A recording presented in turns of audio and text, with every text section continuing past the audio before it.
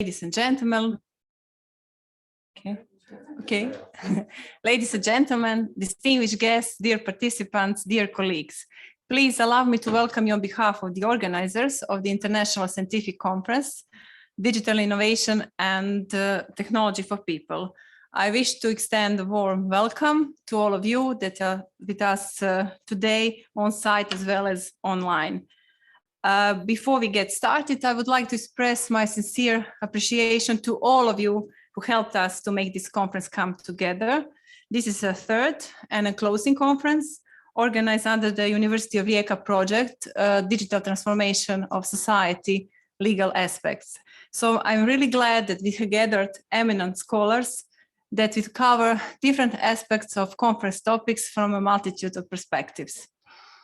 Besides Faculty of Law, one of the organizers is Jean Monnet Inter-University Centre of Excellence Opatija. So I'm particularly glad that we are here in Villa Antonio, where all had started more than 10 years ago. And I really believe that during those years, Jean Monnet has become an interdisciplinary forum for promotion and searching specialized in European studies. Also, I wish to extend my deep appreciation to Seidel Stiftung as one of the co-organizers for supporting all our activities for more than 20 years. And as you know, digital transformation of Europe's economies and societies is accelerating. It's powered by fusion of technologies that blur the dividing line between physical, digital, and biological frontiers. They are impacting all sectors. But I believe and I think that we are still at the beginning of a transformation as technology is maturing and their impact is accelerating with increased prosperity, but also the solutions to the most pressing societal problems. But also there is risk of social disruptions and economy inequality. And I believe that Europe is well positioned to capture the value of the new wave of digital transformation to the benefits of all Europeans, but also I believe that proactive action is needed on all levels. So with this conference, our intention is to offer possible responses and principles designed to resolve the emerging challenges. Also, we would like to make a small contribution focusing on the path to beneficial development of new technologies and application of new innovative, trustworthy and human-centric technologies. And with this, I would like to invite our Dean, Professor Vesna Crnić, to address the audience.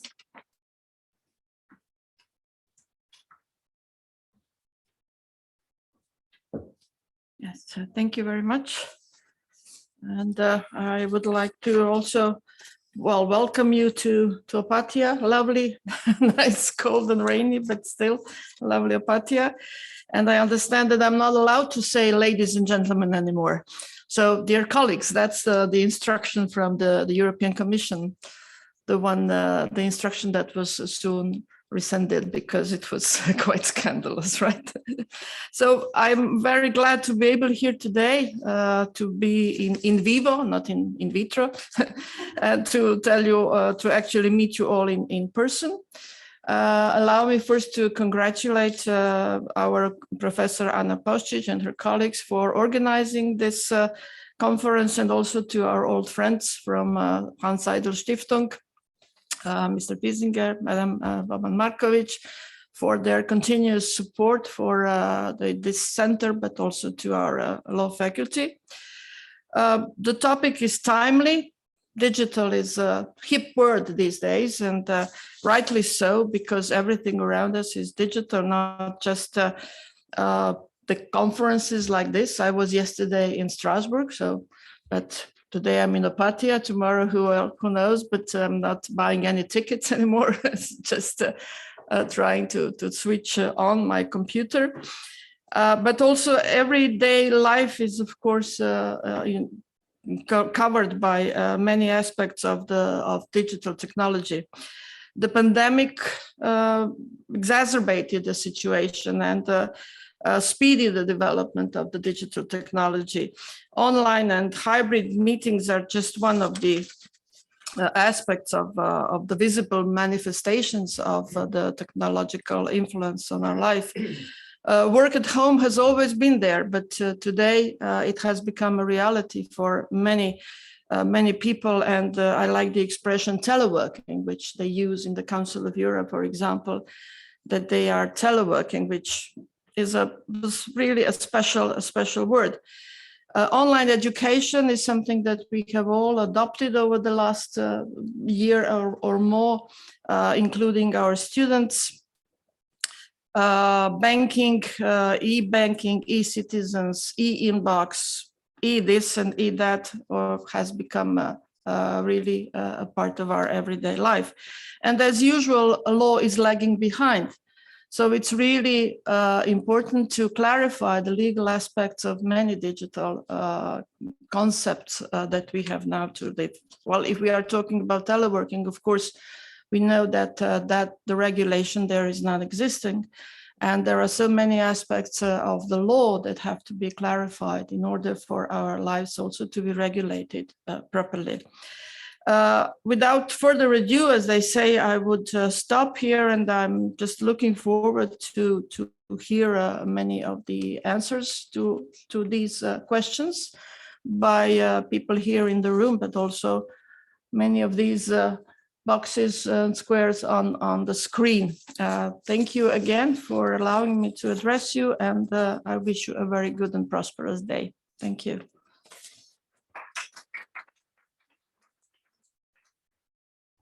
Thank you, Madam Dean.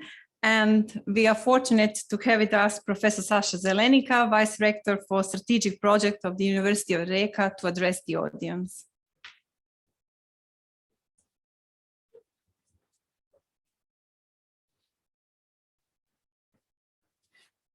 Thank you, dear colleagues, friends. I'm honored to be here, not only on my behalf, but also the management of the University of Rijeka, to congratulate Anna and all of you for this remarkable event. It's really important, this multidisciplinary perspective on the digital technologies, but not only. I remember, I don't know, 7-8 years ago when Nada Bodiroga and I were discussing and somehow agreeing that we are the ones that are lagging from the STEM field, because we have the tendency to embark in our matrices and equations, but as we were discussing how to develop the biotechnologies, informatics technologies, and nanotechnologies at the university, we were together trying to foresee how this should be covered also through the legal aspects of all of it, but not only, also societal aspects, financial and other aspects, because only in the interaction between all these disciplines we can grow together and achieve the results we are hoping for. In this regard, I would like to thank especially our friends from the Seidel Foundation that have recognized this as something important. I would like to welcome to Opatija, but also to our university, the Secretary of State of the Ministry of Interior, where the collaboration that we are having, especially in digital technologies, but not only with the ministry, is extremely important for us. I would like to again, see and foresee this as a good practice example of what is also internationally recognized as a stronghold of our university, which are our scientific centers, scientific and development centers, because they are somehow the catalyzer of these interactions between the various disciplines and the leverage towards their common development. I wish you all a nice day of work, hoping to profit myself, but not only, also all the people on the screen and present here from the discussions that we'll have today. Thank you. Thank you. And now I invite our host, Madam Kristina Đukić, Deputy Mayor of the City of Opatija.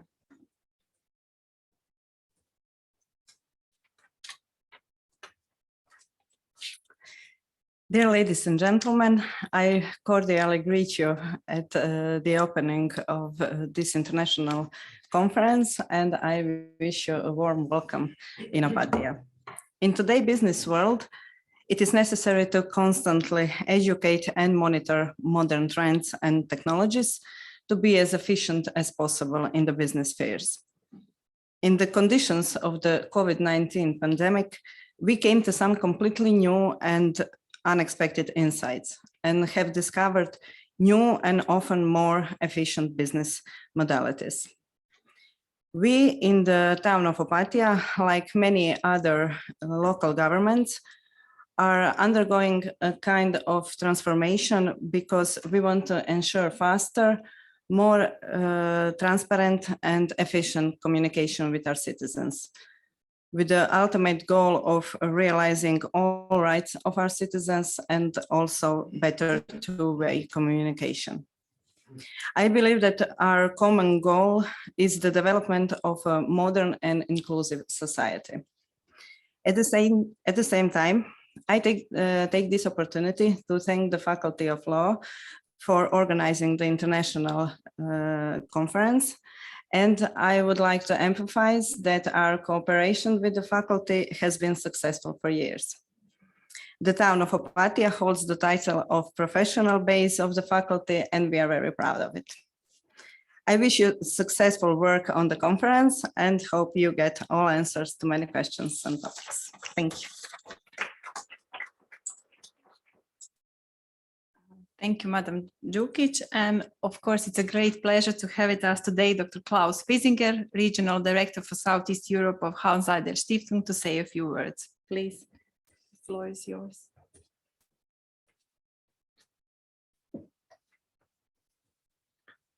Yes, thank you very much, dear colleagues. Welcome on behalf of Seidel Foundation. Welcome by myself. I greet, of course, by heart, the Dean of the Law Faculty, Mrs. Cernic-Grotic. I welcome the Vice Rector of this Rijeka University, and of course, also the Deputy Mayor of Opatija. I greet the State Secretary of Interior, and especially, of course, my thanks is going to Mrs. Postic and her team as the representative not only of the law faculty, but of this inter-university Centre of Excellence here in Opatija. Let me emphasize that Seidel Foundation not only has some long-term reliant cooperation with the law faculty of University of Rijeka, but also some long-term tradition with the Centre of Excellence here in Opatija. And today we continue, so to speak, to this tradition. The topic of this conference was already mentioned. It is in common interest, of course, digital innovation. It has its pros and its cons. Of course, we need digital innovation to some worldwide network, that is clear. But especially it's also clear in this pandemic times where we are. We see it, it is some hybrid conference today. But of course, there is meanwhile also, as it was mentioned, much misuse, much abuse of this digitalization in various forms and also to various goals. And so we have to analyze it, we have to react by law and legislation, by law enforcement capacities. And this is the reason why we are here and why most of the participants are from the law sector, but not only from the law sector. We have, of course, also participants and guests and speakers from another sectors who are belonging to the matters. And so I am curious what will be said about the topics, and I thank you for your attention. Thanks.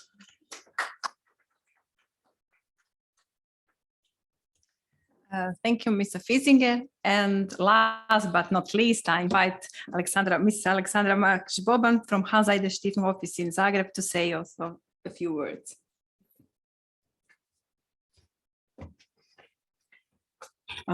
Even when we think that everything's been said, I would also like, on behalf of the Hans Seidel Foundation, to give a personal note to this conference. Good morning to all of you and welcome to our joint conference. Madam Dean, you said we should address each other as dear colleagues. I would like nevertheless to make it personal and to say, dear Madam Dean, Professor Crnić-Grotić, dear Vice Rector, Professor Zelenica, Madam Deputy Mayor, dear Professor Poščić, dear participants, dear speakers, dear friends. It is really a special occasion for us to be here after 2 years. Due to the pandemics, we were pushed online, and finally we meet here in person, at least some of us. And I would like to thank you all for making an effort, despite the bad weather and all our other obligations, to come here and meet again. This conference is very special to us since it is taking place in Villa Antonio, where the Jean Monnet Centre of Excellence Opatija started in 2010 as an enthusiastic project and continue to be a place where brilliant minds, young law enthusiasts and law fans meet, discuss and promote European integration studies. I would like to thank the city of Opatija for continuing to support this project, the Jean Monnet Inter-University Centre of Excellence, and also our joint conferences and cooperation. I'm grateful to you, Madam Dean, and to you, Mr. Vice Rector, for your personal and professional support to our conferences and to our joint cooperation. Special thanks goes to you, Anna, and to you, Adriana, for having worked on these great ideas from the very beginning of the center, and myself, along with Dr. Fiesinger and our Zagreb office of the Hans Seidel Foundation, are looking forward to our present and future cooperation. Thank you all for taking part in this conference. I'm looking forward to insightful contributions and interesting discussions. Thank you. And thank you all for nice and inspiring introductory remarks. And now I am pleased to have with us Professor Sanja Barić to chair the first session, Technology for People. Please, Sanja, you may sit right there. Find the right place. Okay. I can remove the mask. Okay, because otherwise I don't. Do you hear me? Participants online, yes? Wonderful. Okay, so now we start with the first session entitled Technology for People. And I have just few information for our panelists in this session. If you could please just stay within time limit, 10 to 12 minutes, please, because we are numerous in this session, 7 panelists, so we were supposed to stay on time. Okay, our first panelist is not with us physically, but she's here. It's Dr. Sabine Christina Donauer from Infineon Technologies Aktiengesellschaft. And the title of her lecture is Bavarian Strategy for Quantum Technologies. So the word goes to you, dear Sabine. Thank you very much. I hope you can see my screen. Could you just confirm? Yes. Yes, okay, perfect. Okay, thanks everyone. Good morning, and thank you for the invite. My name is Sabine Donauer. I work for the German chipmaker company Infineon, usually in the field of artificial intelligence, where I'm responsible for policy topics. But today my talk will not be about artificial intelligence, but about quantum technologies and the Bavarian strategy in this field. This is also a field where Infineon is active and where Bavaria and especially Munich is a great starting point for this technology. I know that at the moment, a lot of public attention is directed at artificial intelligence, and I think rightly so. It's a great technology, and yet at the same time, quantum technologies have an equally revolutionary potential, and sometimes they receive a little bit less attention because artificial intelligence is at everyone's lips. But as you just said in the introductory remarks, it's about digital transformation of our societies, and for this digital transformation, many different future technologies are very important. So I'm glad I can put the spotlight today on quantum technologies in the next couple of minutes. And in my talk, I will first give a brief overview of the different quantum technologies. Then I will show you what they can be used for. And third, I want to showcase how Bavaria is taking on the challenge and building on its own quantum strategy. So if we look at quantum technologies worldwide, we see major investments in all the different global tech player countries. This is not a comprehensive overview. There would be many more to show. For example, the United Kingdom and Austria have done a fantastic job at quantum strategies as well. The European Union has aligned its R&D support in the so-called Quantum Flagship Program that was launched in 2018 as one of the largest programs of the EU with a very ambitious research initiative. It has a budget of at least 1 billion euros and has a duration of 10 years. Brings together research, academia, industry, and policymakers. On the lower part of the slide, you can also see that the German government has started to significantly invest into these technologies. We have a running quantum technologies program, but then we also added some money from the... Sorry? You're still seeing only your title slide. We only see your title slide. Sorry. Okay. I don't know why it does not move to the right one. Okay. Do you see it now? Let me just check. Give me a moment. I think then that's that one. Then we have to take that view. Okay. Sorry for that. So on the lower part of the slide, you see that Germany has also invested significant amounts of money, and we also took another 2 billion euros from the Corona COVID Recovery Fund from the stimulus package to put on top of the already running programs. On the next slide, I hope it has moved now. Sorry, I have to change my screen to see that again. Yes, okay, now it works. On the next slide, you can see that there are 4 different quantum technologies. I know that many of you might only be familiar with quantum computing. That gets a lot of attention, but I want to highlight that there are also important other quantum technologies. First of all, quantum communication, that is a cryptography technology, which makes transmitting information unhackable by using quantum states.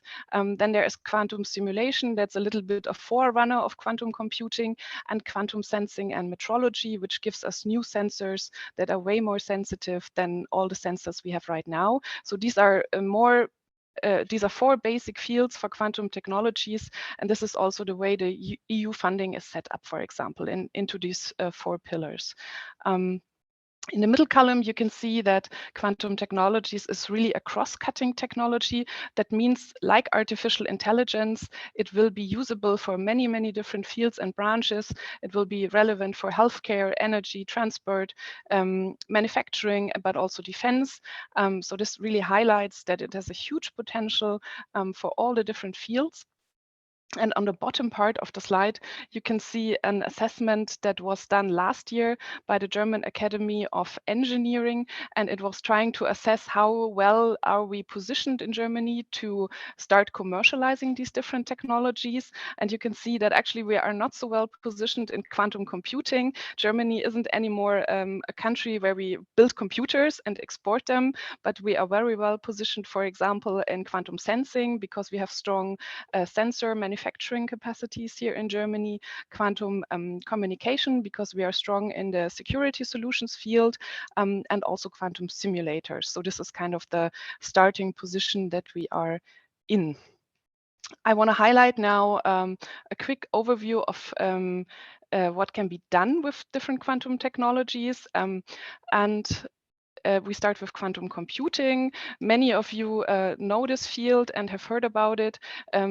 When we have the quantum computer, it will still be like in 5 to 10 years in the future. We only have prototypes now, but when we have it, it will be disruptive for many fields because it can take on calculations that today's computer cannot compute. And it will also be able to do calculations way faster than we can do it right now. The estimates say that we can calculate things in seconds that today take a couple of years to calculate on a computer. So as you can imagine, this will revolutionize many fields. For example, the way we discover pharmaceuticals and medicines. Just imagine the computer can bring together new molecule structures and think about new ways of combining them. And this is a way actually to come up with new therapies, with new vaccines, but also in the chemical sector, for example, with new materials that we do not know and use yet. So this in turn can change, for example, the way we build batteries or buildings. So you see into many different directions that this is really a game changer and it can also solve all sorts of optimization problems. For example, if we have autonomous driving, quantum computers can, for example, calculate different routings in a way that is not possible today. So the possibilities are really endless, but it takes maybe up to 10 years until we really have fully equipped quantum computers to use them. What is closer to applications at the moment is really quantum sensors. The World Economic Forum has recognized quantum sensing as one of the top 10 emerging technologies last year, and they can do all sorts of great things. For example, on the left side, you see an example from the construction industry. Because these quantum sensors are so sensitive, they can see beyond the ground and really discover structures that cannot be seen at the moment. So if you think about construction projects in London, 40% of the time and money spent is used because the construction companies cannot see underground and they are kind of held back in their construction process. So you can see how this can be immediately effective. Then the sensing can also be used in the health sector. With quantum sensors, they can see things in the brain, for example, that cannot be seen today. And this will play a huge role for the early discovery of diseases like Alzheimer, dementia, for example. And on the right side, you see one of my favorite examples. Quantum sensors can also give you an exact position of where you are.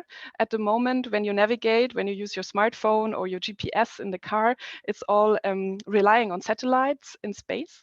But we all know that space is getting more and more crowded and that satellites can be attacked or jammed or just collapse. And we all do not want to imagine a future where we have autonomous driving, but where we are reliant on satellites. So quantum sensors are a great alternative here for navigation because they can provide an exact positioning even offline. And I think that for the automotive industry, for example, this will play a huge role in the future, and it will make us more independent of the current navigation technologies that we use at the moment. I quickly jump to quantum communication, quantum cryptography. This is a new way for absolute ultra secure communication. At the moment, when we communicate, when you use your password, for example, to safeguard your information, this is hackable in theory. When a computer is strong enough, takes enough time to break the code, that is something that can happen, and it happens many times every day. With quantum communication, you exchange a quantum key, which is based on a state of light. I will not go into the technical details, but this state of light cannot be copied and intruded by a hacker, for example. So that's really a very safe way of communicating. And this is why governments all around the world have started to look into the technology. And we have test fields for secure quantum communication test beds being set up all over the world. So it works, for example, over optic fiber. So we already have these optic fibers, so we can use quantum communication to run through it. The test fields can be found, for example, between Beijing and Shanghai. That's really the largest one worldwide. In the US, the government is linking several lab sites to try out this new type of quantum communication. And for example, here on the right side, on the bottom, you see an example from Munich. There has just this week been completed a test field running from the University of Armed Forces in Munich, linking the communication strain to the German Aerospace Center here in Munich. It's just a couple of kilometers, but of course, these networks will build up, and the European Union has a very ambitious goal. By 2030, it wants to link all European capitals with a secure quantum communication infrastructure. Of course, this will not be used for everything on the internet now. You don't need it for streaming Netflix or buying things on Amazon.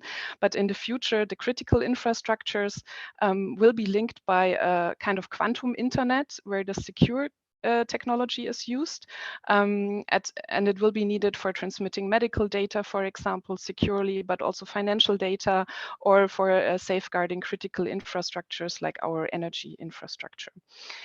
So with this, I come to the Bavarian strategy. Bavaria has recognized that this is a very important future technology.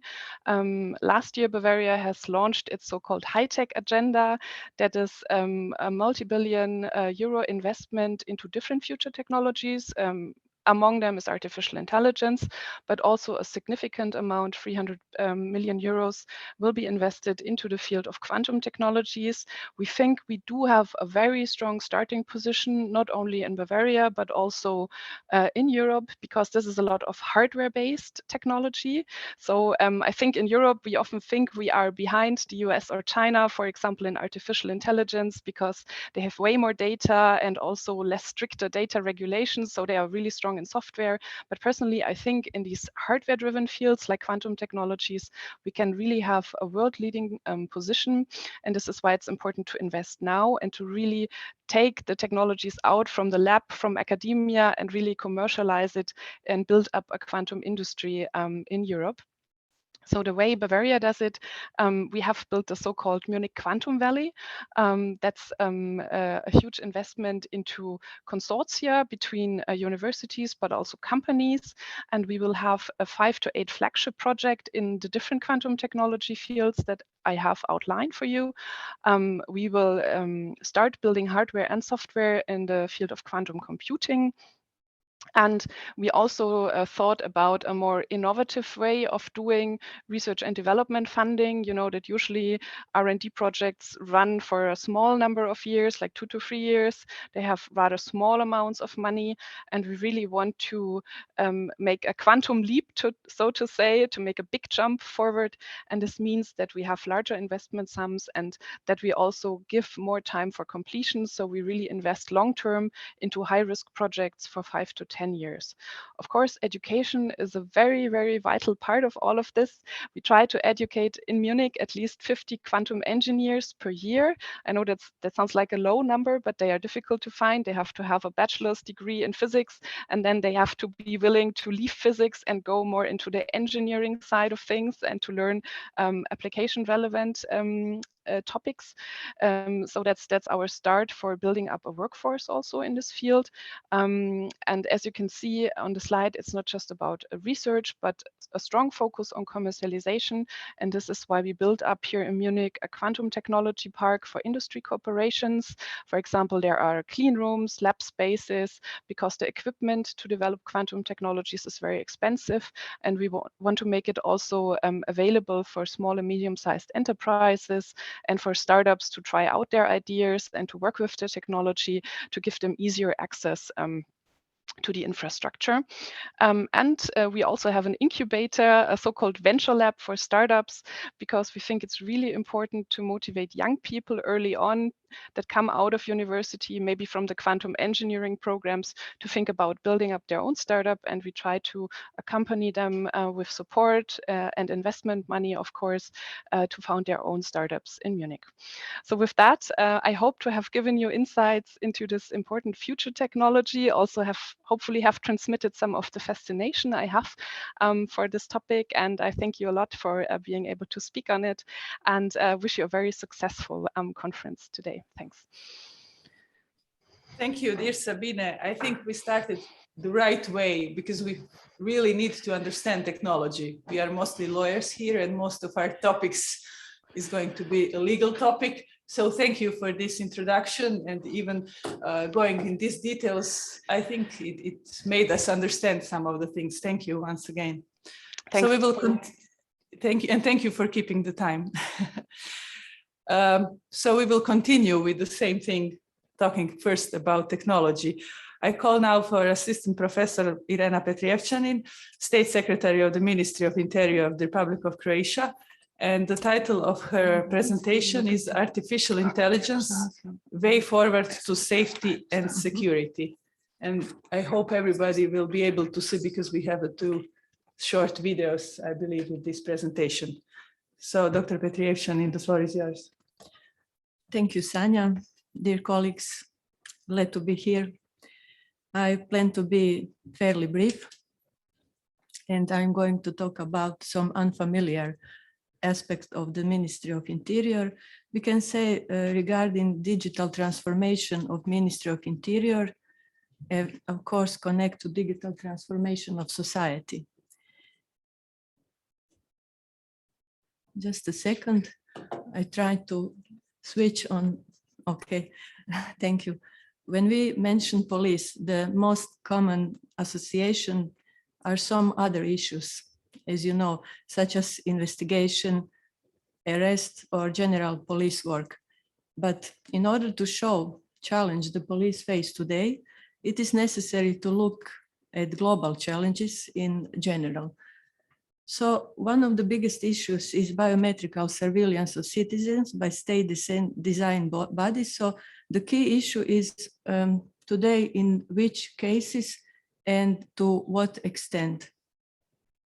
The main goal currently and in the future will be to introduce a healthy balance between security on the one side and, of course, human rights, privacy, and human dignity on the other side. So why I'm talking about it, about this, because it will directly reflect on the future police work. So let's start. On the next few slides, I would like to show what we in police have done, are doing, and plan to do to manage some technological challenges that we face and that may not be familiar to the general public. So thanks to the utilization of EU funds, as you can see, Croatian police has developed major IT infrastructures and softwares.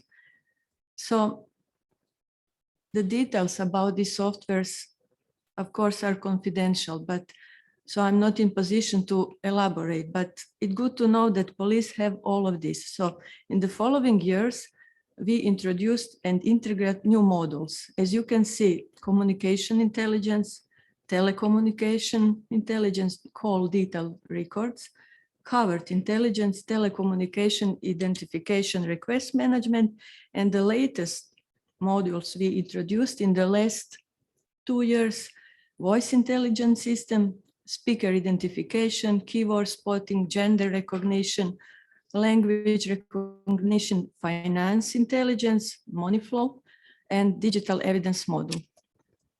So additionally, I would like to mention more technical tools that are available to police.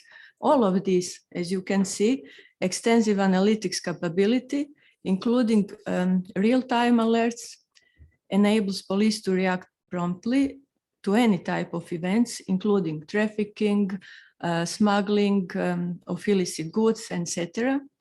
And interesting to know, entire system is developed by Croatian company, and it is capable to include results from all kinds of cameras. Also, I would like to mention some other aspect of police works involving AI. We are fully synchronized with practices in institutions like Europol and Interpol, of course. And as you maybe know, Croatian police also have fruitful cooperation with many EU countries and intensive cooperation with USA and various agencies. AI-based technologies and application, for example, artificial neural networks, intelligent agents, artificial immune systems, genetic algorithms, and etc., have been currently applied on preventing, detecting, as well, and combating crimes online and offline. To make it simple, the keywords are detection, combating, and of course, preventing. Of course, this specific promising field, as you can see, of crime prediction through AI technologies, largely depends on the quality and integrity of data fed into the system and the respective algorithms in order not to produce biased or false results. Legal and ethical consideration. The European Commission has already issued specific ethical guidelines for trustworthy artificial intelligence, you already know, and according to which trustworthy AI should be legal, ethical, and robust. And of course, there are some other documents, for example, European Commission proposed in April, first international legal framework on AI. Additionally, the ministry follows best practices in innovation and technology to provide best possible safety and security for the citizens of the Republic of Croatia. As I mentioned before, it is not generally known that Croatian police is successful in the field of science as well, and together with Croatian Police College actively participates in European research programs like Horizon 2020, Horizon Plus, Horizon Europe, Erasmus Plus, and others. On this slide, you can see 9 international projects we take part in. I have singled out 2 projects, which I think they will illustrate what we have been doing. They integrate police work and science on the best way. And the first one is Profits. Profits is a Horizon 2020 project supported by the European Commission, which studies the process of behavioral radicalization online. In this context, 3 technical toolkits are developed. The Monitoring and Situational Awareness Toolkit collects and analyzes multimedia content from various online sources. With state-of-the-art functionalities and building upon the social science findings, valuable information from structured and unstructured data is extracted. These outcomes are used for the identification of ongoing activities, timely notifying the end users. The policy-making toolkit is used to recommend policy approaches to existing and emerging threats posed by behavioral radicalization online, allowing users to review relevant policies and legislations across member states. The Expert Notification Portal is a community-driven space designed to aid communication between LEAs and experts during ongoing investigations of behavioral radicalization online by providing real-time feedback and communication. These 3 toolkits are part of the Profits platform, which supports investigations of radicalization-related online activities, the analysis of legislation and policies, as well as the exchange between experts. For more information, see www.profits-h2020.eu. As you can see, 15 partners for 10 EU member states constitute the Profits Consortium, 4 universities, 6 law enforcement agencies, 2 non-governmental organizations, and 2 research organizations. We are very proud of our contribution to this project. And the next is Roxanne, very interesting. Every day, law enforcement officers trying to tackle large organized cross-border networks are faced with an overwhelming amount of data. At the same time, constant developments in new technology means organized crime groups are becoming more complex.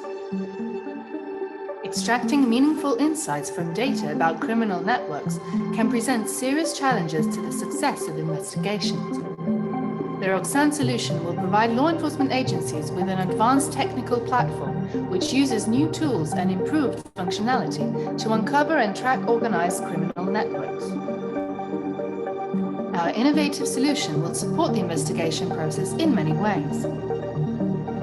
The Roxanne platform will support law enforcement officers to extract potential evidence and automatically present the most valuable information, ranked in order of importance, saving hours of searching through irrelevant data. Enforcement officers will be able to easily correlate text, image, and audio data to speed up the investigation work. During the first year of the project, we have already developed a platform integrating the following variety of technologies. These features will make it easier to consolidate information from large cases. For more information on the Roxanne project, visit our website and follow us on social media.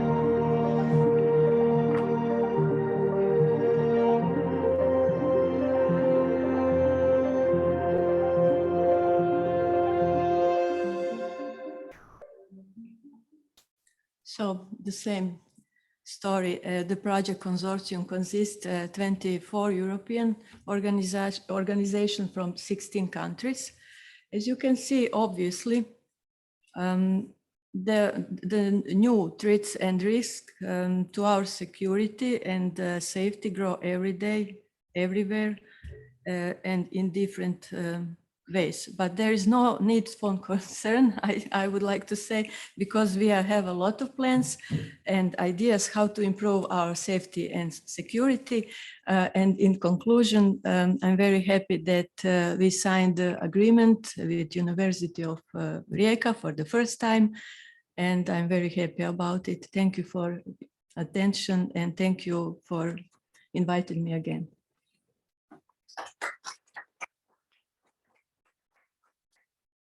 Thank you, State Secretary. I guess this is something that we are always, everybody interested in.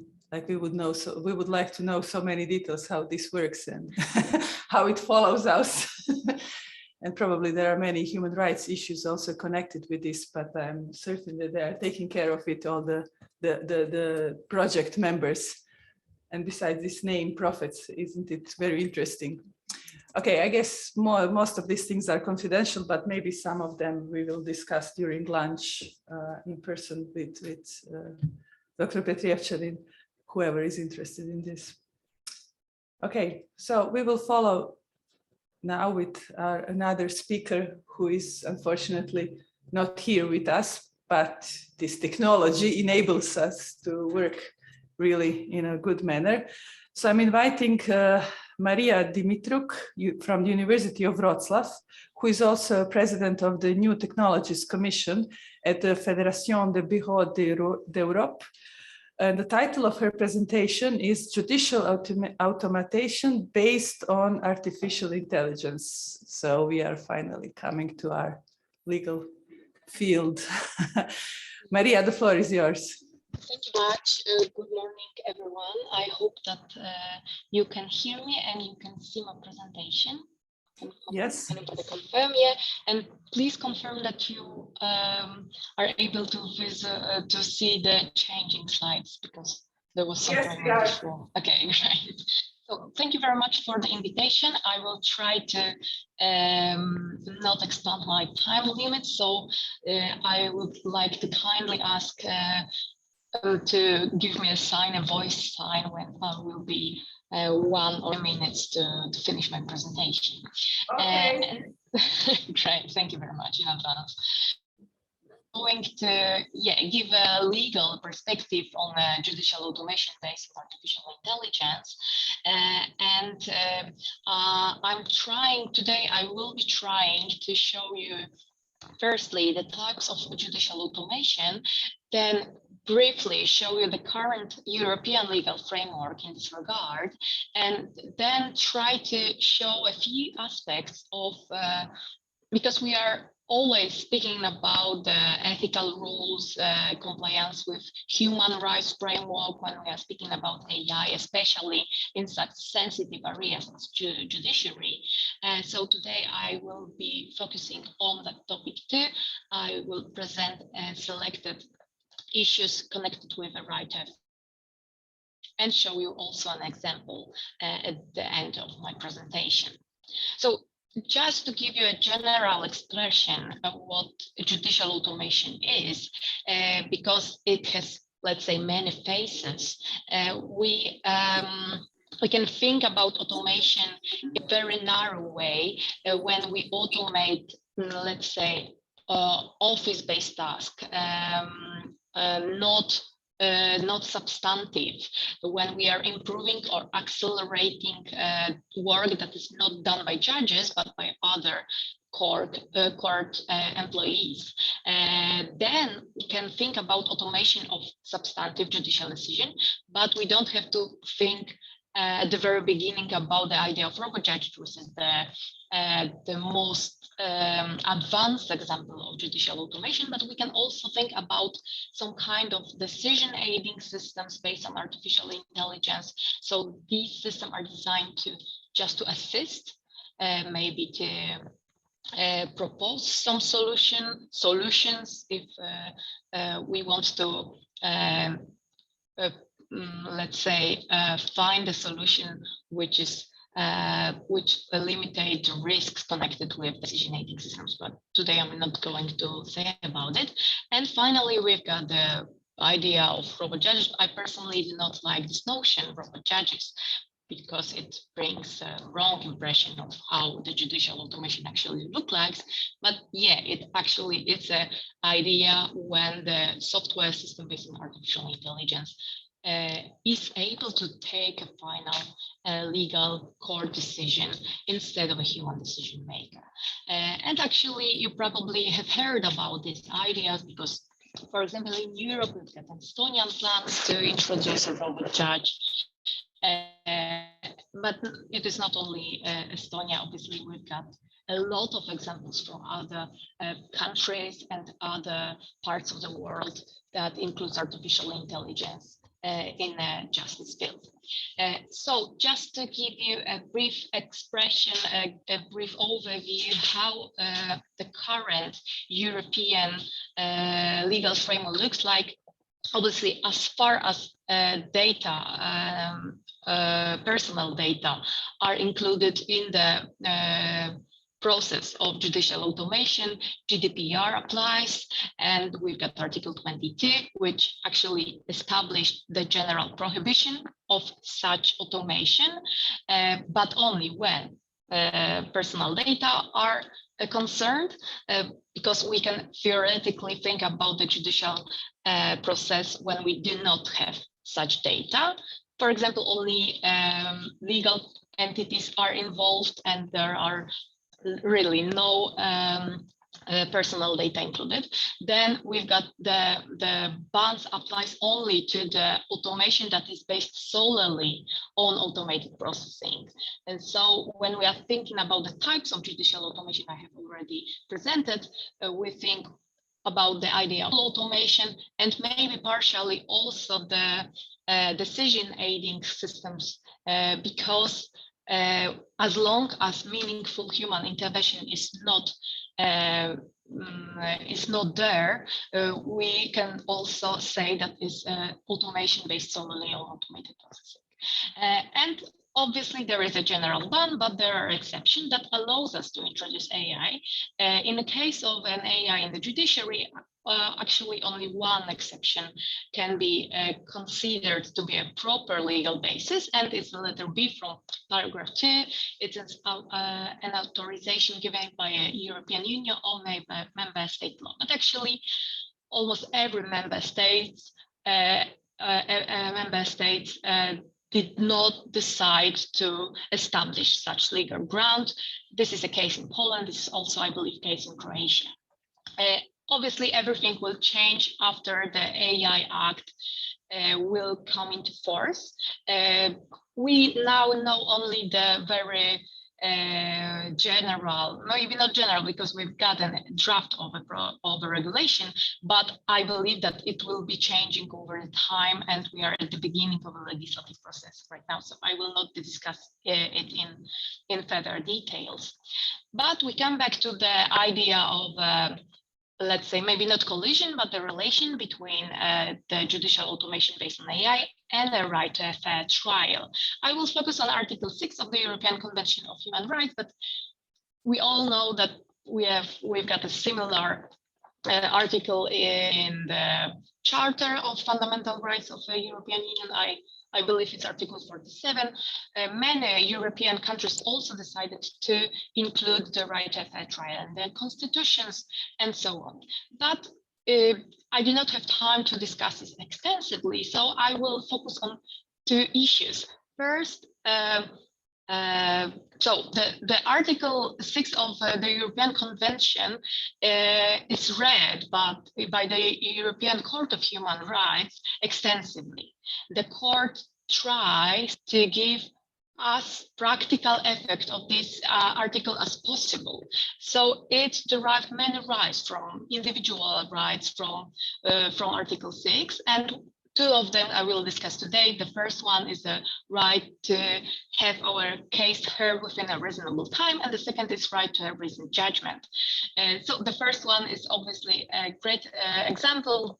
When we are speaking about benefits of introducing AI into the judiciary, I am showing you the statistical data from Poland. The average duration of judicial proceedings, it's 7 months, but actually we also include in this data very speedy proceedings, electronic ones conducted via internet. So actually the real average duration of judicial proceedings, one instance proceedings in Poland, is much longer. And you can all imagine how much benefits AI can bring into the field of effectiveness and the speed of judicial proceedings, because obviously machine learning can process data in a scale that is actually out of reach of any human decision maker, or even a human decision maker who is like a superhero, because we've got limitation, our body has limitation, our psychology has limitation, and obviously that will be a great benefit for justice system to introduce an AI in this field. But we cannot speak only about advantages. I want to show you the other side of the picture, and I would like to show you this on an example of a right to reasoned judgment, because the European Court of Human Rights says that a part of a right to a fair trial is a right to a citizen know the reasons behind the decision. And it has multiple roles, public scrutiny of an administration of justice, but also it allows us to show to the parties of court proceedings that they have been actually heard.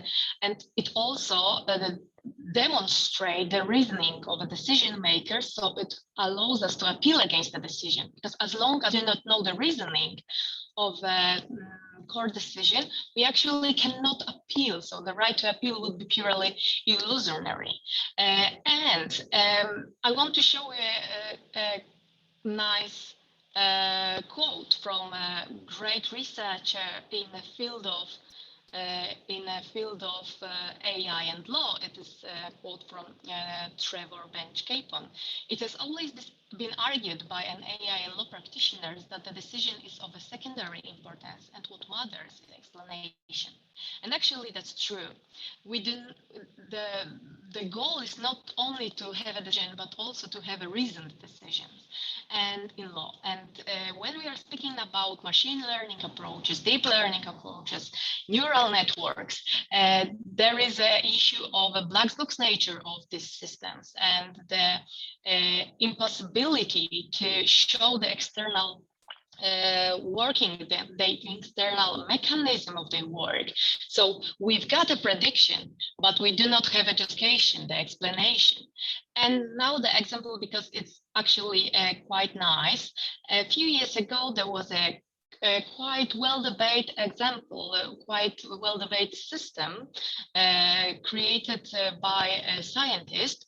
The system was able to predict the outcomes of the cases at before the European Court of Human Rights. And the system gave us the binary answer.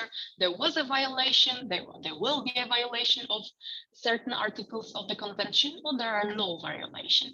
And the success rate, let's say, of the system was very high because it was 79%. So with a 79% accuracy, we were able to predict the outcome. So we can also ask the system the question, is the use of artificial intelligence in a justice field compliance with Article 6 of the convention or not? And the answer will give us probably the good answer. But what is the point here? The human would always ask a question, why? Why do you think, do you system think that there is a violation, there is no violation? And the only answer the system gave us was the most predictive topics. So we've got a list of notions that were the most important for the system to decide whether there is a violation of Article 6 or there is no violation of Article 6. And you see them now on the screen: court, applicant, article, judgment, case, law, proceedings, February, September, relevant, represented. So for no human expert, these words would be relevant for deciding whether there is a violation of Article 6 or there is no violation of Article 6. So we would probably give a proper answer with 79% percentage success rate, but actually was the point where we did not know the answer to the question why. Why do you think so? And we are going back to the first question about is the use of artificial intelligence compliant with a right to a fair trial. And as you see, there are many aspects and many possible answers. I do not have answer for all of them today because I believe I'm running out of time. So for now, I would like to thank you very much for your attention. And once again, thank you very much for inviting me to this great conference. Thank you very much. Thank you, Maria. You didn't need my assistance for the timekeeping. Great. That's my goal for today. Yeah. You know, we were so impressed with this average period of judicial proceedings of 7 months that after this, I didn't hear anything for the 3 minutes, just looking at it, 7 months. This is like the period we would have the first, maybe, no, not decision, but the first proceeding, the first, you know, yes. Yes, reasoning is the most important. And yes, and this keywords, when we saw January, February, September, is it like an exam period in Croatia or what? So it's, no, of course, but I'm sorry for joking a little bit, but... No, we can joke about it because, you know, it gives us an impression how many goals we have to achieve when we are really will be able to responsibly think about the use of artificial intelligence in the justice field. Now, showing you the example, you know, is just to show how much has to be done in this regard when we want to introduce AI. So, joking about it, making interesting examples also just make it easier for us lawyers to understand the technology and the possibilities. And coping with our fears, because this automatization is also presenting the peril of biases that are being recreated or prejudices that are being recreated by the judicial decisions and in judicial proceedings. This is one of the big problems with automatization in judicial decision making. Thank you, Maria. And we took a note of the article you pointed to us at the end about this automatization and analyzing legal decisions. We are going further with our colleague from the Faculty of Law. I'm calling now Iva Parenta from Faculty of Law of University of Rijeka, and the title of her presentation will be Application of Contemporary Technologies in Criminal Proceedings. Iva, the floor is yours.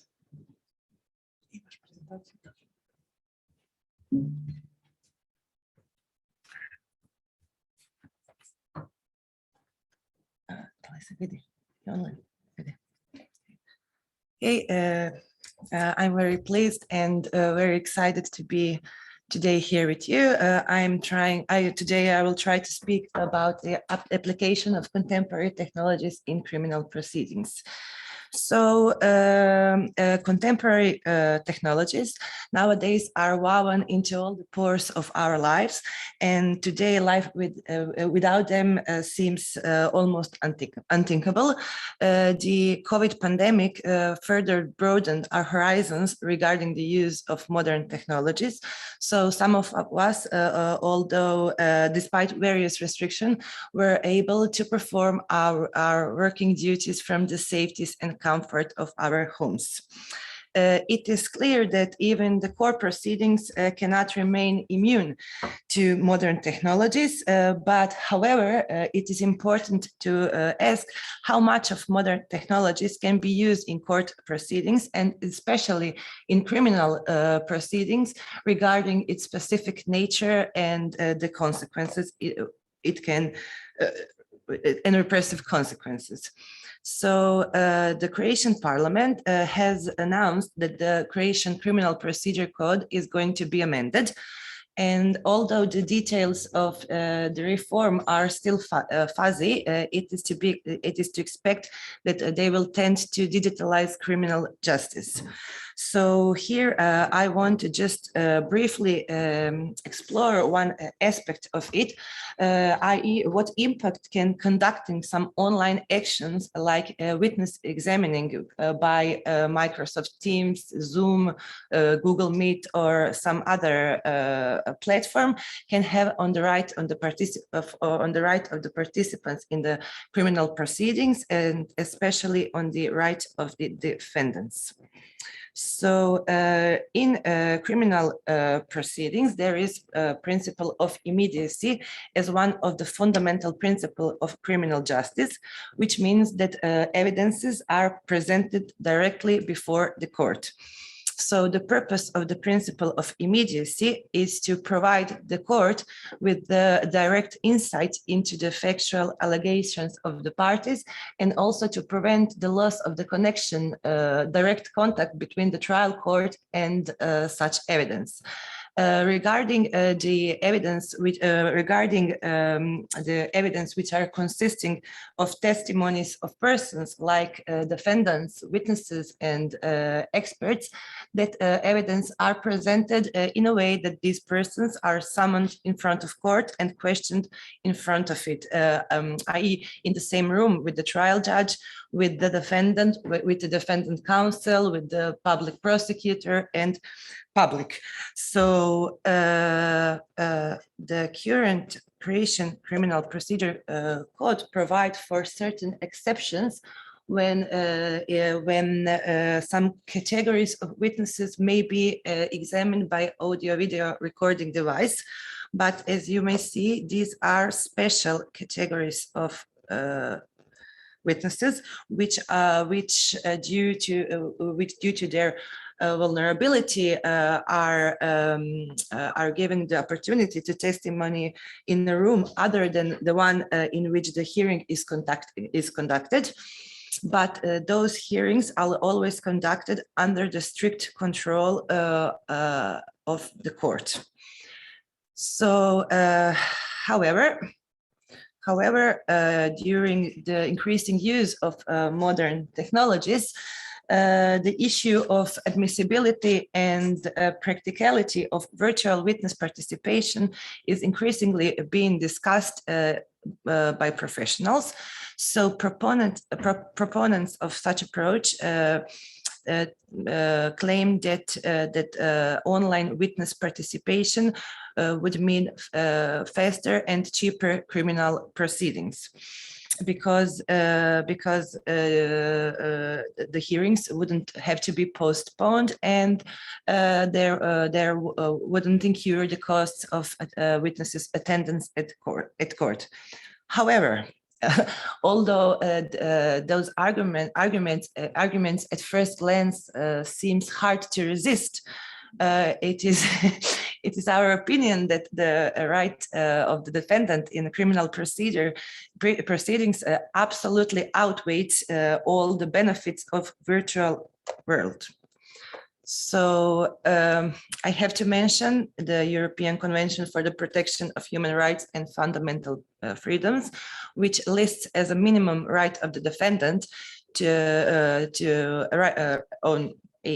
accused to examine or have examined witnesses against him and to obtain the attendance and examination of witnesses on his behalf under the same conditions as witnesses against him. Regarding that confrontation clause, European Court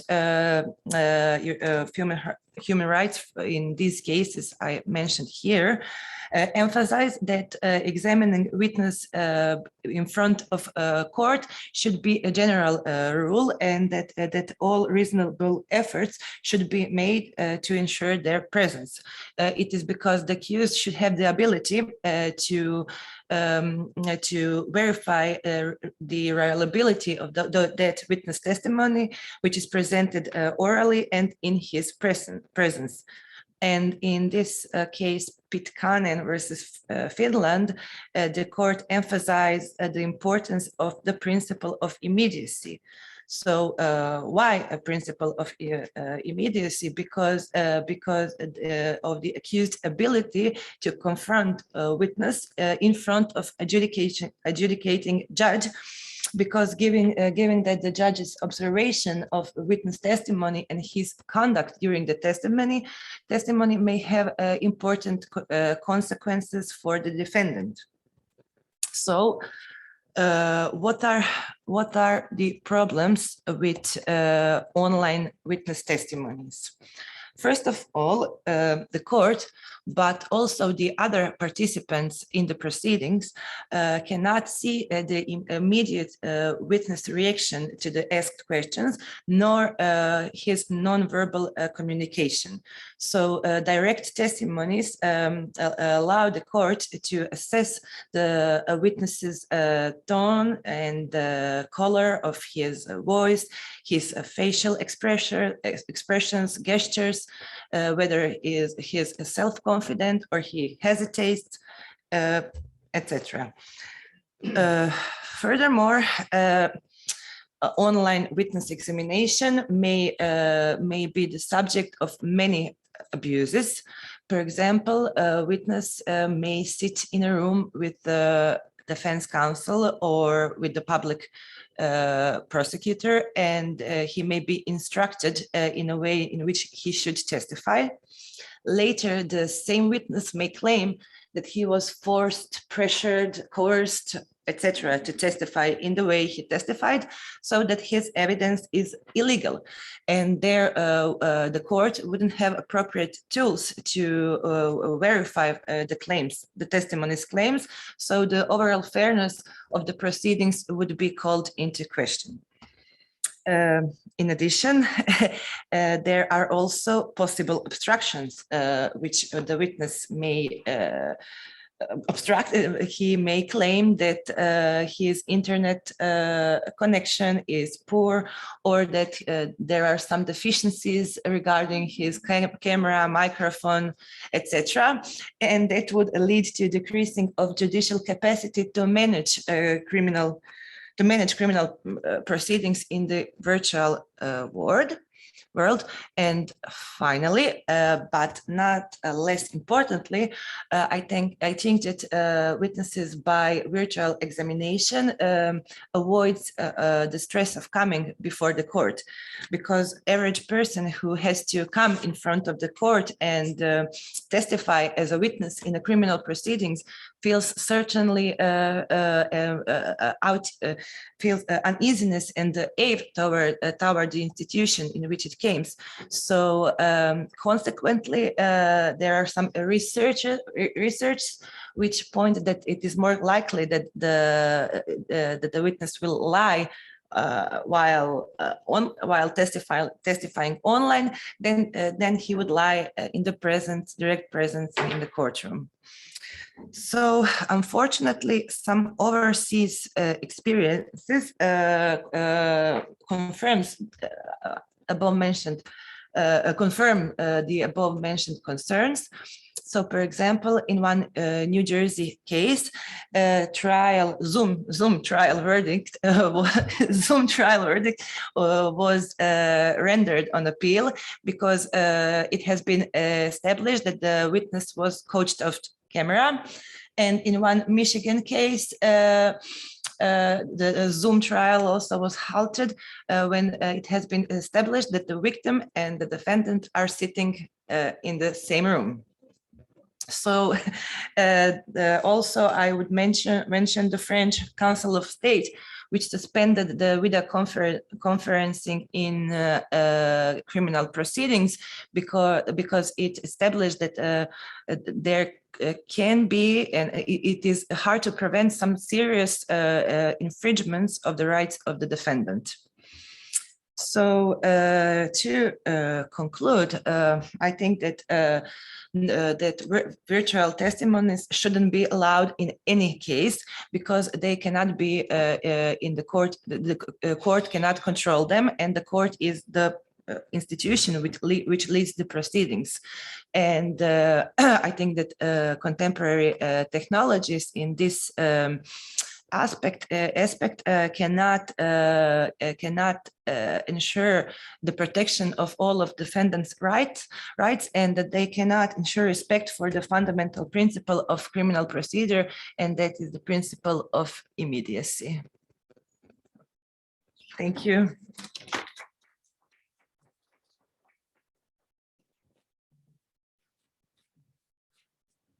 Thank you, Eva. So many problems we lawyers create, or maybe human rights create, or maybe our human needs create. I know we are so excited about technology, but there are always so many threats. Okay, so let's continue with our long-standing friend and colleague, Dr. Alessia Ottavia Cozzi, Department of Law, University of Udine. And the title of her presentation will be Algorithms and Procedures in Public Administration, the Italian Experience. Alessia, the floor is yours. Thank you very much. Can you hear me well? Yes. Okay, perfect. I'm really honored to be here. I thank all the organizers. I'm sorry not to be with you there, but I hope to see you soon as possible. So the title of my presentation, as you see, is Algorithm and Procedures in Public Administration. The presentation is divided in two parts. In the first part, I will give a short overview of history of the digital law in Italy, and then I'll talk about the main legislation. I will give you some example of digitization of public administration, and then I will go to my focus, that is algorithm for automated decision making. I will start with a case study that had a major echo in Italian experience, and then I will go to the end. So the question is if it is possible to control the algorithm. I would thank Maria Dimitrik because she already talked about Article 22 of the GDPR. As you will see, I will talk about the same rule in this presentation. So let's go. Here in this slide, I show you some of the first volumes about digitization in Italy. The first one is of 1973. The second one is of 1983. The interesting thing is that they were written by philosophers of law. And that's to say you that still now in Italy, IT law is a scientific sector that is part of philosophy of law. That's interesting in my opinion. Here in the middle, you see the first review about digital law that was made by the Research National Council. This is just to have an information about it. And what about legislation? For sure, the main legislation in Italy is the Code of Digital Administration. This code was adopted in 2005, so more or less 15 years ago. It was revised more times in 2010 and then 2016, 17. In the opinion of many authors, this code was pretty advanced, but it was in some way isolated from the sectoral administrative legislation. And so, as we will see later, for example, this code does not have specific rules for administrative procedures. Here you have some examples of digitization of public administrations. Clearly, as you said before, it covers now a wide range of services. Now we have, for example, the issuing of building permits carried out only online over all Italy, or a large part of personal certificates are downloaded digitally, or the health file of each person is available online according to different platforms in different regions of Italy. And there are also here in the slide 2 images of 2 apps of the city of Milan. The first one is Milano Aiuta. It is an app for booking services, home shopping, collection of vouchers, and this is an app related to social services. And then a chatbot of the city of Milan through WhatsApp for all informations about COVID, for example, traffic, roadworks, open shops, pharmacies, etc., etc. So in a nutshell, digitization of services has 2 main effects, one internal and the other one external. The internal effect is about coordination of public administrations, so the pooling of a huge amount of data and the end of an organization based on separated archives and offices, because there is now the need to put together a lot of information. And the external effect is about, let me say, constitutional rights. If we think about these services, we see that they relate with the health, education, movement, for example, and they therefore related to the enjoyment of constitutional rights. But constitutional rights, this is the point for me, are the same as before digitization. And so digitization is not only an instrumental problem, but it concerns directly the very enjoyment of constitutional rights. So if someone is now excluded from digital access, therefore he or she is excluded from the enjoyment of the rights themselves. But I would not say more about this. Let's go to my main issue here, that is algorithms for automated decision making. I will talk about, as I said before, a case that had a major echo in Italy. The case was this one. The Ministry of Education organized a public selection to recruit teachers. An algorithm was used to allocate the teachers to their place of work, but this algorithm made clear mistakes. The preferences expressed by the teachers were not respected, and the seats they had indicated remained vacant. So some teachers made applications. A saga of appeals started that is still pending, and 4 years later, there is no official information about the algorithm, because the ministry had always refused to declare in court the origin, the features, and the use of the algorithm, which was clearly very deficient.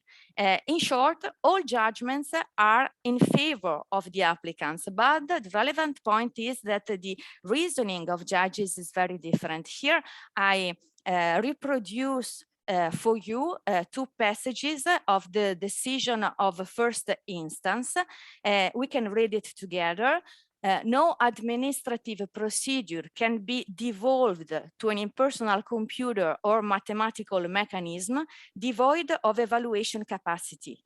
An algorithm can never guarantee the traditional principles of administrative procedure, so participation and access.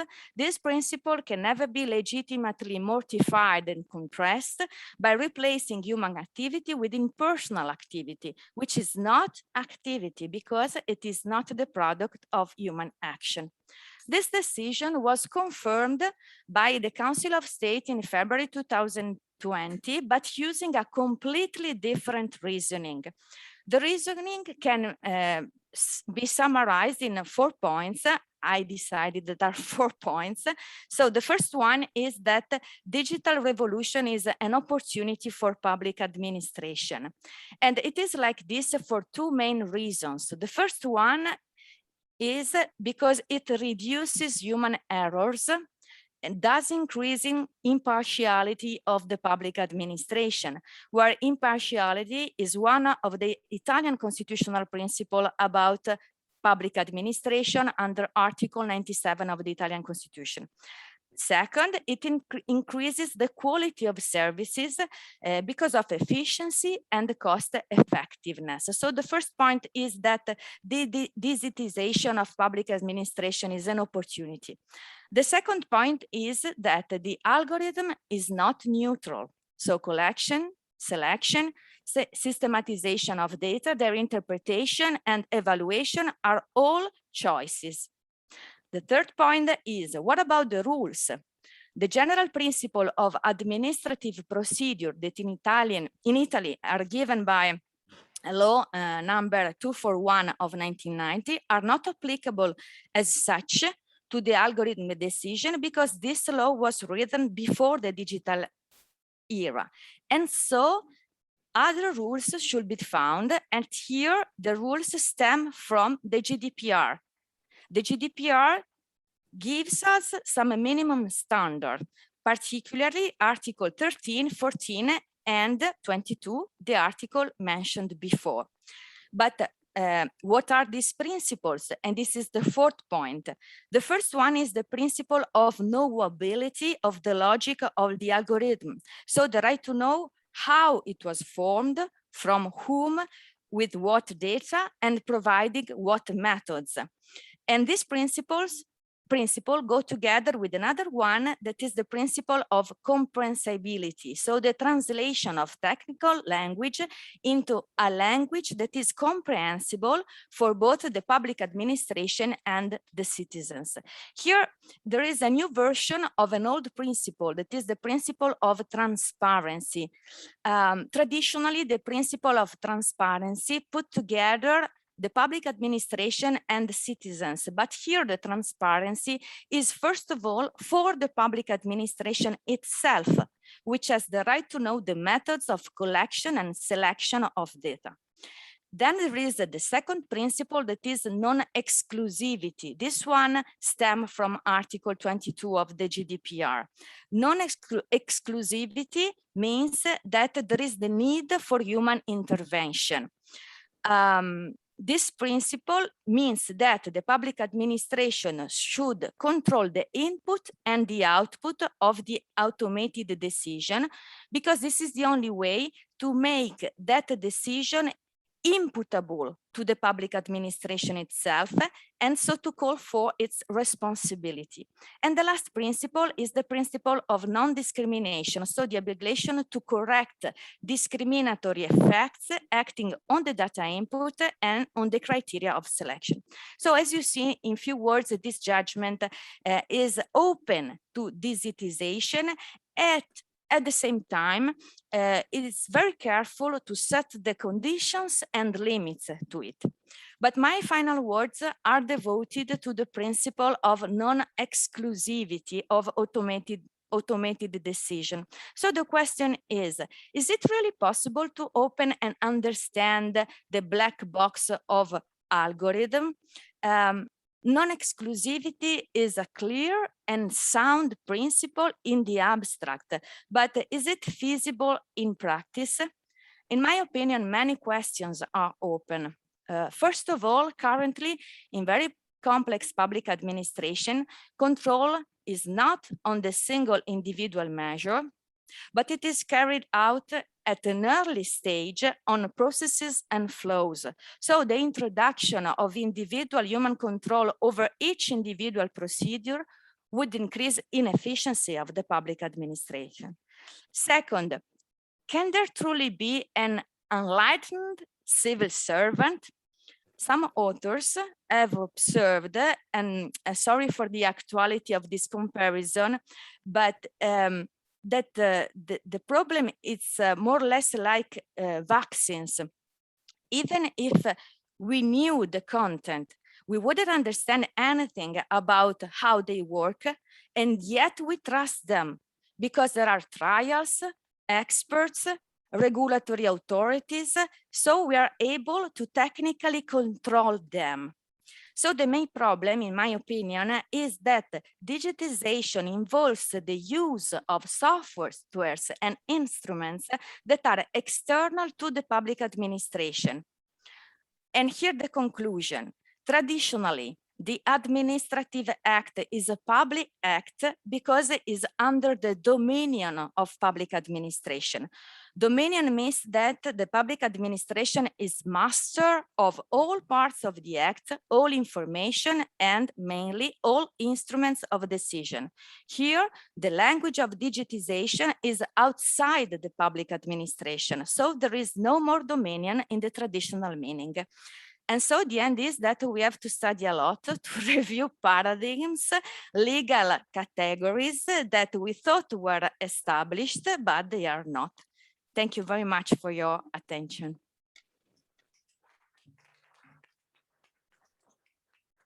Thank you, Alessia. Very interesting and very understandable and very something that we, I believe, already think about, especially the enlightenment of civil servants. Sometimes we believe or think about whether we should have enlightened absolutism as a way of governing the state right now. That's right. This crisis. So yes. Thank you very much again. And thank you for again pointing to us that algorithms are not neutral, although we are thinking always about social media when we think about non-neutrality. But again, in this judicial ambit, this is also very important. And you also mentioned chat boxes, which was tried in Croatia, but it was rejected by the Croatian Bar Association as something that is not useful or maybe challenging them, although in ambit of lawyers' work or counselors' work, this is something else, yes. Because of privacy, you say? No, not because of privacy, because of inaccuracy, like criticized, I would say, for being scared of losing jobs. Okay, okay, I understand. This would be my impression, but maybe something for the discussion later on.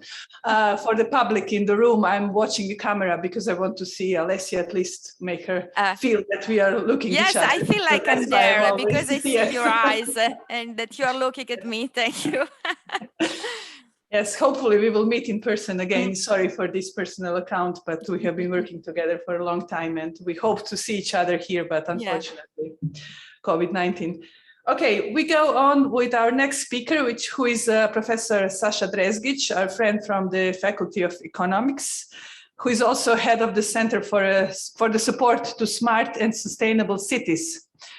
And his presentation is entitled A Smart Digital Platform for Financing Public Projects with Citizen Participation. You have 12 minutes, 13. I thought I had 5. No, this is an internal joke. Thank you.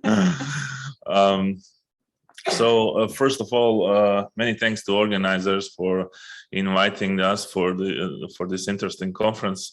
I'm really always very interested in this kind of transdisciplinary conferences because I believe not just at this university but global we are actually lacking this kind of transdisciplinarity and we learn much more from each other from different fields. So I will very briefly present you are actually practical project that we are developing more than 1 year now. That was like a gun for announcement. So it's a smart digital platform for financing public projects with citizen participation. And I will skip some parts. Oh, this was okay. So that's sometimes we in a science we come from theory and we go to the practice, but very often we go from the practice to the theory. In this case, we actually went from the practice to theory, and first we looking at the practical problems. We are involved a lot with local governments for more than 20 years. We are observing daily their usual problems, and one of the fundamental problems in public finance area is basically the fact is that we don't have mechanisms to actually grasp what citizens want. They don't have incentive to reveal their preferences because they pay taxes, and if they reveal their preferences in a kind of ideal situation, the government might impose taxes on them, so they are not interested. So, and we are coming from that, we are thinking, you know, we have a lot of problems in public investment process, how we can help. In the same time, we were looking at this kind of spike of cryptocurrencies as a very bad phenomenon, which actually draws funds from real investments to some kind of speculative investments. So we were actually thinking how we can help the society. And this is the result of the thinking. Let's use blockchain technology, which is great, for the greater good. And very simply, this is our kind of a black box based on blockchain, where we have a web portal where we present a public project. So, for example, we go to the city, we list a number of projects, or it's not necessarily a city, it can be any kind of public institution, even private. So we present projects and we exactly know how to present them, their features, their expenses, their outcomes, their fiscal costs, their long-term costs, and many other features. We also define all necessary procedures. And once when we have this kind of portfolio of projects, then the citizens vote, and actually they vote by giving money. They can be shareholders, or they can give a loan to the government. And then when we have enough money, which covers the cost of the capital costs, we can then the smart contracts executes. This kind of our black box is activated, the smart contract executes, and this money is actually transferred to the special account, where the money is further sent for execution and for real investment. This is fundamental in practice in many ways. And I was joking. I'll come back to theory. I just wanted to first that you see what is it about and why, how that functions in practice. So basically, citizens choose project. They are motivated to reveal their preferences because they're getting back their interest rates. So they're not paying taxes. They are investors. And the beauty of blockchain is low level of costs for any transaction. So now citizens, instead of paying a lot, can actually give $1, €1, 1 kuna for the project. So this is great. So basically, you can really participate based on your kind of ability.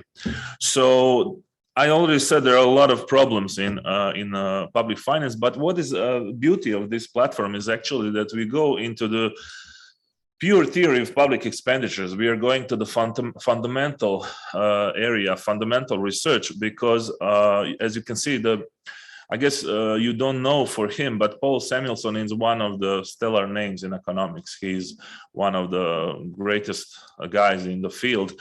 And already in past century, 50s, he stated the problems of preference revelation. So unless individuals are confronted with specific choices on public goods where they have trade-off or opportunity cost, whenever they prefer a particular public good over another, it is difficult and not desirable to state preferences. So that's a huge problem. And he continues in his one of his fundamental papers we cite him. So no decentralized pricing system can serve to determine optimally these levels of collective consumption. It is in the selfish interest of each person to give false signals, to pretend to have less interest in a given collective consumption actively than he really has. So this is the story actually about taxis. Nobody, when we buy private goods, we go to the shop and we exactly pay what we want, and then we are giving signals. But it's not the same in the public sector because of public goods. We are not paying the same. We are not enjoying the same basket of the goods. So we are actually motivated to high. We would rather to say we don't spend any of public goods. That's why we won't pay any money. So this is general problem. But he states that at the end of his paper, one could imagine every person in the community being indoctrinated to behave like a parametric decentralized bureaucrat who reveals his preferences by signaling in response to price parameters or Lagrangian multipliers to questionnaires or to other devices. And he says that these are not possible. So we believe that this is the device that he was mentioning. These are some complicated graphs, figures. So I knew you would like it. So what are theoretical lessons? If provision of public goods based on unrevealed preferences, the likelihood of political representatives matching community preferences is low. And that we know that happens in practice. This leads to low level of marginal utility of public goods selected and low general utility from public goods consumption. So basically we are choosing goods that we don't need. And this means that the marginal rate of substitution between public and private goods for each individual and society decreases. So basically that means that it is optimal to, in this current state is actually, it's optimal to decrease the level of government because it's not efficient and not productive. But if we have this kind of device, then we are actually coming, these complicated figures actually talk about that. So it's beneficial to increase government consumption and government investments if we have right tools, and this is exactly that. So these are theoretical solutions in the current state. Or either decrease the general level of public goods, or second, find a practical solution for decentralized decision-making process on the structure of public goods consumption, which is enabled by distributed ledger technologies and mechanism for preference revelation. So optimum is set by equalizing marginal utility of each public good with the public good consumption portfolio, which is basically the optimum. Here I talk a lot about digital technologies, but let's now, you saw the theory, and let's now just say some advantages of using that digital platforms: increased participation of citizens, improved participation mechanism, preference revelation. Citizens are now motivated to vote, low cost of transactions, no income barrier, financing public goods with private capital, low risk and high investment liquidity of private investor. I forgot to mention that we have a secondary market. As soon as you have a stakeholder or you have loans, you can sell this on secondary market, which means that the property becomes liquid, which is great. Usually you don't have these abilities when we are talking about real investments. Financing public goods with benefit principles, so quid pro quo, which is also efficient. In terms of distributed ledger technologies, use of these technologies increases participation, motivates citizens to reveal preferences. This leads towards optimal structure of public expenditures. That's basically Pareto optimal movement and higher position on social welfare function. So basically we're increasing welfare of society. This increases the marginal rate of substitution between private and public goods, which I already said. And this allows for increase of quality and quantity of public goods, or on the other hand, lowering the tax burden. We are rejecting the undesirable public projects. This is in reality, we have a number of examples in Croatia, but in global also, that local governments, central government is financing projects that we don't need, simply because there was no referenda, there was no participation, there was no voting. Somebody thought in a government that this is good for him or interest groups, and this actually leads to bad solutions. So to conclude, we have a number of questions. This is extremely complicated, as you can see. When you start with something, it looks easy, but it's both theoretically and practically complicated. The question is how to deal with public goods consumed collectively versus public goods not consumed collectively, because with this platform, we can finance also some discretionary goods. So for example, you want some community, you want something, let's say like a sport facility or something, which is not necessarily collectively. So this can be also financed like that. How to structure voting?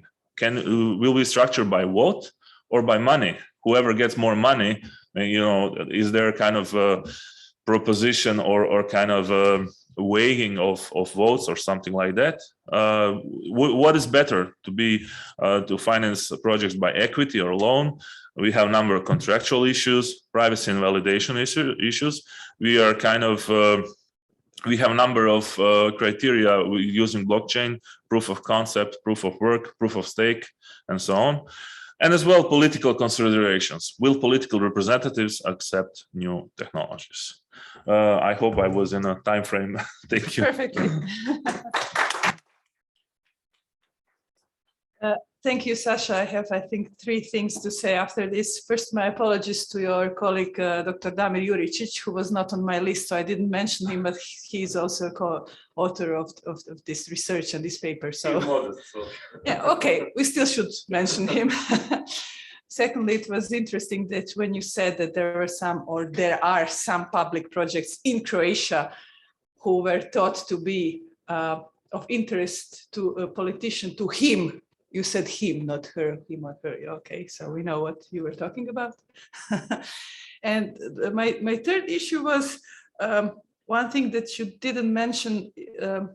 How about the projects that might be needed, but are more or less targeted to or meeting the needs of a minority, a certain minority, either of a local or regional level or a state level? Those are also issues that should be taken into account. But I know this is much larger project that you're working on it and you don't have time for explaining everything. So thank you. And our last speaker that goes really well with this topic that we just opened is Mr. Damir Medved, our friend, his co-author, Assistant Professor Krešimir Vidović from Ericsson Nikola Tesla. The title of your presentation is Smart Analytics Driven by Digital Innovation for Urban Mobility Optimization. It goes well with what we heard. Yeah, right? I would say yes. Yes. Thank you very much for the invitation. I'm very happy to be here. It's always interesting, you know, to confront some kind of engineering mind and the legal mind and the others and to see what will be the outcome of that. It's a quite complex title, but actually I will not talk about details of technical issues.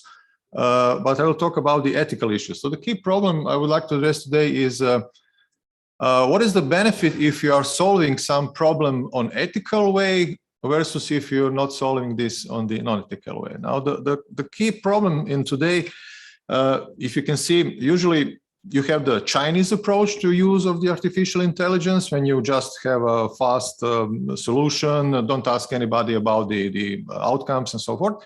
And you have kind of European approach, which is really thinking about even if something is a little bit more expensive, but preserves, let's say, I would say the privacy and other aspects, then let's go for it.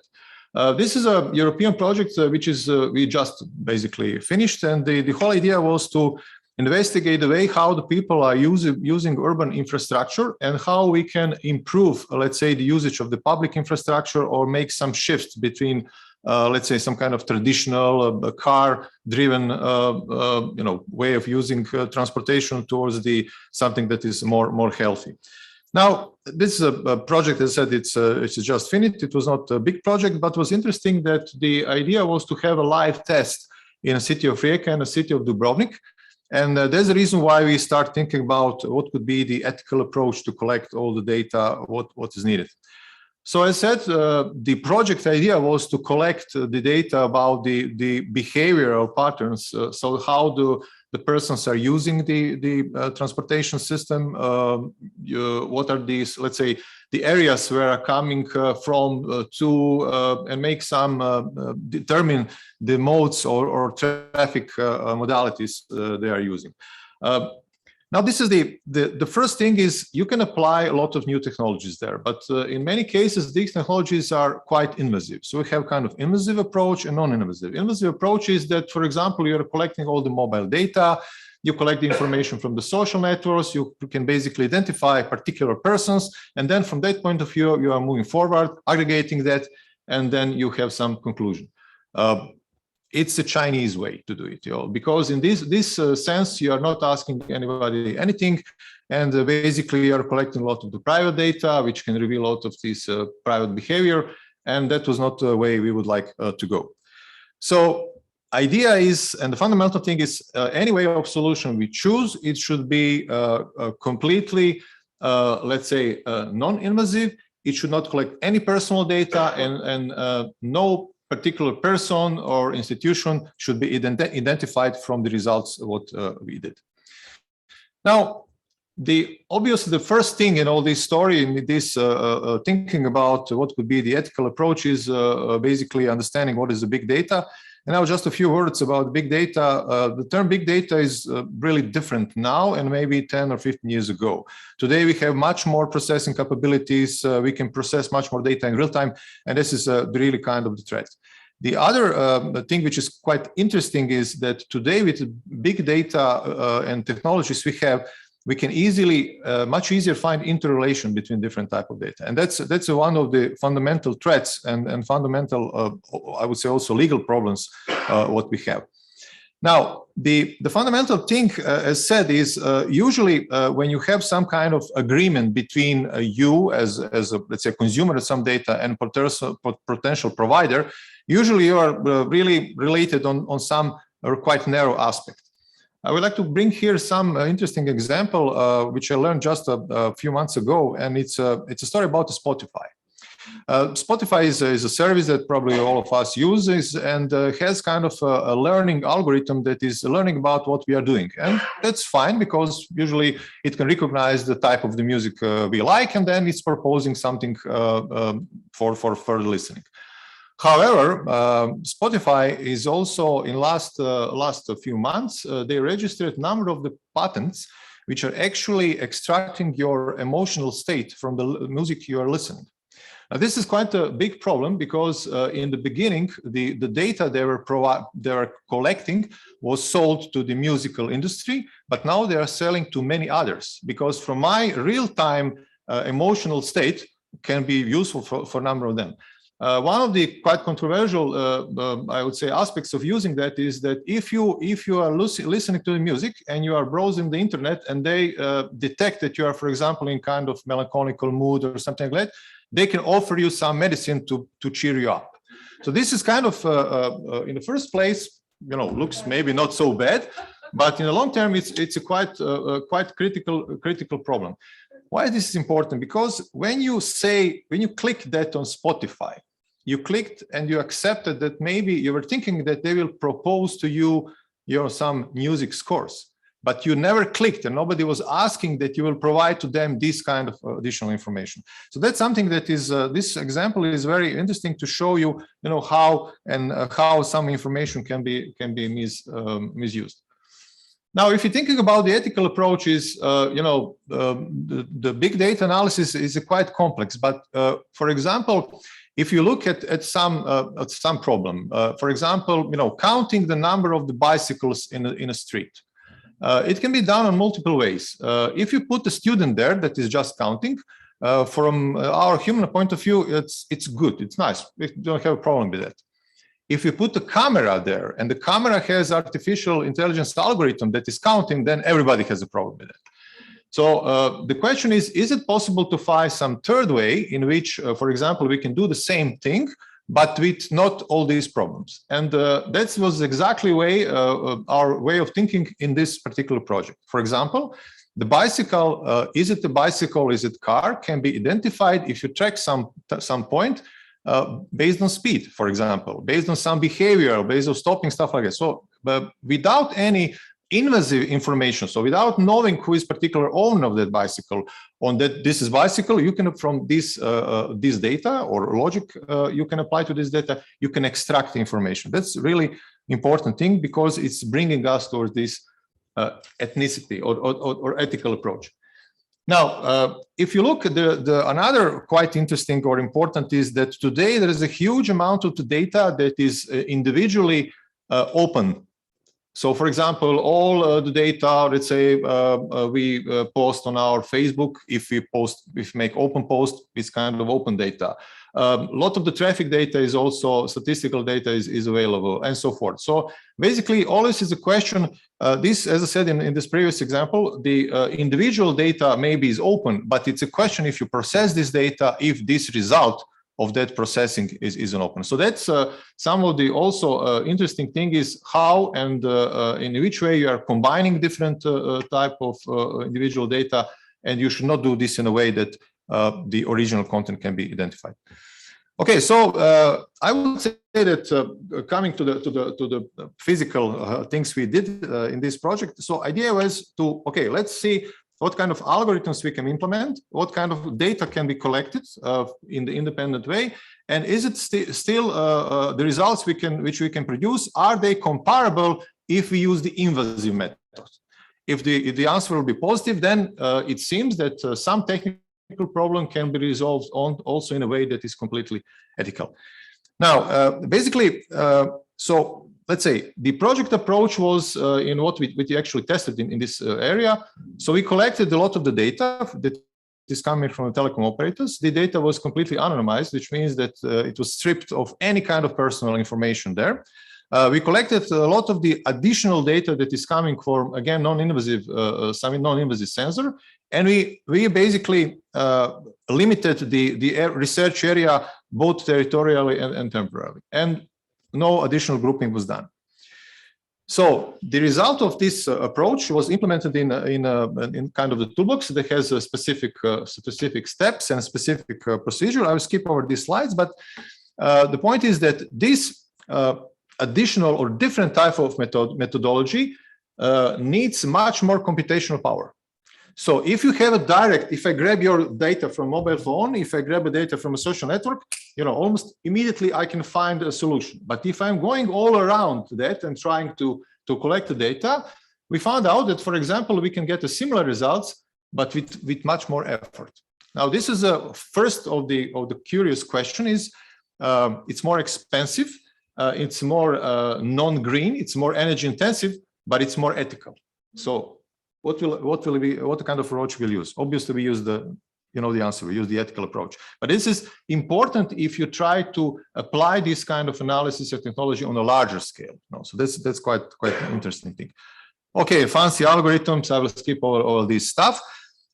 In general, idea was to identify some generally available information, collect the all data from a mobile infrastructure, group them, and then try to make some identification of particular objects. Now, what is interesting that if you analyze the data, for example, I took here the Rijeka example, you can have extremely valid, so the non-invasive approach, the results we got were almost identical when we have this particular checkpoint. So basically from the mobile network extraction, all we did, when we compared it with the humanly collected results, the results were almost identical. That means that the methodology is valid and that can be widely used. The big data analysis also, what is the benefit of this approach? When you're using large sets of the mobile data, you can collect the data from much wider area. If you have just a few students on a few crossings, that's what you have to you are able to collect. But if you have this kind of entire area, you collect all the data, process them, the results you are getting can be much more valid. Now, not going into big details, you are getting matrices like that, which are really then further processed, and then from all these data, which is on the first, first site is nothing you can see there, you can get these numerical details on my right-hand side. So you can see that from that data, which don't show anything directly, you can identify cars, public transportation, cycling, walking, all that stuff. So basically, we got from the statistical point of view or from the planning point of view, we got exactly the same data as we could get from the invasive methodology. Okay, so on the end of this story and validation, everything what was done, The final conclusion demonstrated that the overlaps of the quality of this kind of approach is, I would say, is proved, which means that it can be transformed into some product on the later stage, but also means that the data that we collected in this pilot zone can be basically immediately returned to the public. Because now we know that we don't have any particular information, specific information about individuals, but we still can tell to them, okay, in your particular area, there are some conclusions. And now coming to the end is we found different, let's say, problems or issues regarding the traffic in particular areas. And the result of these projects are concrete recommendation from the local communities, what is based on the behavior of the citizen in that particular part of the city. We can identify what are their needs and make some proposals that will make a few, I said, further investments more reasonable, as we heard earlier. Anyway, I will skip all that. So these are different analyses, maybe just a few interesting conclusions. For example, this is the part of the Rijeka, city of Rijeka, and it's from the way how the people are using bicycles. We identify obvious need for a specific bicycle lanes. This is really statistically coming from the analysis of the old data, and I think it's a very good kind of input parameter for the further planning procedure. The very same also for the area of Viškovo also was identified the number of these kind of traffic improvements that can be done. So I would say the lesson learned here from the project on the end was that yes, it is possible to achieve the good quality results as expected with using non-invasive methodologies that are also ethical because they are really keeping, let's say, privacy as it should be. But the side effect or drawback or the negative effect of that is that you need much more computational power, and actually means that you have to spend also a little bit more in terms of the cost of obtaining that kind of the data. But one of my colleagues said, but if data is coming from the solar power plants, then maybe that's not a big issue. So to finish, the result of the project should encourage the usage of a pedestrian way of moving around the city, should promote the bicycles, and the data and this kind of analysis is giving the urban planners kind of verified and precise information what should be done in this area in the ethical way. Well, that's the last slide. Damir, very much, and thank to Krešimir also. Yeah, sure. Yes, well, it reminds us always that solutions that are democracy or human rights effective are sometimes costly, but we need them. Yeah, it's working. Yes, thank you. I have two suggestions. First of all, we heard so many interesting lectures, and I would call upon our panelists to give us permission to distribute their presentations, because probably many of us are interested to review them again. So please let us know in emails, those of you who are not here physically, whether you allow us to distribute your PowerPoint presentations. And my second point is, since we actually managed to finish, even though we had 7 panelists, but we managed to finish almost in time, 11:35. So I would maybe prefer to have our question and discussion time during our coffee break. But for our online panelists and all our online followers, maybe we could do it after the second session, because in the second session we have less panelists and we might have more time, if it's fine with all of you. Okay. Okay, so we will have a half an hour break until noon exactly, and then we are back. So all of you who are not here, you're free to move around, and then we hope to see you again at noon. Thank you. Okay, second session, fair digitalization.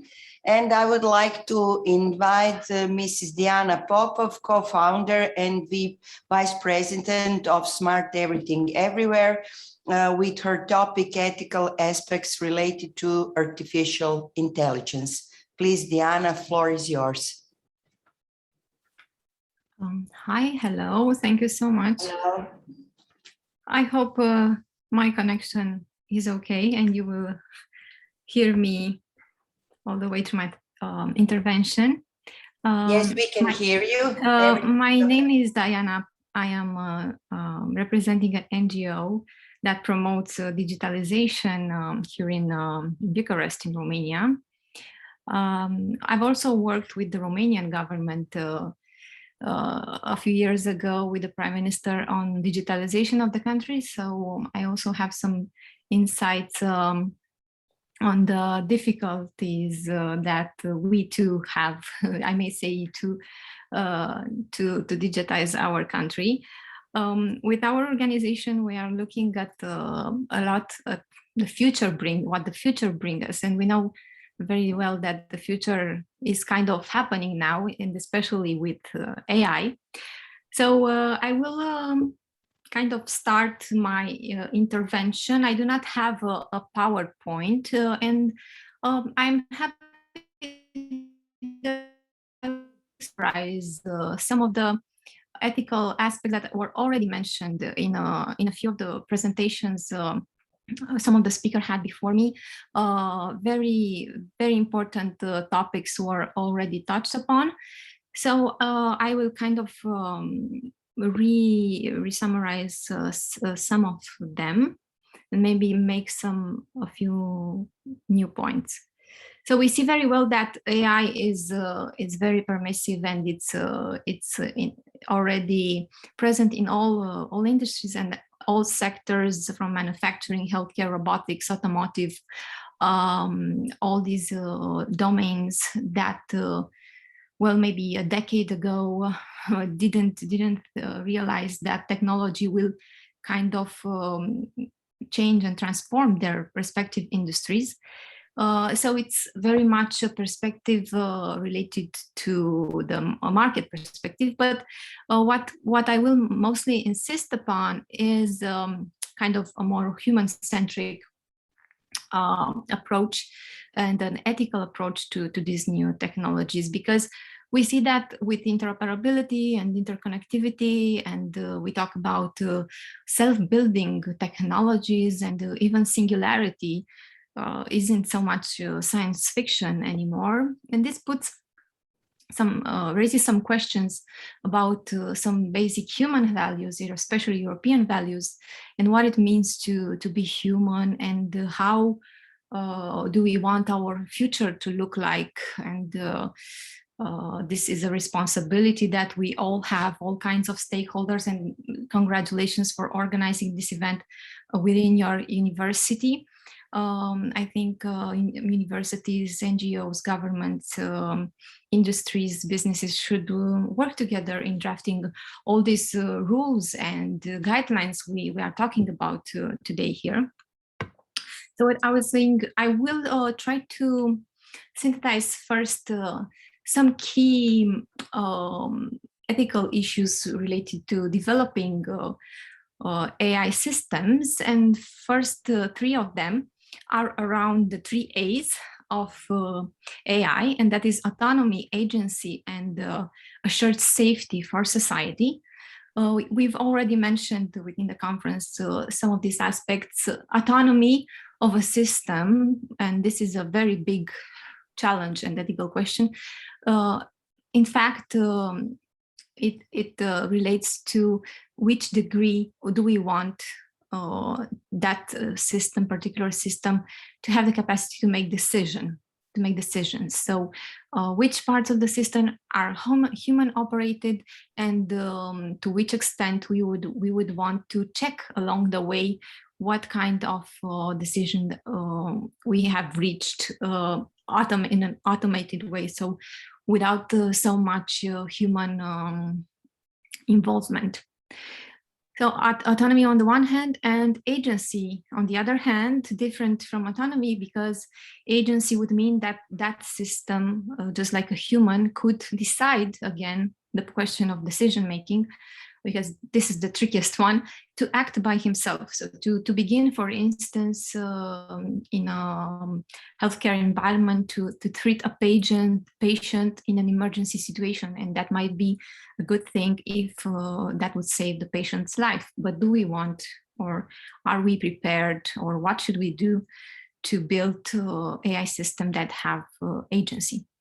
And the third A is the how will the system, refers to how will the system will assure life, will safe for society, so will be safe for our society. And this goes back to the already mentioned issues of transparency and trust. And again, to go back to health, because, well, we've seen how important digital health is these days. For instance, if a patient would trust interacting, and we already do this with an AI, with a bot, with a robot, or even get some treatment recommendations from an AI. So transparency and trust under the assured safety for society, third A of the ethical principles relating to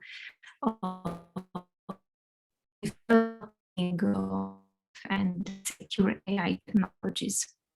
I also have 3 I's that mostly refer to humanistic perspective, even more humanistic perspective on relating to such technologies or robots. It's very important to talk about, I think, indicators, and I will mention what this means in my presentation. Indicators, interfaces, and intent. Again, intent not in the sense of agency, but rather also closely related to indicators. So indicators, it's quite difficult when building a project in general to determine what is success, what does success mean for that project, and what are the main targets that we want to check. So I think it's essential for companies and developers to determine what, and it seems easy to say, what does that AI have to do to be successful AI from the perspective of human-machine interaction. And this includes also difficult topics that are very difficult because are difficult to measure and to quantify, related to, for instance, how much it supports the quality of life or life expectancy. So it may be successful from a market perspective, that particular AI system, but is it successful from a government perspective if an indicator for the country strategy to improve quality of life includes things like loneliness? Maybe an AI would make us interacting with such system more broadly in our daily life would make us feel even more lonely. And these things are pretty hard to quantify and measure, but should be taken into account. And it is mostly in the responsibility of public administrations to do that. The second I refers to interfaces. So again, how do we build these interfaces, thinking about the interactions between human and machines? We may already see quite a lot of lack of communication with the and purposefulness of the communication with the pandemic, when everything, all our communication mostly were, and especially in the first year of the pandemic, digitalized. So what does it mean for future human relationships and interactions and human communication, and how these interfaces should be built to make these things more smooth. Another aspect is the intent of the system. So it is very important to realize there are many kinds of stakeholders when we build such an AI development or AI integration. We may have stakeholders that are rather commercial, or rather more human-centric, and the question is how do you, and different values come into question. So how do you incorporate all of them? Because this goes back to this future I was talking about at the beginning of my intervention. It is something we decide right now what kind of society we live in, and it's very important questions, and there are many decisions that probably will shape how future generations, many decisions we are taking now that will shape the future of the next generations. I would also like to briefly mention important ethical aspect that was already mentioned at the beginning of the conference, related to the well-known problem of data sets and the bias that many times, if the data aren't very well curated, can translate from traditional models to algorithms, or the biased knowledge is reciprocated in the digital outputs of these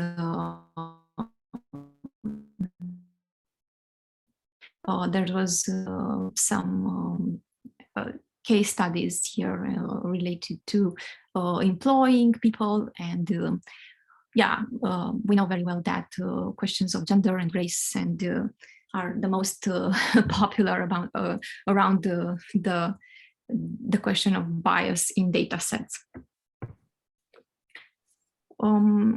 Another aspect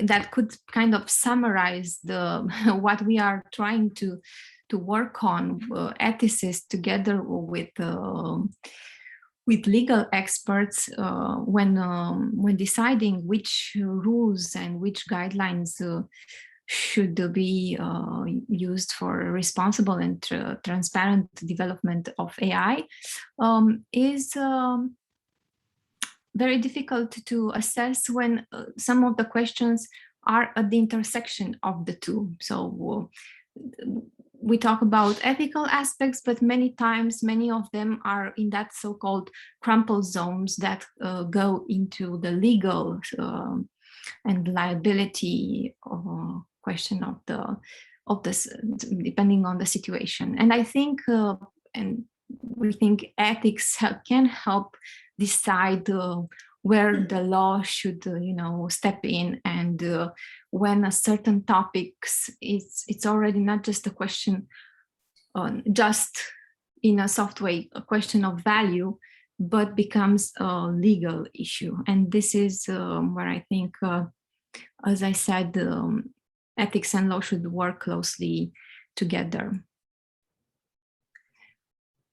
One of the ways such difficulties are approached are trying to calculate not exactly the output that this kind of system, an AI-controlled machine should have, but a goal. And especially in the case of cyber-physical systems that are intelligent systems with a mechanism that is controlled through a computer-based algorithm. So it should not need explicit rules, but some kind of goals of what is acceptable or not. So an area where they can attempt to maximize the compliance to such goals via their own reasoning and exposure to operating environments. Investigating ethics in AI-fueled cyber-physical system is seen as paramount, especially when it comes to complex cases like the safety of human, industrial cases, when the safety of human is affected. Go a little bit further with responsible, secure, and ethical AI. One of the very important, last but not least, aspects I would like to touch upon is education, the education of people on AI, and we are also working on this with our organization. So we don't need to know just about online safety and how to use the internet and teach the kids how to and teenagers how to behave safely online, but to already what is AI and what are the benefits of this technology, and how I can combat disinformation about AI, about what it should be used for, about what are the red lines, and what its cases of deployment are, because there are a lot of red flags where they shouldn't be, and vice versa. So I think this will require a major, and this is also upon the shoulders of universities and again the public administrations, how these educational interventions can be done starting early in life, with higher education focusing more on this topic. As I would wrap up with something that philosopher Michael Sandel kind of essentialized very well. We have to enable students to learn enough about tech and about the ethical when they are running their companies, or when they are working for companies, or they are acting as a regular citizen, they will be able to ensure that that technology is safe, and they know very well what is it about. Well, I think I will stop here with my intervention. Thank you very much again for this invitation, and hopefully it was useful to, as I said, summarize some of the questions already mentioned by the excellent presentations of the previous speakers. Thank you very much, Diana, for your very informative speech, speaking about the responsible, ethical, artificial intelligence, safety of humans. I would specifically underline your expression, ethics will show where law should step in regarding the artificial intelligence. I think that is very important. Shall we raise some questions now or maybe after? Are there any questions from the audience, please? Anyone, or maybe after all presentations we can raise discussion. And now I will give the floor to Assistant Professor Sandra Winkler from the University of Rijeka, Faculty Law, with her topic, Children's Rights in the Age of Artificial Intelligence. Please, Sandra, the floor is yours. Thank you. Good afternoon to everyone. First of all, I would like to thank Professor Ana Poščić and Professor Adriana Martinović for inviting me to speak at this conference. Actually, I feel a little bit like an alien because I deal with family law, and all my thoughts will refer to the impact of the artificial intelligence on children's rights. As we have already heard, we are living in a world where the artificial intelligence system are being used on a large measure in more and more areas of public life. This leads us to ask, with increasing frequency, whether the law is aware of how this affects society in the present time and what will happen in the future.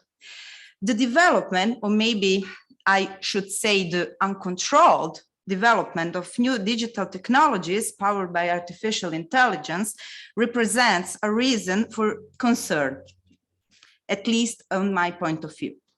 It is now known, even to the profane, that algorithms govern and direct somehow our lives, our choices, our tastes, our interests, and our perception of the reality, and often without our being conscious of it. This happens all the time, and it is no longer new to wonder whether these technologies powered by the artificial intelligence represent a risk for our human rights, since our humanity is somehow distorted by the intervention of this form of intelligence. And the problem is that we can hardly qualify what does it mean, artificial intelligence itself. of course, it is not my intention to speak out against new technologies. The progress and the change are permanent conditions of the humanity. However, they must be followed, observed, and regulated by legal norms whose fundamental task is to give rules to the society that is subject to them. Indeed, the new technologies definitely have a great intrinsic value in the development of a more high-performance society.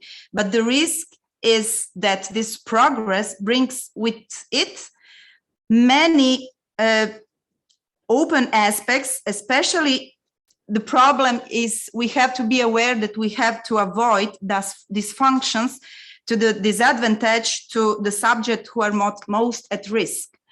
And among the most vulnerable are certainly our children.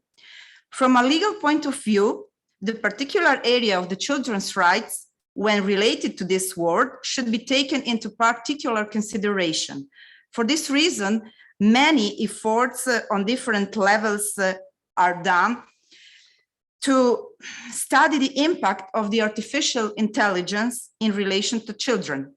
A nice and recent example from 2020 is the policy guidance on artificial intelligence for children issued within the framework of the UNICEF's activities. On the contrary, it must be also realized that most of the existing technologies have not been designed with children in mind.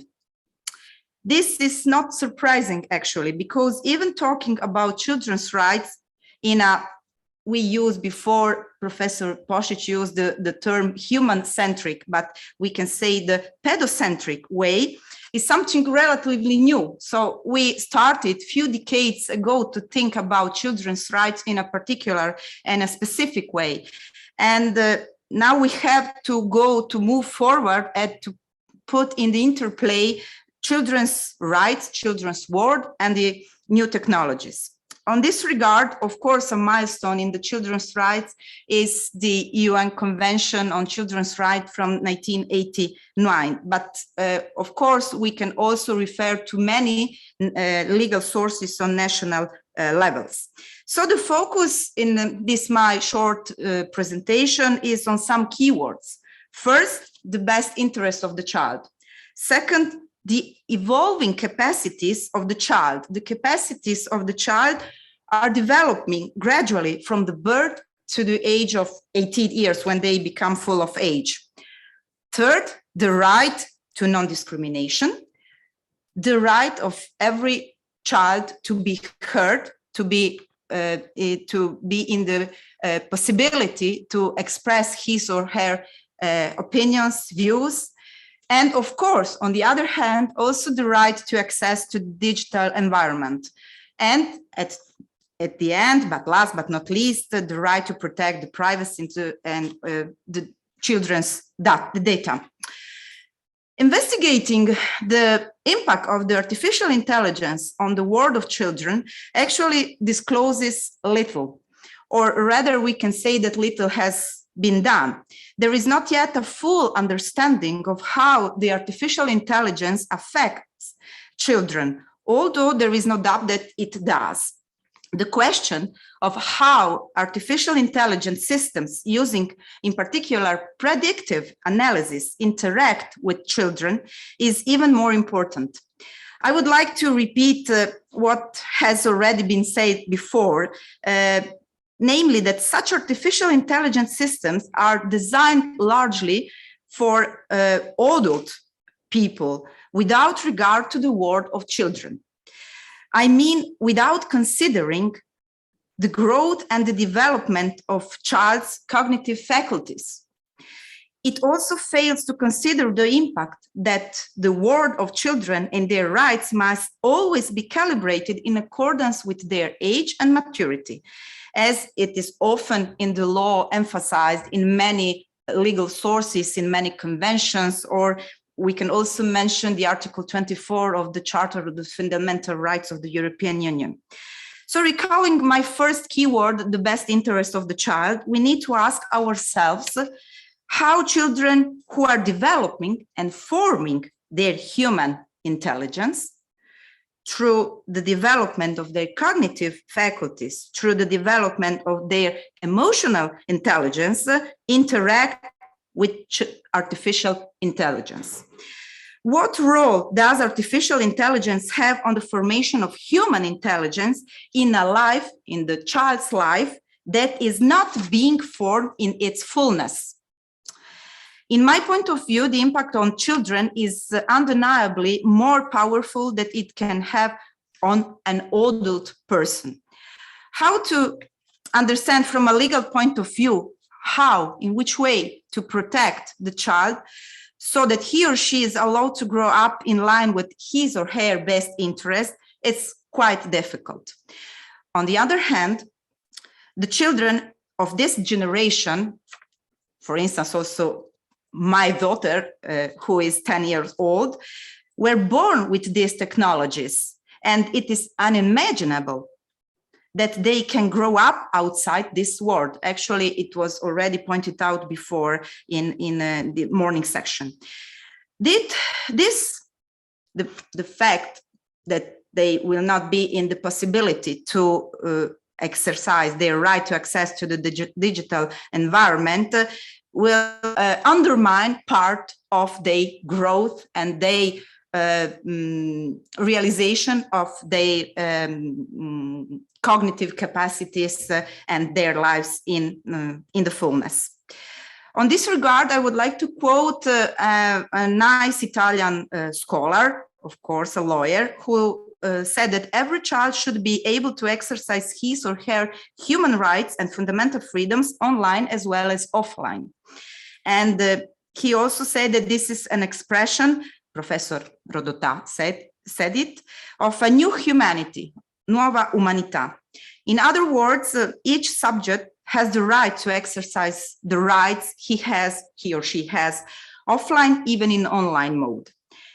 Indeed, and Professor Baric and Dr. Milos probably will confirm, in many countries, the constitution preserves the right to access to internet. A lot of digital content aimed at children serves not only for play and social life, they serve also for educational purposes. These tools, of course, help children in their learning and problem-solving capacities, abilities. But all these data used carry the danger of distorting cognitive abilities, leading to a kind of digital profiling that entails risks for the safety and the privacy of the child. Recalling what was said at the beginning, we can talk about I find this very interesting term, micro-targeting, which can distort the real will of a child. But pay attention, minors, children, are definitely less aware of the risks they run, and above all, they have often not yet developed the capacity of discernment. They are inclined to disseminate their personal and sensitive data with little care, and emerges also another gap, the possible further cognitive asymmetry in the cases when we are speaking about disadvantaged communities, when we can also imagine scenarios, situation when there is also a kind of digital divide, where is a problem with the social inclusion. And of course, the impossibility to access to the digital environment is an example of a new way or new form of poverty. So for some brief conclusions and reflections, I want to emphasize some points. First, such interaction, between children and artificial intelligence, must be respectful of their best interests. Second, the right to inclusion of children must be guaranteed, and we already hear about it before. Third, the anti-discrimination rules must be respected. Fourth, the privacy of children, of minors, must be protected in a stronger way. Fifth, their safety as well has to be protected. And now we can come to a very important part. The children, as already Dr. Pop mentioned before, has to be informed about the impact of the artificial intelligence on them. So when we speak about children's rights to be informed, we have to strongly connect this right to the right of every child to be heard, to express his or her opinion. So I have to be informed, and after I am able to express my point of view on a specific topic. In this context, we're speaking about this interaction with the artificial intelligence. And I refer once again to Mrs. Pop, children has to be educated about the role that the artificial intelligence plays in their lives. And of course, subsequently, it means that who is dealing with all these new technologies, all of us in our specific role, we have to create an enabling environment. I can say maybe a child-friendly technology, new technology or new technologies. And just to finish, I want to say that children are not small adults. Children have their own rights and needs that are intrinsic to the age of life they are living in. Thank you.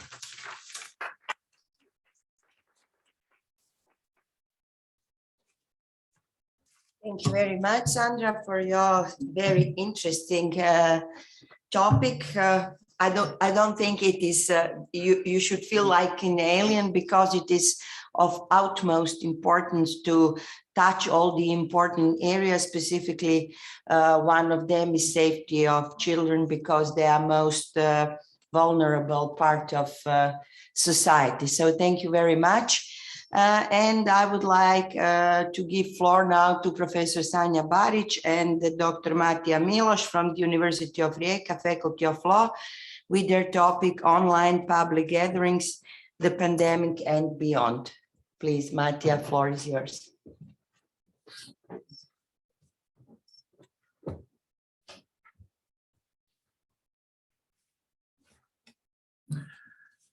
Right, thank you, Professor Horek. 2 years ago, we had our first conference within this project at the Plava Dvorana, or the so-called Blue Room, at the Faculty of Law in Rijeka. And there I discussed the concept of public space in the digital age. And I argued that the public space should not be, I agreed basically with Julie Cohen, who argued that the public space should not be conceived on the internet as a separate thing, but that it interpenetrates with physical spaces. So public space online and analog public space are not separate areas of life. Now, in this presentation, I will focus on one specific area that touches upon this spatial problematic of applying the law, and that is the protection of public gatherings in the digital age. Now, if indeed the public and the online space and the public analog space are not separate, we must ask what happens when public gatherings occur only online, what happens when they happen physically, but with help of the internet, how do we think about the law in these situations? Now, the topic is not relevant only because of the COVID pandemic. I've placed it in the title because at the time when I suggested the topic, I thought it will attract some attention, but now I regret putting the pandemic in there because you're so sick of it already. But I will not deal with the pandemic. I changed my mind at all.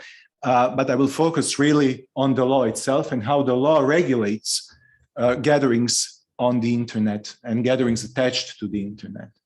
To begin with, of course, the law is the meaning maker, right? So when the law adopts a concept, regulates a concept, it does not have to be a particular understanding, a broad understanding of the concept. The law can adopt a specific interpretation of it. And in this sense, what the law counts as a public gathering can be problematic once the internet is brought into consideration. Now, the title of the presentation is somewhat well, it's not very, it doesn't sound very good in English, public gatherings. You might wonder, why didn't I call it, why didn't I title the presentation just public assemblies? That is a common term for when we gather to express a view. Public gatherings were chosen intentionally because not every gathering that happens online needs to be a protest or a public assembly. We can gather in all kinds of venues, online spaces, forums, social networks, in chat rooms, and they do not necessarily have to be considered public gatherings. But because of this multitude of ways we can interact on the internet, we have to ask what then is a public assembly. And this is a very important issue because both the technology and the law in this area are extremely complex, and they raise more questions than they answer them. The technology enables or interacts with assemblies, with enabling public assemblies and public gatherings more broadly in three ways. Firstly, the internet can be used to help organize an assembly. So you start a Facebook event, and we have all done it ad nauseam. With every conference, we do it. We organize the event, and when we follow the numbers, who will come and who is interested. Of course, no one who clicks, I will be there, I'm interested, it will actually appear. They just do it so that the event is more publicized. But the internet in this sense helps us organize specific events. Secondly, the internet can help us stage particular events, especially during the pandemic, but irrespective of the pandemic as well. We can gather online in an online phone and replicate an assembly of some sort, a protest of some sort, even though we are physically not present. And finally, the internet can help in maintaining an assembly or gathering beyond what would usually be the case. So if an assembly happens, whether physically or online, you can upload a recording, you can upload an artifact, and it stays possibly forever. So the whole idea, the whole gathering is prolonged possibly into infinity. Now, of course, the big problem with translating any form of assembly into the internet is that our physical presence cannot be translated online. We cannot bodily appear on the internet. And if we follow some theorists, such as Judith Butler, who wrote a book on the theory of public assembly, performative theory of public assembly, what really differentiates protests from freedom of expression is the fact that bodies gather together in a single space and they articulate a message just by being there. And with the internet, this does not have to be the case. The chief problem that's really skipped in the literature, but that's at the core of the challenge, is the problem of visibility. So assemblies, gatherings are there because they're important because they make us more visible in a particular way. I mean, gay pride parades are an obvious example.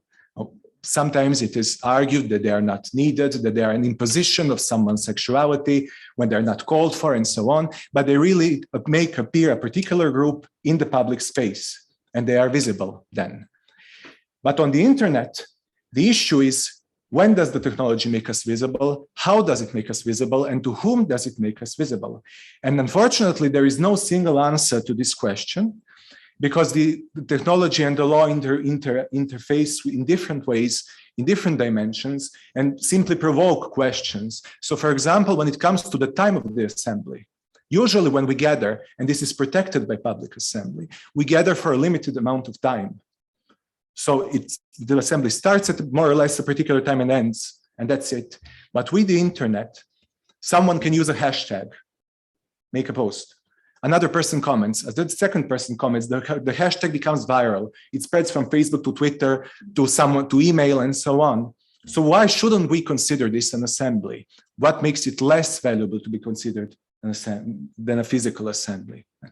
And of course, as I already said, an assembly can be prolonged to infinity. So when does it stop? And what does this mean for the law?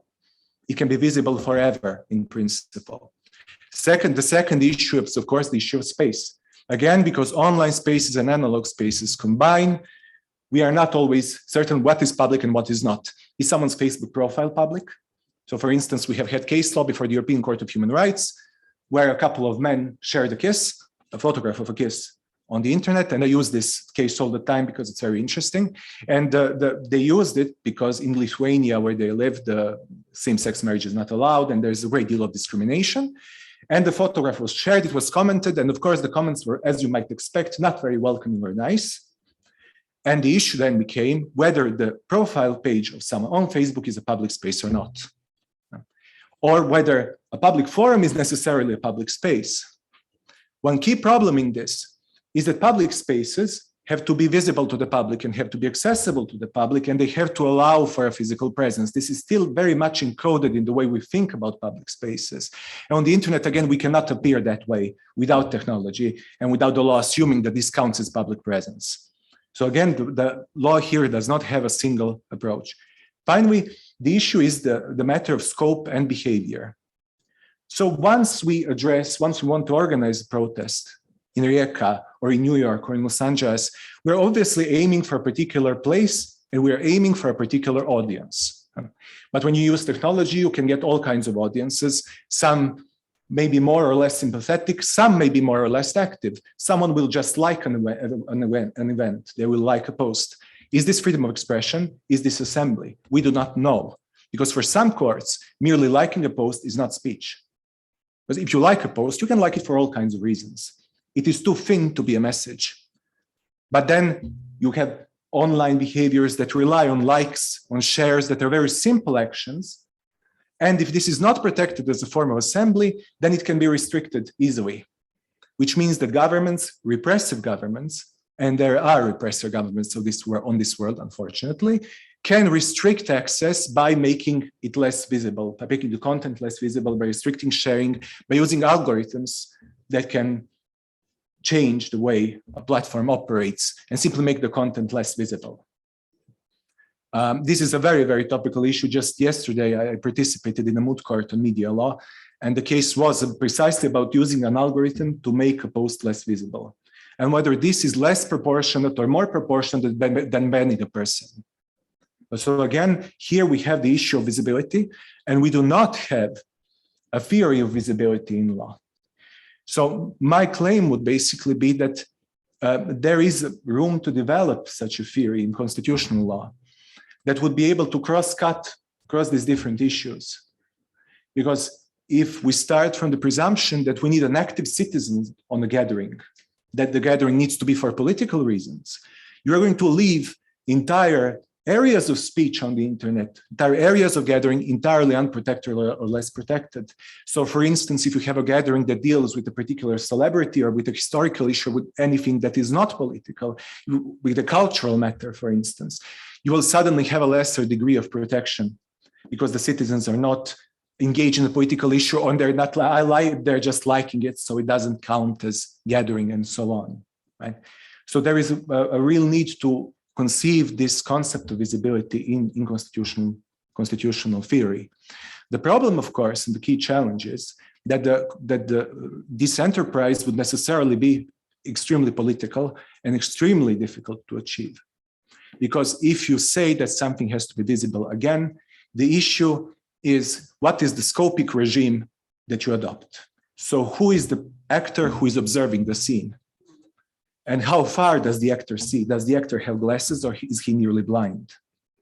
So what counts as seeing a particular speech, as seeing an assembly? Because the perspective adopted by law can diverge from this perspective of a political party, of a government, or an activist, or a participant in the assembly. So how do you create a concept that can allow us to criticize law and change it and interpret it according to different and dynamic technological circumstances without freezing it in place? Because this is a problem we are having now. We are, in some cases, overly influenced by our imagination of physical assemblies, and it simply does not work, and it will not work. So I'm sorry I've again raised more questions than I've offered answers. This is a personal fault of mine. It is my great sin. But we will hopefully have a paper that will expound these ideas more fully in the near future, if we are still here, and I hope we are. So thank you very much for your attention. I'm looking forward to a discussion in some point.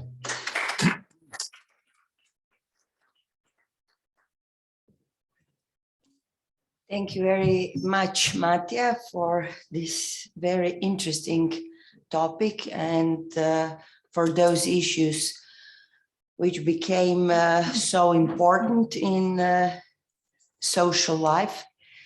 So I would like now to give a floor to Mr. Mirko Đuković from China University of Political Science and Law, which is topic from biopolitics to biocapitalism. What's law got to do with it? Mirko, please, floor is yours. Good afternoon, everyone. I didn't prepare a PowerPoint presentation. It was in my mind, I'm supposed to speak around 10 to 15 minutes, not more. And then I sometimes, if I prepare PowerPoint, then I tend to exceed the amount of time. I do teach at Beijing University, but I am in Budapest at Central European University, where I'm working on my PhD. So thank you for your introduction, and thank you for invitation to participate. My topic, it's a bit out of the context from what my predecessor was discussing today, but I am glad to participate because I could hear quite amazing research about technology and what I recently found in one of the books, recent books on capitalism, cannibalization of data. And I think that's a very interesting concept that some of you were mentioning without really explicitly saying these words. So it just reminded me that we are all who are researching technology somehow bound by more or less same theoretical perspectives and scholarships. So my focus of research is biotechnology and the regulation of biotechnology. Medicine is usually understood as a science and practice of providing care for those who suffer from illness. There are different stands on what medicine means, but in today's terms, medicine is also about technology that is used to treat the patients, technology that is used to collect data, technology that is used to read the data, technology that is used to produce pharmaceuticals. The initial technology of the first physician was simple. It relied on very basic surgical tools such as obsidian and ointment, elixirs, and so on. It took millennia and centuries to allow research on human body and to learn how to deal with sickness. New technologies, but also knowledge produced in chemistry, for example, transformed the medical narratives that we know today. During the Enlightenment era, scholars argued that the health of citizens is the wealth of countries. And thus, situations such as pandemic that we are living today were changing the understanding of our bodies and how to treat our bodies, but overall the health management and access to health. The knowledge and understanding of human anatomy developments in other sciences, as well as technological innovation, changed the course of medicine as we know it today. The doctors used technology and techniques to observe anatomical and physiologic changes in patients. One of the greatest philosophers of science, Foucault, described this progression in medicine and patient care as the medical gaze. In The Birth of the Clinic, Foucault sees physicians' observation that has a double purpose. This gaze is supported in the institutional setting, but also in the savoir, the knowledge accumulated in the works of those who dissected human body. So the progression of medicine as science and practice followed the development of technologies. However, how do we interpret technologies plays an important role in positioning medicine and biomedical science in the realm of legal, political, constitutional, ethical, social, and metaphysical analysis. Pre-modern medicine relied on obscure knowledge and limited capacities, but modern medicine evolved around the progress of science and technology and the promise that technology is going to provide for longevity and also that will elevate our rights to health and access to healthcare. So when I started my PhD program, my idea was to explore regulation and regulatory models for 3D printing of human tissues or bioprinting.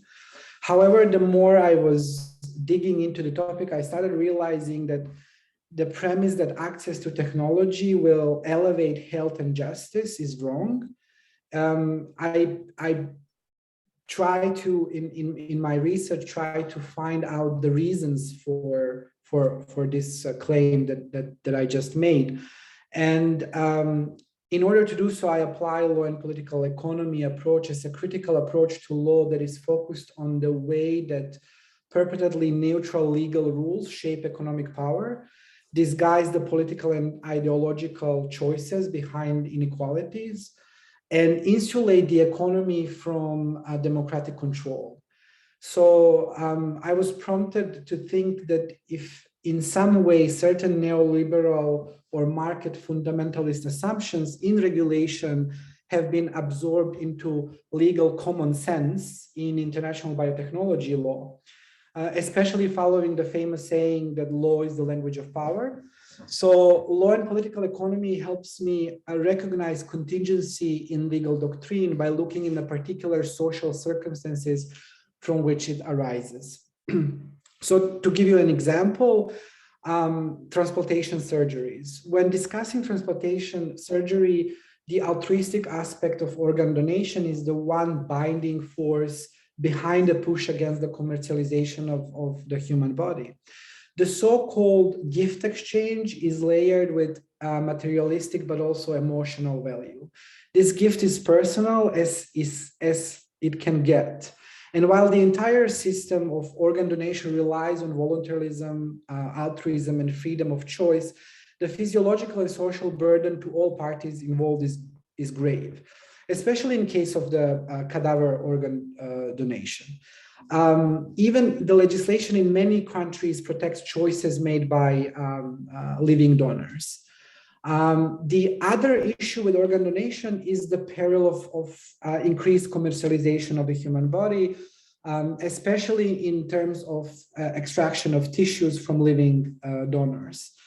The socioeconomic aspect of shortage of viable organs, especially in the Western, more developed countries, was evident already in the 90s as more and more people were in need of organ transplantation, which also meant that physicians would eager to suggest this as a long-term solution, which again, on the other side, prompted the lucrative business of organ black market, and transplant tourism was booming in certain areas of the planet. So some scholars believe that if regulated properly, commercialization of organ transplantation or transplant tourism should be allowed. And there were many who made economic models, such as Gary Becker and Julio Elias, who presented their economic modeling, which estimated the price of human organs, and in their paper claimed that free market is the way to solve the scarcity of organ transplants. Ayn Rand Institute sees organ selling as a radical idea, but not irrational thought. What proponents of such ideas often neglect to acknowledge is the fact that perhaps organ might be an item that, due to its ontological quality and the principle of human dignity, cannot have market value. So Michael Sandel, who Diana, I think, mentioned before me, sees these kind of arguments as both libertarian and utilitarian. Libertarian, because no issues with the selling of human organs as prohibiting such a business model would mean violation of individual liberties, as such laws would encroach the choice, would not encroach the choices of consenting adults. The second one supports such an idea because the market can only improve our collective well-being and social utility. So this belief is rooted in the conviction that markets allocate goods to those who value them most highly, as measured by their willingness to pay. Turning tissues into a commodity is what Wolby and Mitchell call biovalue, where tissue economy is a system that involves hierarchy of values associated with tissue productivity. However, as I said before, access to technology should also be a matter of justice. So I want to see why the elevation and protection of achievements in science and technology is so important for Western democracies and neoliberal societies against the grain of access to health and in turn equality for everyone in healthcare. The ideology of capital and profit pushes the limits of international law and human rights. Ideas and ideologies are understood as an action-oriented system of beliefs. Schools of legal thought have different approach to understanding the role of the law. So positivists are looking into institutional facts of the legal system, and realists observe judicial decision as a result of political ideas. But for Marxists and neo-Marxist norms are first defined by the interest they serve rather than justice that they embody. Now, speaking about the interest that these laws serve, the commodification argument and correlation of technology with the market have already been explored before. But what's interesting here is how certain authors noticed some 2 decades ago how Foucault's concept of biopolitics evolved into biocapitalism. And they asked if biocapitalism was already there or it's just something to become something new. And Cohen thinks that the combination of continuity and novelty in the sense of new technological achievements and the past organization of the market works hand in hand. The rise of biotechnology aligns with a profound shift in the political economic landscapes of science, meaning that after the 80s and neoliberalization of the regulation, it happened so that political authorities and capitalism and private interests got very much involved into supporting research and development. And thus, interestingly enough, today, COVID vaccines are almost entirely funded by taxpayers, and yet the patents are doing what IP law does the best, protects innovation. So as a result, biotechnology became a highly lucrative economy. In literature, especially in literature on anthropology and sociology of biocapitalism, you can find data that points out, for example, that Tony Blair was one of the most visible proponents of this approach of protection of science or the economization of science.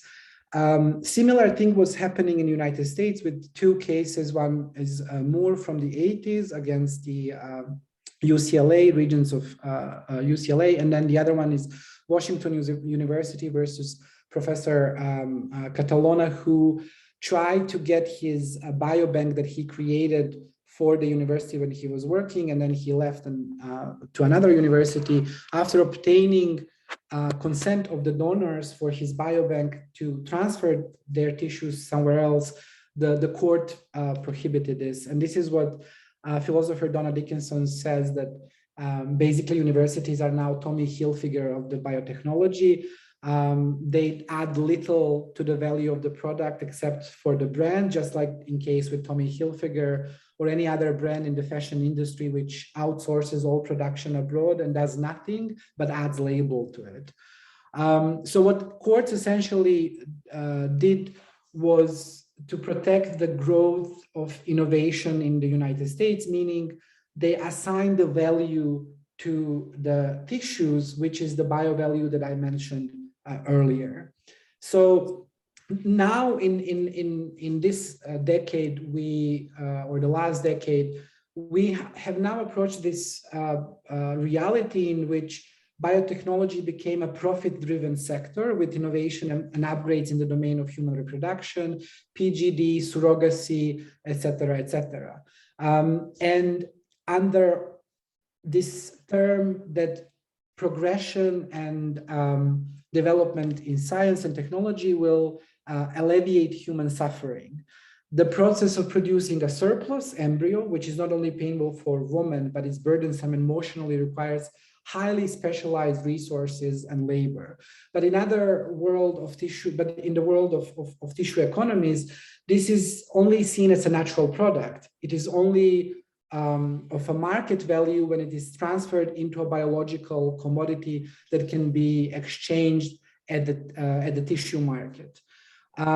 Once our tissues are extracted, there is a sort of conversion process that happens that makes our bodily materials res nullius, which is an argument that is used to justify the approach that courts have that we don't really own our own bodies or the products of our bodies when they are extracted from our bodies.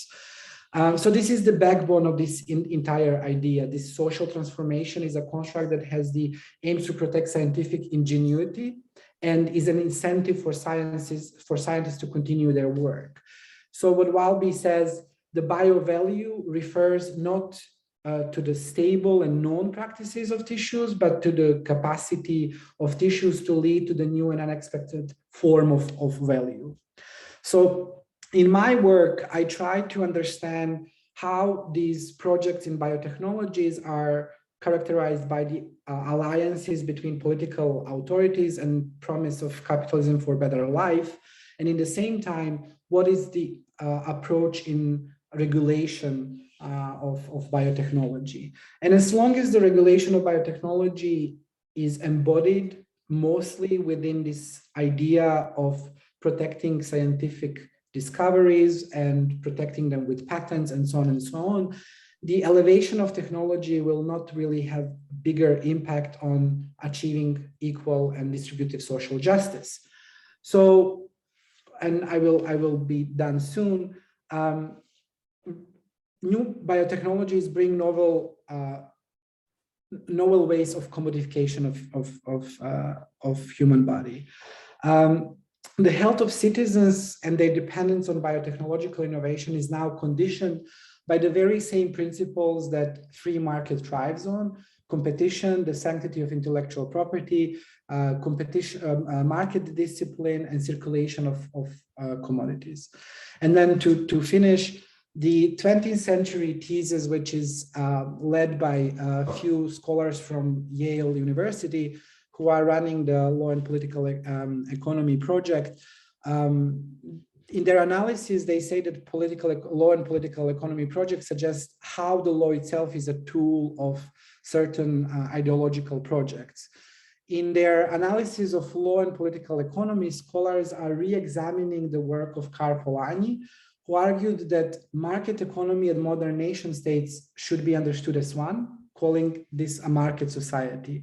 What really caught my attention in this term is his concept of fictitious commodities. So he argues that the economic system was absorbed in the social system in such a way that there are things on the market that cannot be a commodity, but market makes them commodity. Thus, such things are being commodified as the economic system became ingrained in the society. And this is the way how our bodily tissues become fictitious commodities on the biotechnological market. And this is all I had. Maybe I overstepped a bit. Thank you very much.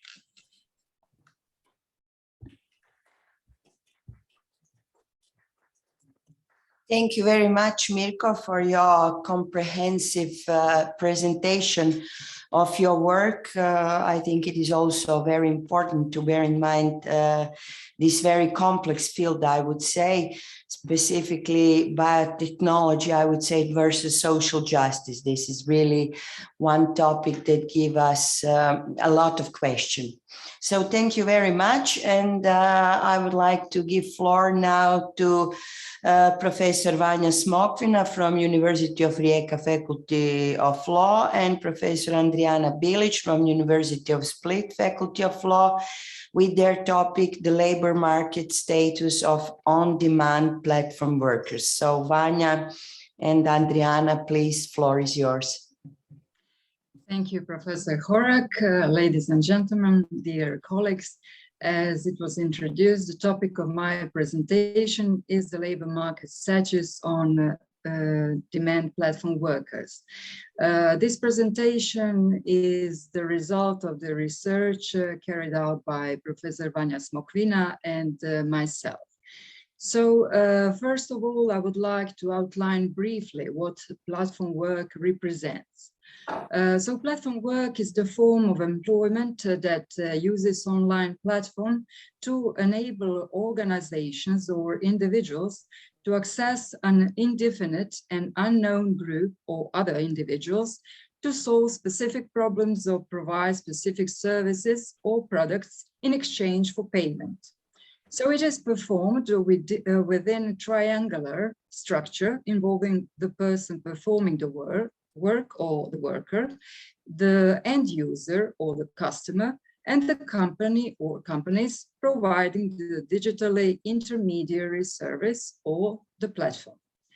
But it is worth noting that platforms differ from traditional labor market intermediaries in that what they mediate is not a job in traditional sense, but so-called unbundling of tasks. At the same time, platforms monitor and control performance of platform workers in the form of algorithmic management, therefore carrying out the typical function of employer. So basically, two types of platforms can be distinguished: internal platforms, to which only the workforce of specific company has access, and external platforms with open access for anybody meeting specific criteria.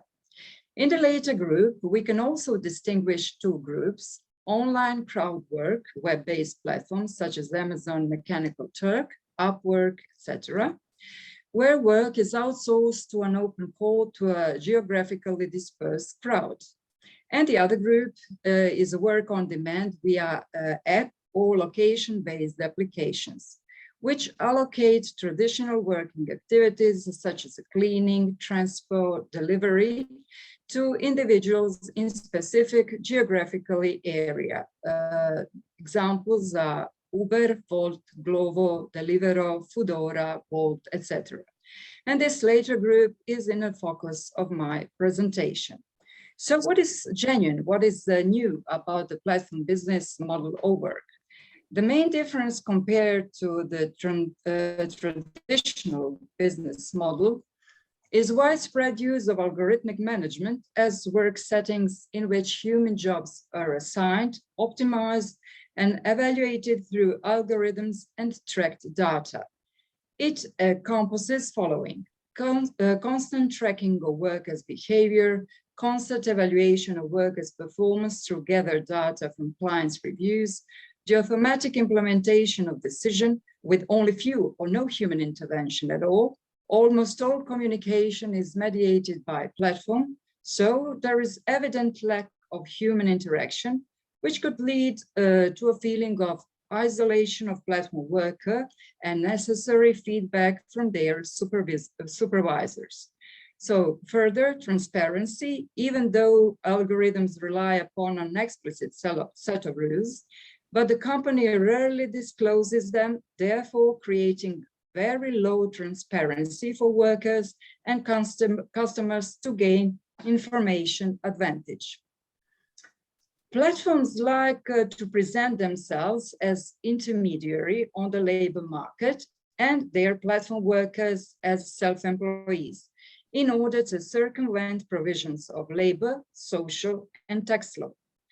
But in reality, they have control autonomy of their workers' performance in different ways, mostly by technological control, so-called algorithmic control, therefore carrying out the typical function of employer.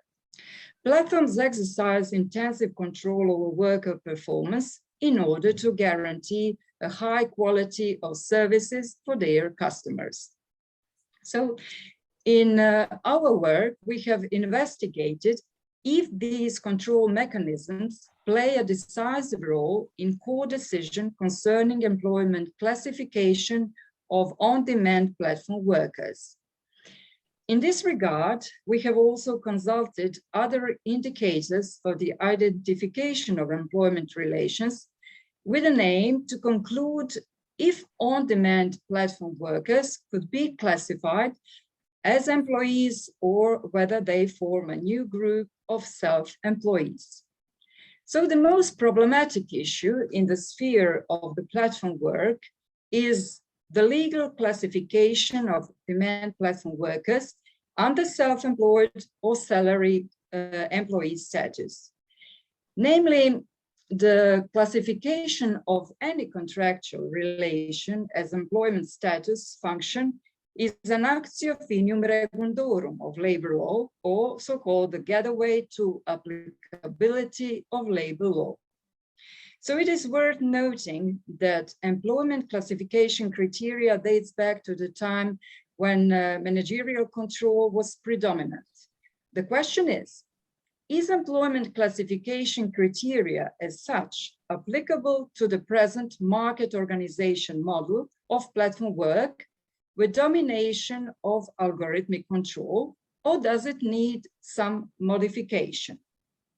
Despite numerous attempts of labor law scholars to taxonomize online platforms, mediating labor problems regarding their nomenclature and legal classification still persist. But it is worth noting that misclassification is nothing new. Long before digital revolution, business practices existed that tried to hide employment relationship under self-employment. As back then, even today, the demarcation line between employees and self-employed or independent contractors, as they called, is very difficult to draw. In this context, we can use the International Labour Organization Employment Relationship Recommendation, number 198 from 2006, as one of the most important sources which could help us to determine the employment relationship of platform workers. On its base, we can conclude that the essential element of differentiation between employment and self-employment, also called subordinate work, is the bond of worker to organizational, managerial, and disciplinary power of employer. Regarding managerial power of the employer in classifying subordinate or autonomous relationship, we need to look if the worker is sticking to employer's directives regarding working time, place, content of work, and the way it is going to be performed, obligation to be available for work, if employer provides tools and materials, bears the risk of profit loss, and has entrepreneurial control and makes some job-specific investment. Some indicators for the identification of employment relation may exist, but are not decisive. For example, the right to weekly rest and annual leave, no competition clause, and so on. In most countries, in the identification of employment relationship, what matters is the actual features of the legal relationship, which means that the principle of primacy of facts prevails, setting aside the principle of nomen juris. So the question is, which of the previously mentioned so-called classical employment status indicators are applicable to the on-demand platform workers? In most cases, on-demand platform workers do not have a fixed timetable and regular workplace, but this kind of freedom is ambiguous.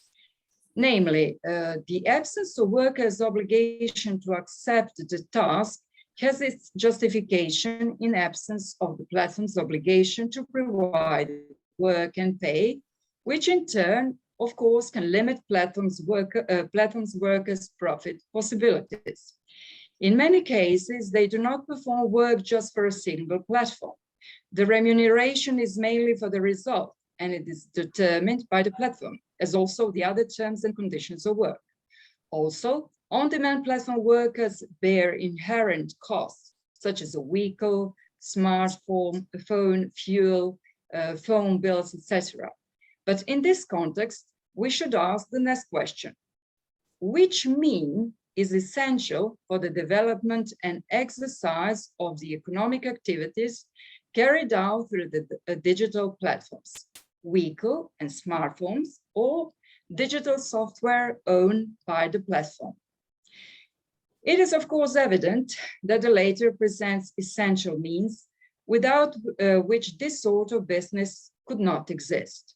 Also, not the platform worker, but the platform provides corporate know-how as accumulated knowledge regarding skills, modes, and procedure used in carrying out business in a customer recognizable way. Workers on demand do not show typical characteristic of entrepreneurial activity in the sense that they negotiate with the customer, do not have business practice on their own, do not have freedom to arrange the professional activities, do not have control over information, which is indispensable in order to organize provision of services, and do not have autonomous capacity to decide about price charged to the customer.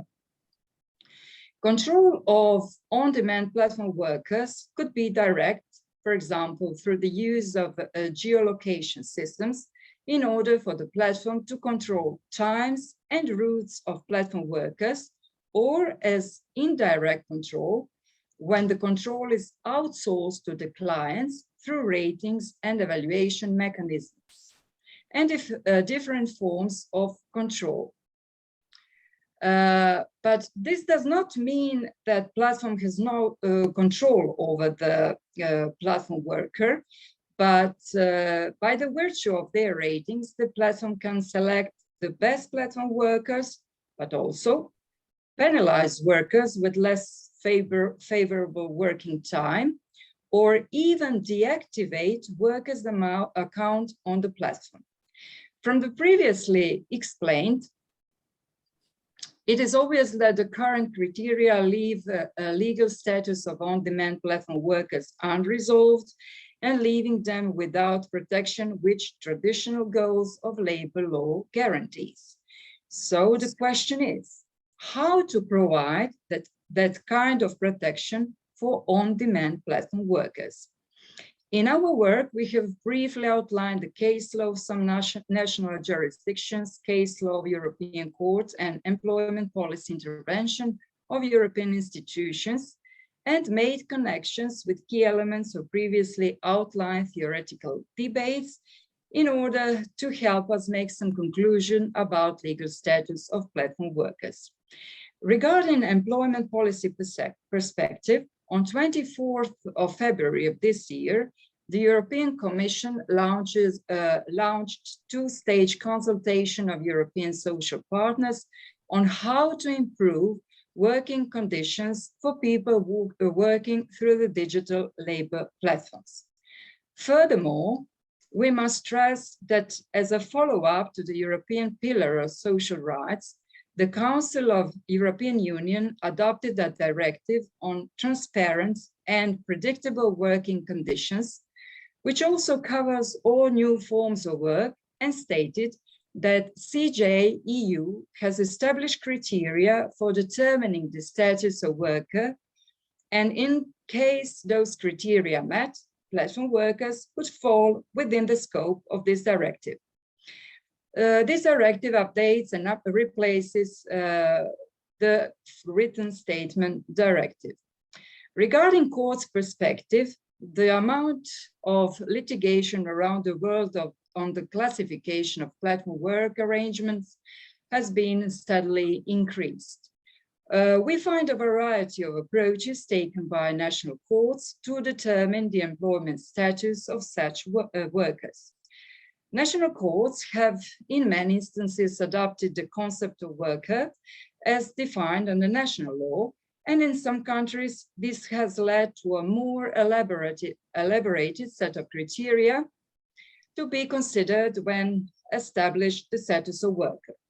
While EU law applies a binary distinction between worker and other statuses, such as the self-employed, in some countries, for example, Germany, France, Italy, Spain, and Portugal, one or more additional categories or subcategories of these two statuses exist for the purpose of national law.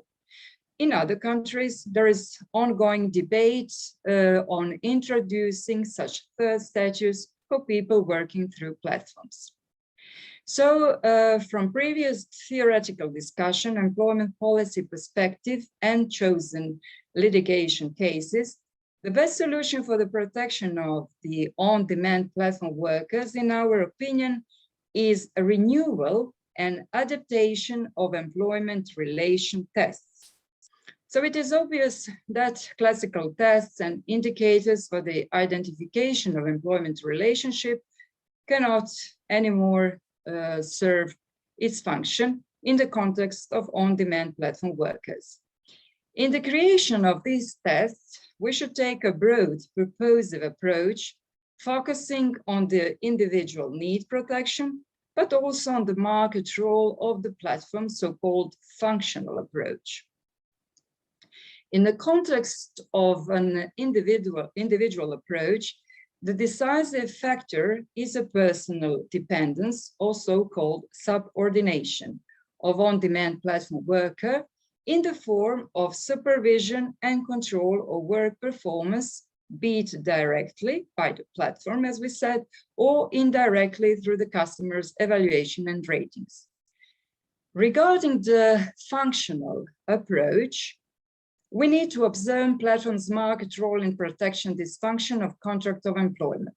But the question is, who is the employer? As we have seen from the previous discussion, we can't leave classification to the platforms themselves because they see themselves as solely intermediary in the platform work between platform worker and customer. Primacy of facts, as we said, prevails over nomen juris. So in defining the employer, we should focus on traditional function performed by employer and look how far this could be applicable to the platform. So the platform could be the sole employer or multiplicity of employers sharing employer's function, which are as follows: inception and termination of employment relationship, receiving labor and its fruit, providing work and pay, managing the enterprise internal market, and managing the enterprise external market. In the case of platform work, the criteria need to take into account the degree of the platform involvement in underlying service. The criteria are accepted also in EU law as evidence of subordination if the platform sets the final price, other terms and conditions in the workers' customer relation, and has ownership of key assets used to provide services. And in conclusion, although the authors strongly support the requirement of a renewal and adaptation of employment relation tests, which courts use in these judicial decisions, we are of the opinion that it should become part of employment policy recommendations in order to avoid costly and long-lasting judicial processes and arbitrary judicial decisions. Furthermore, from the latest court decision, it has become obvious that on-demand platform workers have been regarded with employment status. So if on-demand platform workers should be assigned employment status, either through court decisions or legal intervention in the sphere of EU or national labor law of EU member states, or through employment policy, special protection in the sphere of labor law is already guaranteed for them by several EU directives, namely the part-time directive, fixed-time directive, directive of temporary agency work, and previously mentioned directive of transparent and predictable working conditions. Thank you for your attention. Thank you very much, Adriana, for sharing your analysis and possible solution, and I would say some new approach within the status of on-demand platform workers. Thank you very much. So now we have few more minutes for the discussion and for the questions from the audience. So please feel free to pose questions, or if you want to comment of any of those topics we have heard before, please just let us know to which presenter and to which topic you are referring to with your question. So please, I'm opening the floor for discussion. Feel free to discuss any of those issues that we have heard.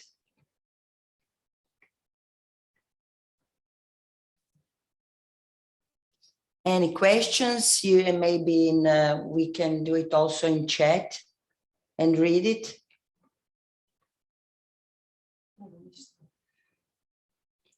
So far, we don't have any specific question.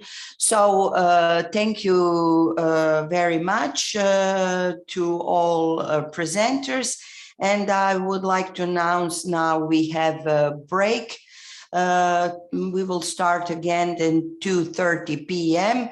with the third session under the topic Digital Innovation and Economy. Until then, we will see each other.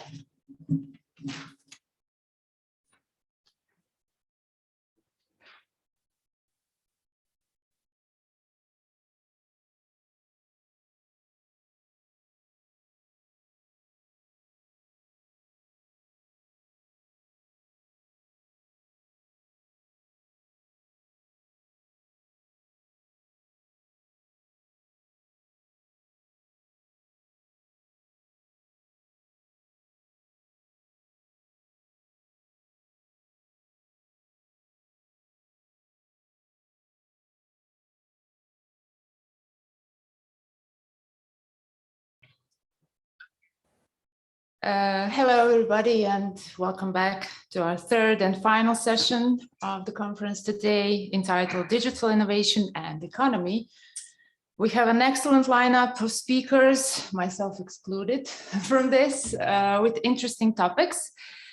And first in line is Associate Professor Jonathan Lerga from the University of Rijeka Faculty of Engineering. He's the head of the University Center for Artificial Intelligence and Cybersecurity.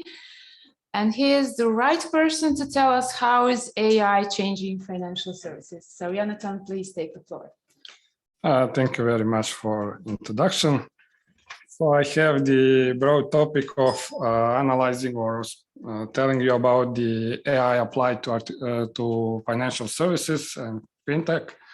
So and just 10 or 15 minutes, so I have to summarize and just to mention some of the main points. So let me start by telling that artificial intelligence is already used in many of financial services behind the scenes, and average customer is not aware of that. So same when you, for example, go and search for a video on YouTube, perhaps some AI algorithm has selected the video for you without you being aware that there is artificial intelligence behind. So the same thing is happening in the financial services. Already 70% of the fintech companies are using, applying, and testing AI. And some of the services we are using on our mobile apps are being optimized by the artificial intelligence. So where do we find the artificial intelligence? I'll just mention a few of the topics, like financial analytics, prediction, investment strategy prediction, fraud detection, credit scoring, bankruptcy prediction, or customer behavior forecasting. So those are some of the main fields, and I'll just later on share a few more words regarding this. So during the pandemic, we saw a huge decrease in visiting the banks, and more people are prone to using mobile apps for banking. And since these trends are obvious, companies and banks are investing more and more in developing digital solutions. So this investment is increasing from some 6 billion estimated in 2019 till 22 billion or more expected to be invested next year. And according to some renowned institutions or experts, it is estimated that in the next 10 years, the banking sector is going to save $1 trillion of US dollars due to using artificial intelligence. So here are some statistics I want to share with you. First, let me share where the artificial intelligence is used the most today in banking sectors. Here we have these blue lines representing the investment banking and insurance sector. First, of course, most attractive is predictions, because if we can predict the stocks and the market, we can earn some money, and a lot of was researched and done in this field. The second interesting topic is the virtual assistants, robo-advisors, chatbots using the artificial intelligence. So here we have a natural language processing, for example, being applied, or image processing for authentication and identification of customers and so on. What are the top benefits? Here we can see this middle line representing the Europe, and mostly the companies have marked that the reduction of costs is the main benefit. So as we see, banking and insurance sector can save a lot of money and reduce the cost using the automated algorithms based on the AI. Also, the predictive possibility to predict future trends and trends in the market is another area where we see a lot of benefits of using artificial intelligence. Dealing and being able to process a large volume of data, big data, is also very important. And something that's very interesting is that more and more banking sector is working on the personalized services. So you can optimize the service, like for example, the interest rate or level of risk you can calculate for specific customer and optimize and personalize the services that you're going to offer them. And of course, the workload is going to decrease. This means that you're going to employ less people, and more work is going to be done by the software, by the softwareized algorithms. What are the main challenges? Of course, before I mention the challenges, I can mention some changes that are happening now. We see the changes in lowering the cost. We see that the skills required for our personnel, for our staff, are different. We need more and more digitalized skills for our people working in this sector. We see some new projects being developed because of the digital technologies. And also we see the entrance to new fields, new industries, new markets because of the artificial intelligence.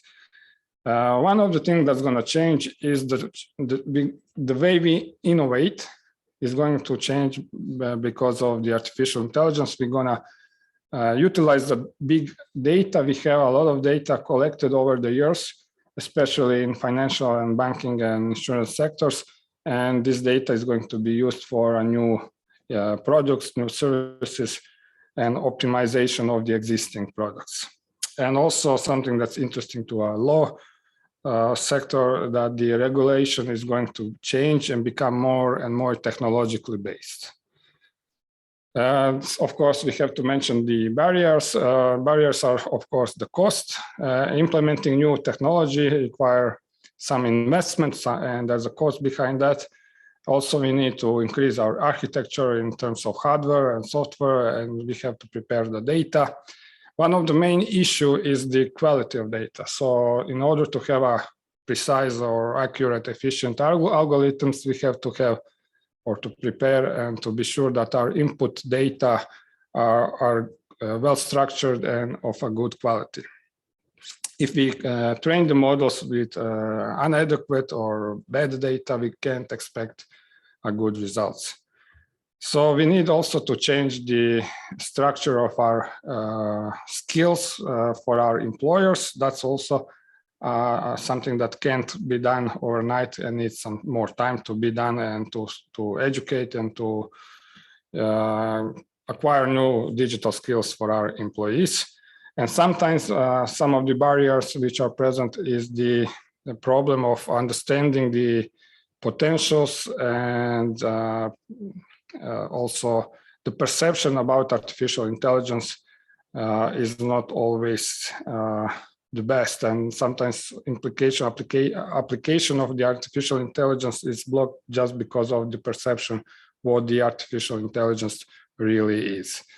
So if I would have to define it, it's artificial intelligence is not something, at least now, that we see in these fiction movies, but it's more and more, it's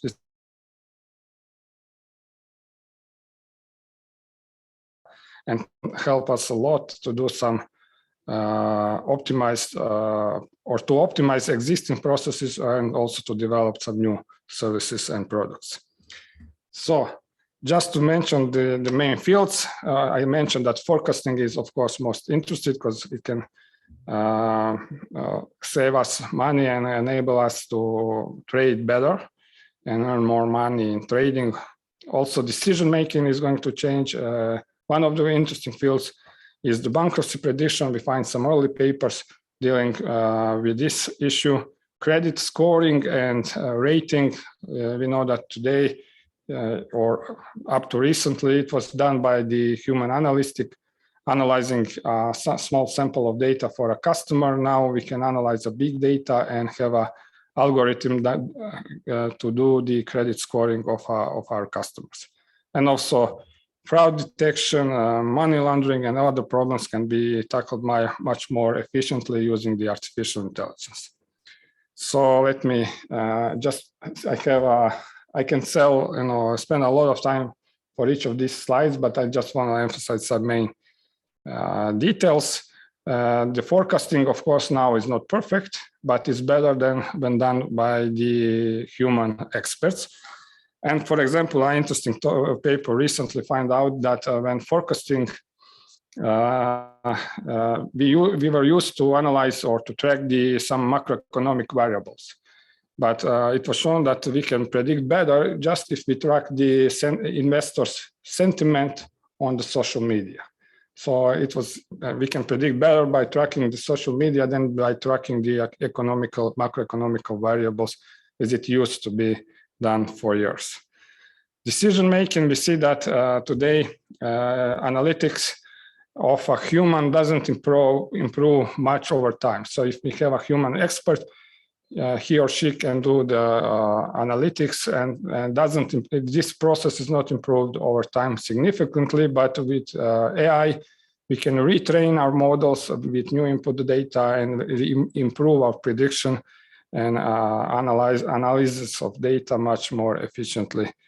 And for example, if we have a customer and we measure or we assess his or her affinity to risk and define their goals, and now we have to optimize the investment portfolio for this customer, the artificial intelligence can suggest and optimize and select better portfolio than human experts in the field. Also, the management, we see that the management today is done by the analysis of the reports based on a rule-based rules. So the management gets the reporting and has some predefined rules, and based on that, they decide on what to do next. Here we can optimize this by analyzing a huge volume of data and have better results. For example, artificial intelligence, if we have to assess the value of firm, we have to predict the future cash flow, and artificial intelligence can do it, of course, better, and also can measure some subjective indicators about the firm we are analyzing, like human, social, or cultural capital of a company, and then suggest us if the assessed firm value is done good or should be improved. Risk management is also where we see a huge field where artificial intelligence can help us. Risk management, for example, in credit evaluation, in fraud detection, in bankruptcy prediction, in predicting the corporate performing in a future, and so on. So when we are dealing with identification and measurement and control of financial risk, and artificial intelligence can help us in this field also. Credit scoring and rating.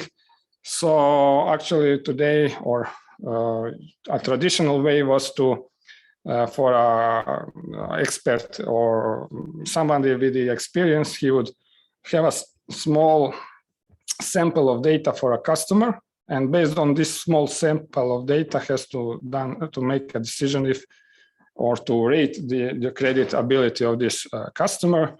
Here we can train our AI model based on thousands or millions of customers, and then use this model to predict if the customer is going to return back or his loan or have a problem during this period. And then based on these results, we can improve our credit scoring, and this AI assistant or AI suggestion can help the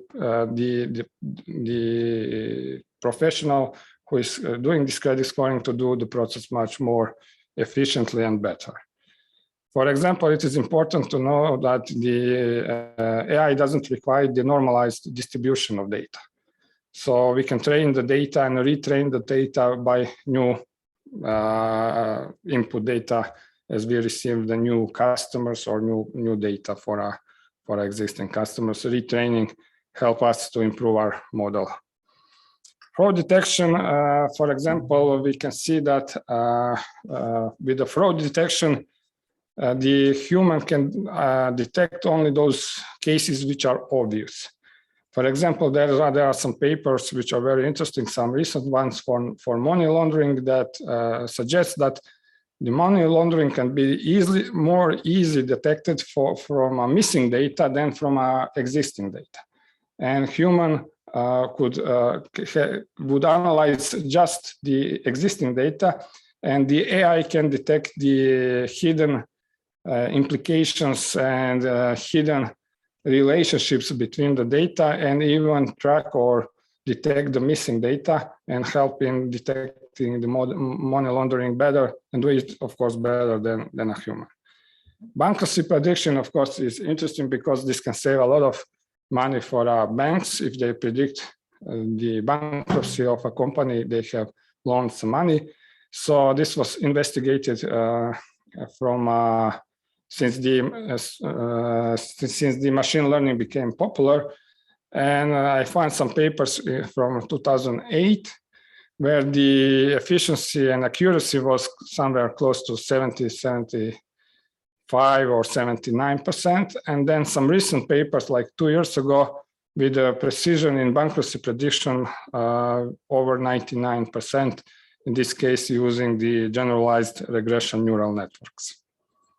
Banking is something that's going to be changed because we see the banks are reducing their costs, and with better credit scoring and rating, they save more money and reduce their lending losses. And then the security of our payment is better. We do a lot of payment or more and more over using the mobile apps, and the security of these transactions are better each day.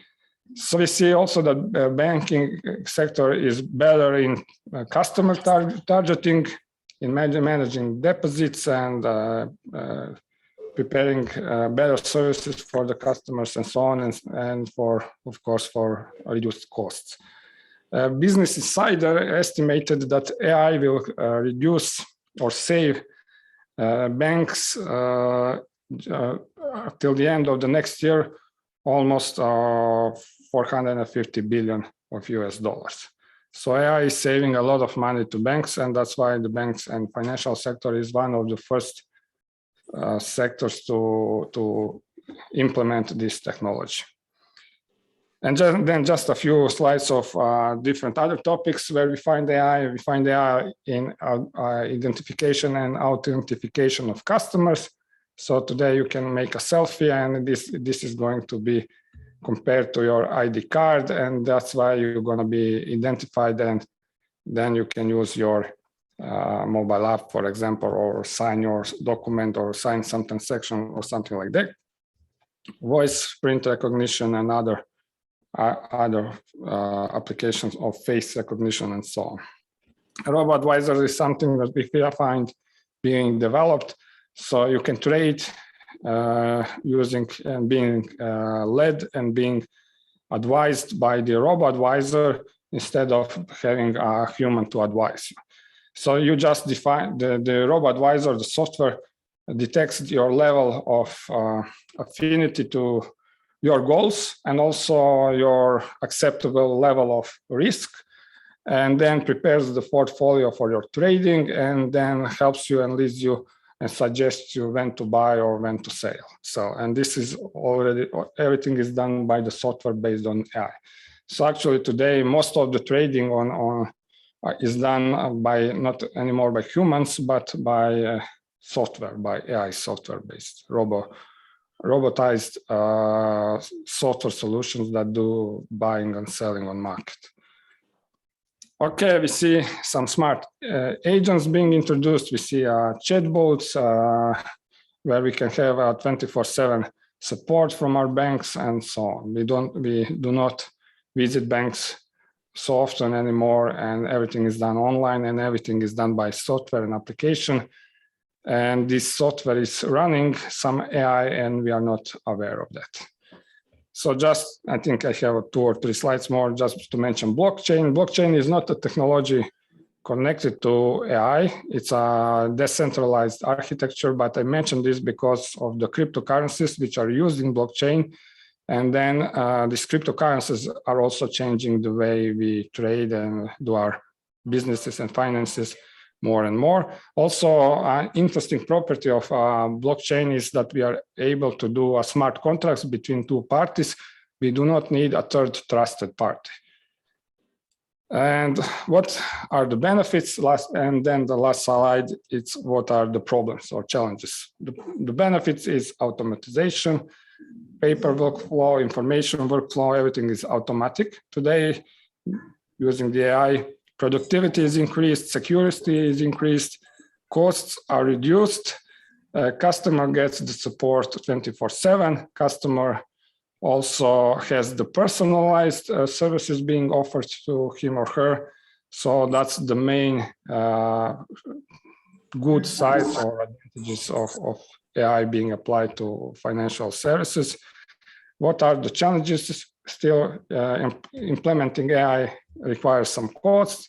Whenever we have to invest, then we have the question of return of investment. The problem is also the skilled personality, skilled staff we have to train in digital technologies. We have to train our employees, we have to educate them, and so on. And the last but not the least is also the data protection, GDPR, also the law aspect of applying the digital technologies. And that's why we are here today at this conference. So thank you very much. And that's all for me.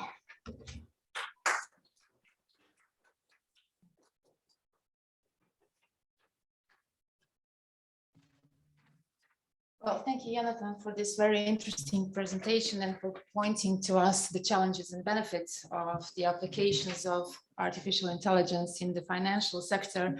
I mean, it's amazing how technology evolves so fast, and we lawyers basically most of the time have no idea what is going on, and we have to keep track. So you mentioned one recurring idea throughout this conference, that engineers and lawyers have to cooperate, have to communicate with each other to understand what challenges are there to address.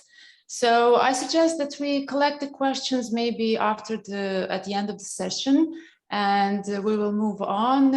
It is my great pleasure to announce Professor Hanna Horak from the University of Zagreb, Faculty of Economics and Business. She will give a presentation on digitalization and innovation, legal, economic, and practical implications for company law. So Professor Horak, please take the floor. Thank you very much. Despite how much digitalization enable us to be connected in this pandemic world. I'm very pleased to be here on the spot today and back after 2 years here in Opatija and Villa Antonio. So thank you very much, Adriana and Anna, for inviting me and to be a part of this such an interesting conference. I would like to share with you some thoughts regarding the issues of digitalization, let's say legal, economical, and practical implications on company law. What is, I would say, important when we speak about the innovation? Innovation is widely recognized as the economic growth driver of the future, with new technologies acting as the main catalyst. I would say that many of today's significant innovations are being created by a new generation of companies that are almost entirely digital. These companies are harnessing technology to offer more appealing products and services, changing completely competitive landscape.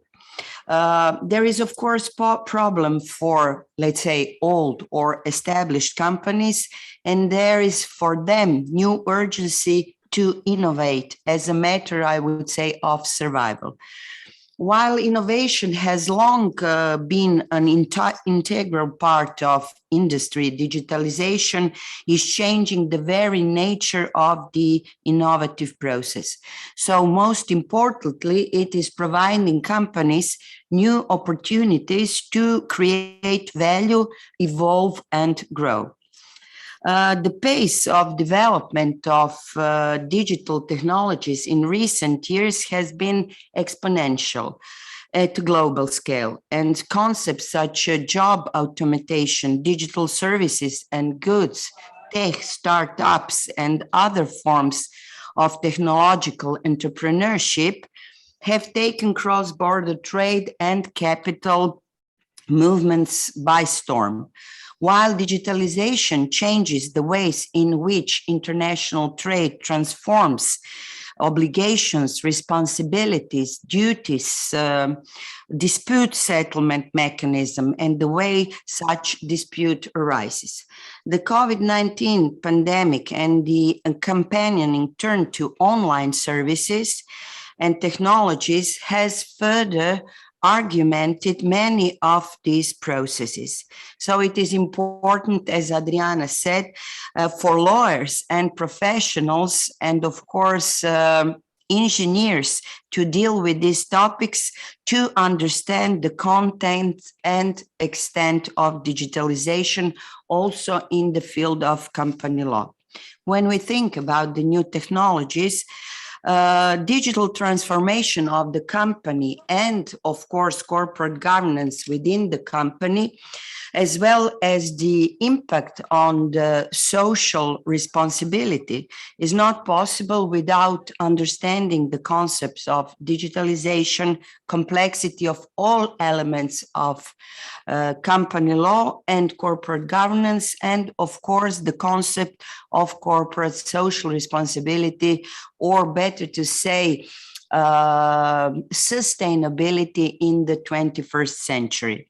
So, as I have read and what is written in the literature, the digitalization is defined as the use of digital technology for the purpose of changing the business model, and of course to enable the creation of new revenues and values.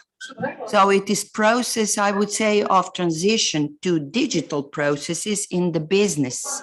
In the businesses of companies, which allows faster and higher data transfer, data insight, and data processing. So I would say, speaking as from the point of company law professor and expert, the members of the management board and the board of directors of the company are primarily obliged to act in the best interests of the company as its agents.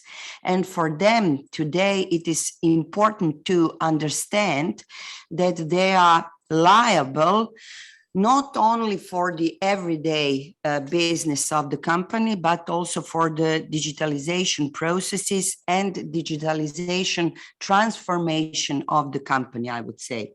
So they act within the framework of their fiduciary duties, which balance the interests of stakeholders. So not only shareholders, but employees, all those who are engaged within the company, and of course within society, and of course within the state. Digital transformation and digitalization represent, I would say, the great challenge also for company bodies, especially for the management and supervisory board, as I previously mentioned, and of course for the General Assembly, for the shareholders, bearing in mind that digitalization is a challenge for traditional legal order. So management, business management, and supervision in a company are increasingly challenging, taking into account digitalization through the application of various software, artificial intelligence, as we heard before, blockchain technology, and like. So this was, I would say, especially evident during and with start of COVID-19 pandemic and the mass transition to online businesses in the form of e-commerce, business through mobile applications, use of Internet of Things technology, and cloud business. So the companies needed to, or they were challenged, better to say, all their activities within the company itself and the functioning of the company's body, for example, through the holding of management meetings, meetings of the supervisory board, and of course, holding of the General Assembly and moreover, voting of the shareholders. So in response to the challenges of the COVID-19, there was a need for urgent legal regulation of the mentioned activities of companies, especially, as I said, the holding of the General Assembly. So decisions regarding the holding of General Assembly quite varied among states. One of the usual solutions was, for example, to extend the deadline for convening the General Assembly, which should take place in the first or second quarter for those companies whose financial years ends on 31st December. And another relatively common measure was that public authorities temporarily allow all companies to hold the General Assembly remotely. And even it was interesting in case where there is a legal provision that bylaws or basic acts of the companies should allow remote participation.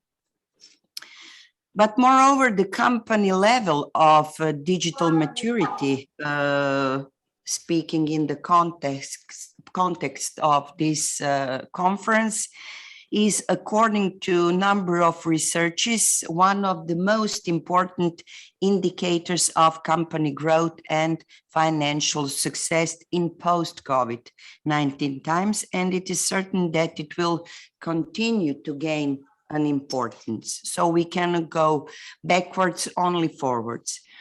For example, a significant cyber attack can wipe out a third of a company's market capitalization in one day. And the digital competitor, according to studies, can take over a successful product category in 6 months. So in the era of cyber threats, only 20% of board members or CEOs feel confident that the necessary controls, metrics, and reportings have been put in place to respond to hacker intrusion. Today, cybersecurity is one of key aspects of digitalization that members of the company's management and supervisory boards should pay attention to. of course, in order to improve corporate governance. So their duties became more challenging and far more demanding than just supervising and managing the company. What is also important to say, it has been shown that one of the primary obligations of companies is strengthening security measures at all levels, taking care that such measures do not slow businesses. So in this sense, the level of digital maturity of the company is one of the most important indicators of future growth and financial success, especially in the period after the COVID-19 pandemics. So now a number of companies today compete with the companies that do not have inherited infrastructure with so-called nimble companies, which are, of course, faster and easier to adapt to new circumstances and, of course, to cope with the digital transformation. This is reflected, among other things, I would say, through the expansion and improvement of their digital channels, to use of advanced analytics to combine new data sources. So therefore, it is, from my perspective, crucial that companies show flexibility in the current crisis related to supply chain disruptions and various other channels of actions. We have also other open issues of company digital responsibility, I would say. So, as I said, corporate social and digital responsibility is important for stakeholders, for consumers who, in addition to the products and services they use, increasingly expect the application of the principles of good and responsible business. So at the current stage of development of the regulatory framework and science and business practice, companies are considered to be socially responsible if they take into account the implementation of social, environmental, ethical, consumer, and of course, human rights in their business strategy and businesses. This is seen through the implementation and almost buzzwords today, ESG, so environmental, social, and governance factors that they need to take into account. Of course, it is expected from the companies to act in accordance with generally accepted principles of law, basic acts of the company, and of course, soft law instruments such as codes of ethics and codes of corporate governance. Of course, in order to achieve the sustainability of the company. In fact, the interest that the socially responsible company is obliged to satisfy are both private and public. That also encompasses numerous changes of regulatory framework within the European Union regarding, for example, the digitalization, such as Digital Services Act, Digital Market Act, and other more. When we speak about the specific issues on digitalization in European Union company law, I would just like to remind you that we have around 24 million companies in the European Union, out of which approximately 80% of them are limited liability companies. And there are 2.5 million new companies established in the European Union annually. So the COVID-19 pandemic, again, I must underline that, showed that digital tools are essential to ensure the continuity of business operations and interaction with authorities on company law related issues. So I think that authorities also need to adapt their working methods and way of cooperation among each other In the first place, I think here about the court registers, and of course with businesses and other stakeholders using digital technologies.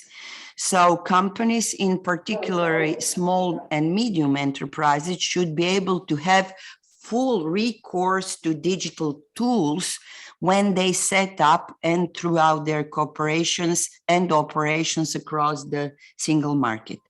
So there is increased, I would say, need for stakeholders, so companies, creditors, legal professionals, or authorities to easily access and use trustworthy company information on a cross-border basis. There are a number of directives regarding the company law issues, but I would like to mention one which is at the moment in the core of harmonization within the member states of the European Union. And this is from 2019, so-called digitalization directive, which provides the steps in advancing digital tools and procedures in company law, for example, online creation of companies. But of course, it is necessary to think about further modernization of European company law for several reasons. So currently, there is still insufficient transparency about company data in the European Union because European Union harmonized disclosure requirements in company law directive concern only limited liability companies and only some types of company information. So, for example, the availability of information about other types of companies, for example, partnership or other company data, for example, on groups of companies, we miss. So, insufficient transparency, I would say, makes it more difficult for creditors, for investors or companies to get information which they need to do business cross-border, and may also hinder of information between business registers and the application of the once only principle, which is still limited only to a few situations under the company law directive. Of course, we also see the different national approaches as regards the legal value of company law information is based in business registers, and they sometimes prevent seamless cross-border company law procedures.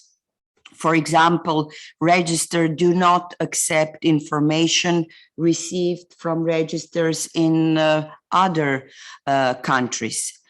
So this means that companies cannot use the information validly submitted to the register in one member state when expanding or operating cross-border. So this creates administrative costs and an access barrier, in particular for startups. So different authorities within the member states find it difficult to verify information about companies cross-border and use often time or labor-intensive mechanism to do so, or require companies to resubmit the information. I wouldn't go into the discussion about the language barriers between the national court registers, company registers, etc., etc. This is also another big issue that should be taken into account. Also, some of the existing EU company laws procedures are also not adapted to the digital age yet. For example, some still require physical presence or paper filling. The digitalization of economy has also enabled other developments, for example, virtual registered companies, which are not addressed in company law, nor we can see that we have regulation within the EU company law rules. What is the situation in Croatia? Briefly, so the Ministry of Justice has taken further steps in the digitalization of the processes of the registration of companies in the court register by enabling all additional registration of companies and the establishment and additional registration of branches at a distance. It is now proposed to further step in the digitalization of the process of registration of companies in Croatia in the court register by enabling all necessary additional registration, for example, entries of new data and changes in data and documents in the court register of companies, and the establishment and additional registration of branches, which can be done remotely. So in order to ensure the protection of all persons communicating with companies or branches and to prevent fraudulent conduct or other forms of abuse. So it is important that the competent authorities can verify that the person appointed as director is prohibited from performing that duty. What is also important to mention, the obligation to conclude the contract on the transfer of a business share in the form of notary deed or a private document certified by a notary public would be abolished, and it is stipulated that the transfer of a business share is allowed.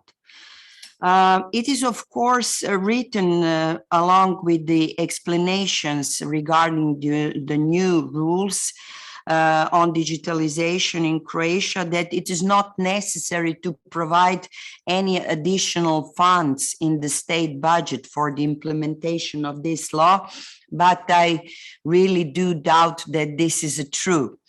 For example, from the experience of our colleagues from court register, they told us that at commercial court in Zagreb, there are, for example, more or less that 5,000 meters of files, documentation, it should be digitalized. And they have made an experiment, and for 1 meter of files, it took FINA, financial agency, over a month to scan it. So as you can hear from my presentation, this is the example from the real life, not some theoretical thinking, what is really going on in business practice. So just to conclude, there is a global push for digitalization, and this is the priority for this decade. And I can say that digitalization is a phenomenon in company law, and it provides more efficiency, more transparency. It is questionable, is it really more legal certainty?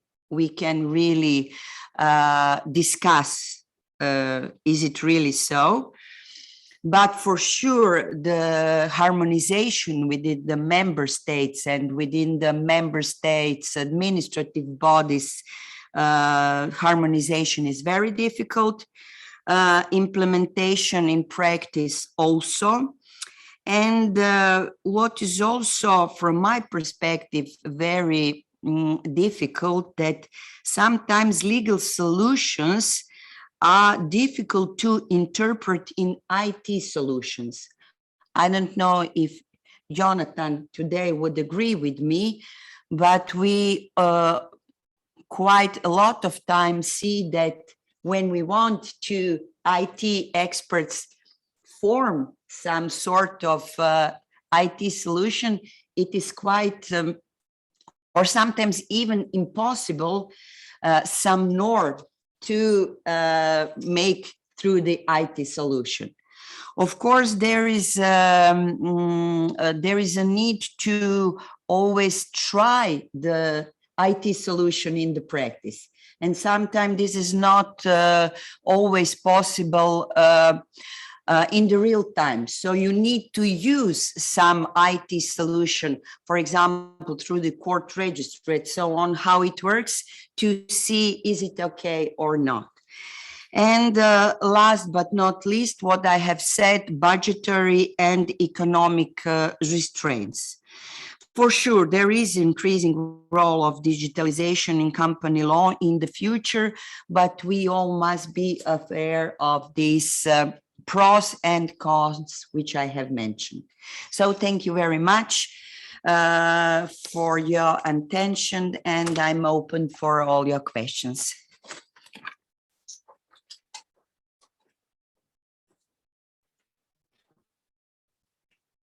Thank you, Professor Kora, for this very interesting presentation. There are very, very few good things that the pandemic has brought us, but you have mentioned one of them, and that is that the companies were forced to embrace novel technological solutions. But then, of course, on the other hand, we have that digital divide between the small, medium, and large companies, which is a challenge. Yeah, so I'm happy to announce my dear friends and colleagues from the University of Rijeka Faculty of Law, Associate Professor Emilia Miščenić and Assistant Professor Martina Bajčić. They will give a presentation on using plain and intelligible language in the EU digital single market. So Martina, please take the floor. Hello, everyone. Good afternoon. It's a pleasure to be here. Thank you, Adriana, for the lovely introduction. We will now shift the focus to two themes, both of which are very important for technology and bringing technology closer to people in the digital age, namely language and the law.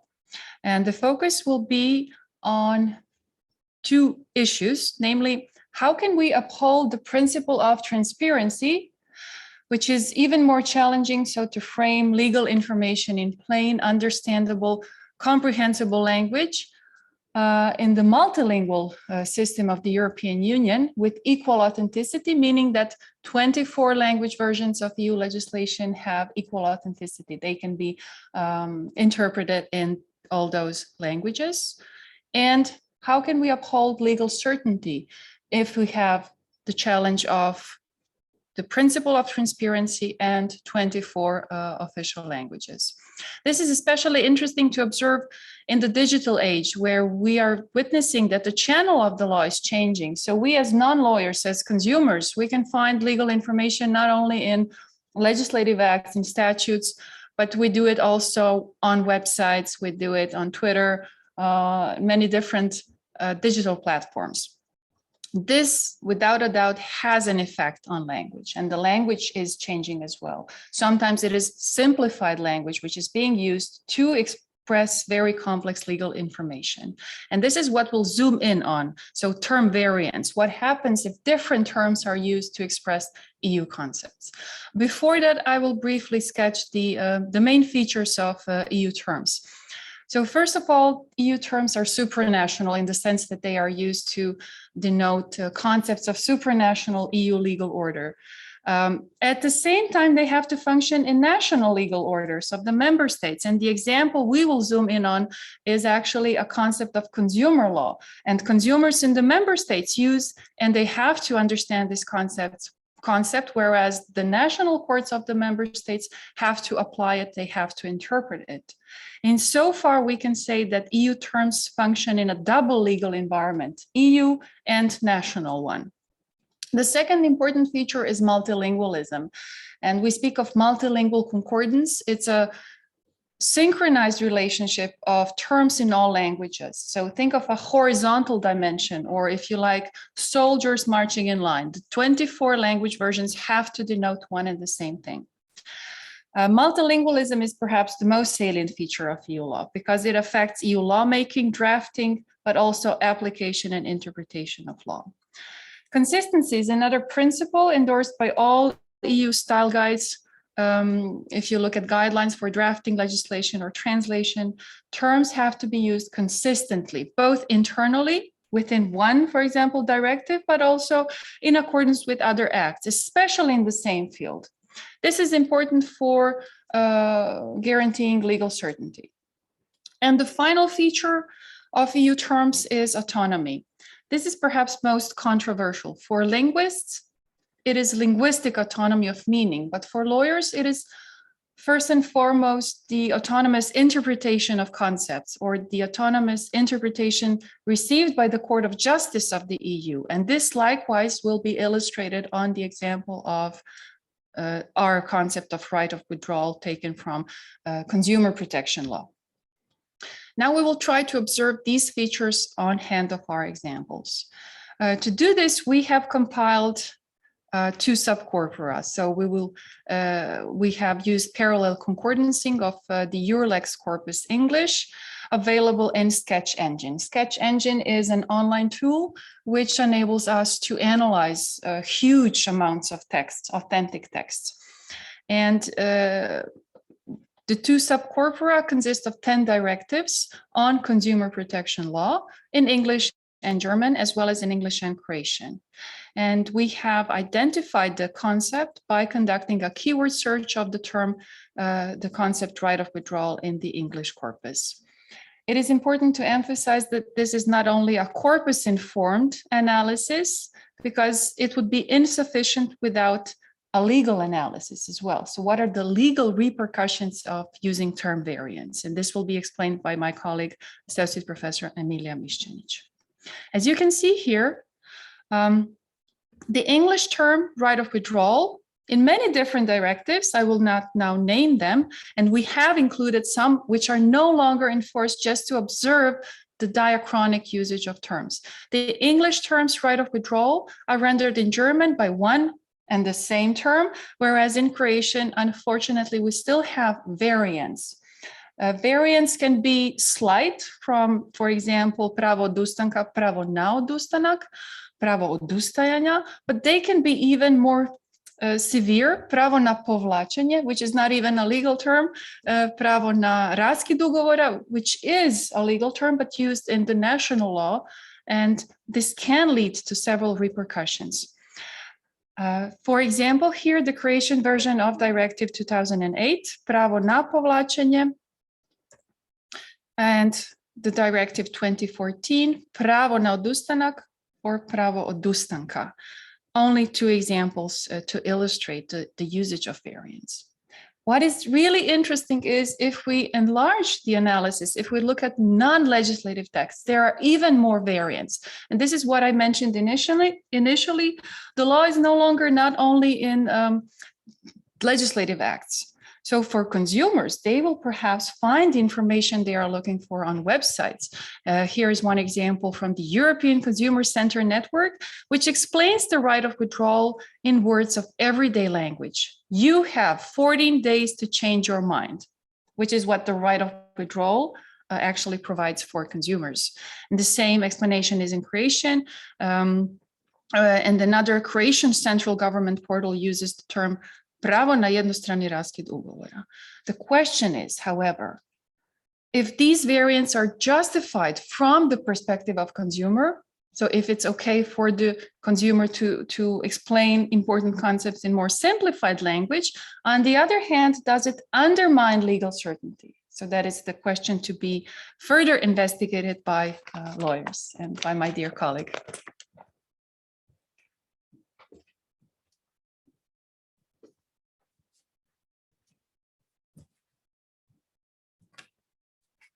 Thank you, dear Martina, for your presentation and for introduction, and thank to the organizers for having me here today. So as you can see from the slide, and as we have already heard from many speeches today, the requirement of transparency is one of the main requirements of the EU acquis, in particular when it comes to EU digital surrounding.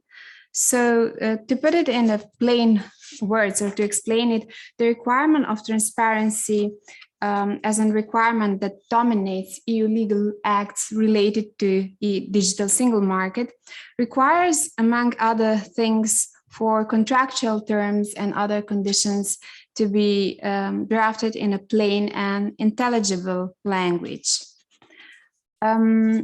This transparency actually, sorry, just to check the slide. So this transparency enables us to bring the so-called informed choices when entering different or variety of contractual relationships.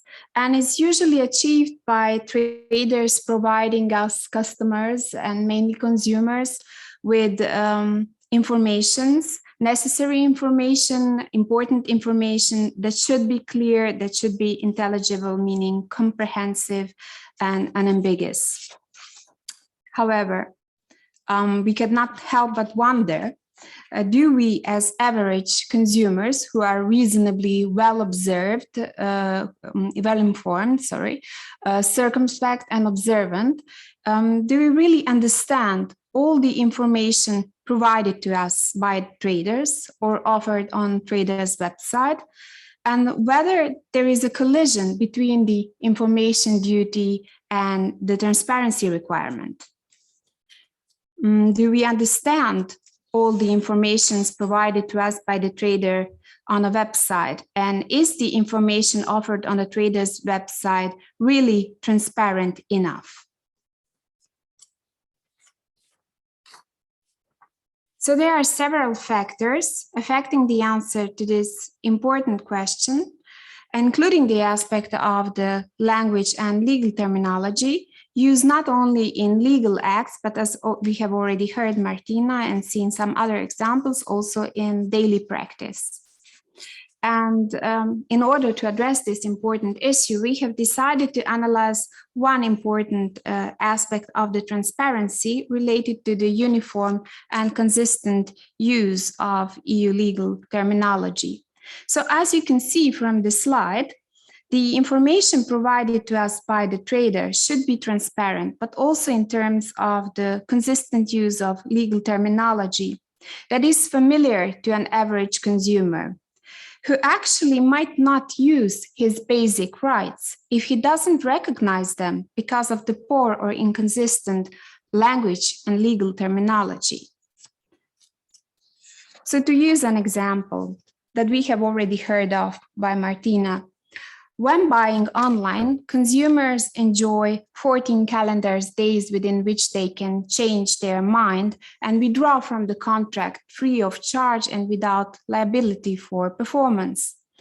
In the past, the acquis have suffered tremendously with respect to different legal terms used to describe this important consumer right.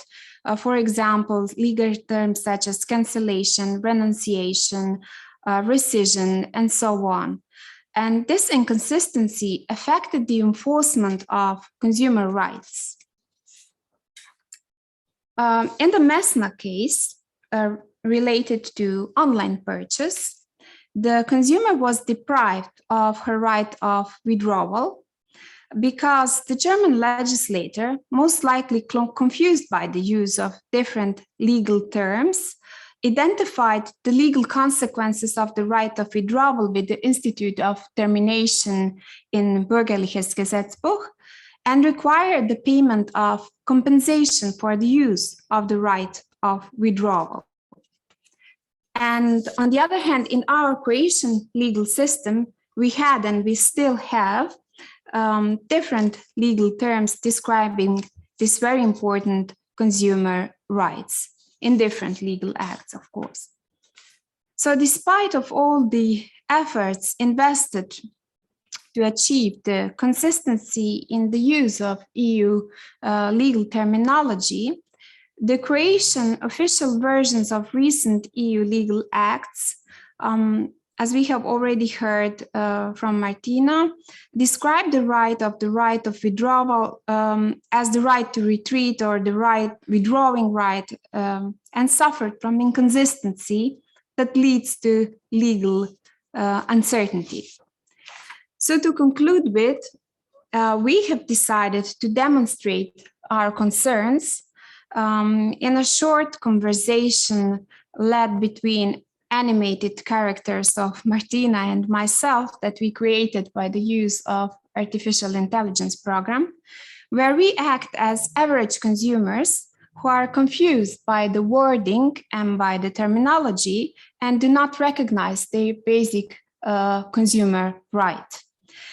Therefore, we think that the future research should be exploring variants with regard to legal design and focus on conscious reframing of legal information in a more consumer-friendly way, but we must be mindful of the risk to legal certainty and reconcile the need of transparency, the right to information, and legal certainty. Thank you very much for your attention.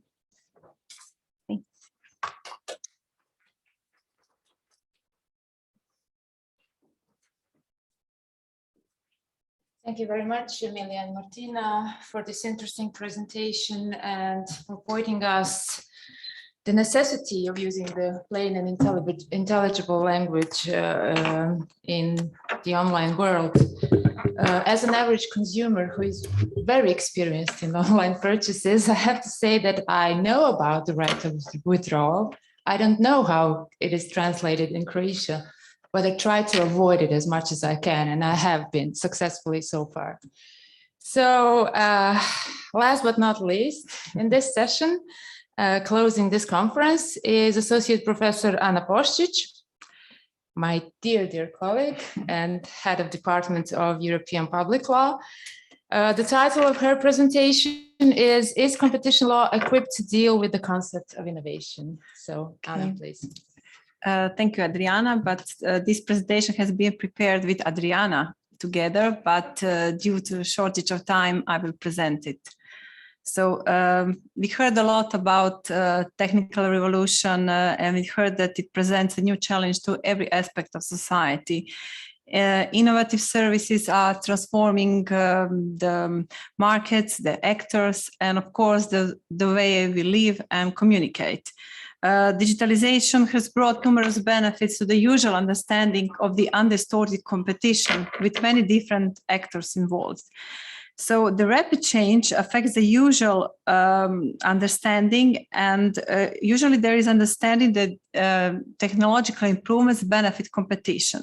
But the question is whether competition law, with its existing tools, is prepared to deal with the challenges associated with digital revolution. The question is whether we can apply traditional competition models to new digital revolution. For this, it's necessary to realize how the legal framework has to be adapted and improved. So economic growth must be followed by well-developed competition policy. So the main quandary is whether current rules are adequate and ready to deal with the challenges posed by digital environment. Specifically, can we apply traditional rules to the new markets and actors? Actually, the dilemma is about the direction between competition and innovation. A lot has been said about innovation and digitalization and competition in some other aspects, but there is a lack of comprehensive studies on the intersection and mutual influence between those two disciplines. There are many definitions of innovation proposed in the doctrine. Some look at the disruptive feature innovation, and some are focused on the side effects on the market. So in the end, the fact is that innovation affects the competitive process on the market. So it's not really important which definition we opt for. But the imperative of ensuring stable and competitive markets brings into relation between competition and innovation in focus. There are various methodologies proposed, and there is no uniform understanding of the extent to which competition law analysis should take on innovation arguments in their analytical assessments. So different approaches can be summarized under two opposed clusters. One includes scholars who argue that the role of innovation in competition is external. According to them, the competition law enforces are focused on the market structure and ignoring non-price parameters such as innovation. For them, innovation is beyond any competition assessment. The innovation, according to them, arguments are not perceived as crucial in any competition analysis. So this is more or less current position of the European Commission. The innovation principle, according to the usual case law, is recognized only as a part of the competitive market assessment. There is also contrary view that sees innovation as an argument to be called in order to justify or condemn certain undertakings behavior. This position can be noticed in merge analysis, when innovation is one of the arguments that has to be protected under competition law analysis. So it seems that those opposing view differentiate between external or internal role of innovation in competition. Actually, the main fear is that competition law is stuck in the old dominance theories based on static concepts. So the competition must foster a more dynamic approach in terms of Schumpeterian competition. It means competition based on new products and new services. And the problem with this process, it is too general, with not clear grounds how it should be applied in specific competition cases. I have already mentioned that competition agencies were reluctant to consider innovation aspects in their assessment. The traditional static examination, as I said, has been centered around prices and their consequences on the consumer harm instead of innovation concept. Well, one example is definition of the relevant market that will have to be adapted to new digital developments. The definition, of course, of the relevant market is one of the main elements in every competition assessment. It's the first step in every market. It's called usually market screen. But here we have a novelty. Actually, it's not a novelty at all, but we have multi-sided markets with two or more set of users where platforms can effectively cross-subsidize between different set of users. So it's usually a situation where consumer pays for one products and on the other situation, the other receives it for free. So in those situations, the usual test, small but significant non-transitory increase in price test is usually used in competition assessment, may be too general and maybe not be adaptable to those multi-sided markets, because the usual test takes into consideration only the existing products and examines what will happen if the increase of prices of 5 to 10%, would it switch consumers to other products. But now we have two multi-sided markets that complicate the picture. So as long as there is certain competition on the market, according to regulators, of course, they have to be careful, but digital companies usually redefine the boundaries of the market. So this set may be suitable for static markets, but in new dynamic markets, there is constant flow of new products, and the degree of substitutability between them changes. So the Commission till now has hesitated to give any strict guidance in this respect. We do not have an established test for relevant market, for defining relevant market in the digital era. One is example, online advertising, because the Commission did not explain whether online and offline advertisements are one market or whether they are separate, or whether mobile and online ads are also the same market, as well as whether search and non-search based ads are also same or separate markets.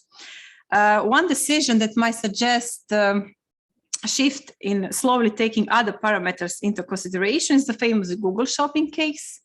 In 2017, the Commission found that Google has abused its dominant position by giving a legal advantage to its own comparison shopping service. It's the first case in which the Commission assessed algorithmic manipulation that may violate competition. Some scholars see this as a paradigm shift, and this might suggest the Commission is changing its policy towards protection of non-price competition in the new digital market. Before, the Commission disregarded other market concerns.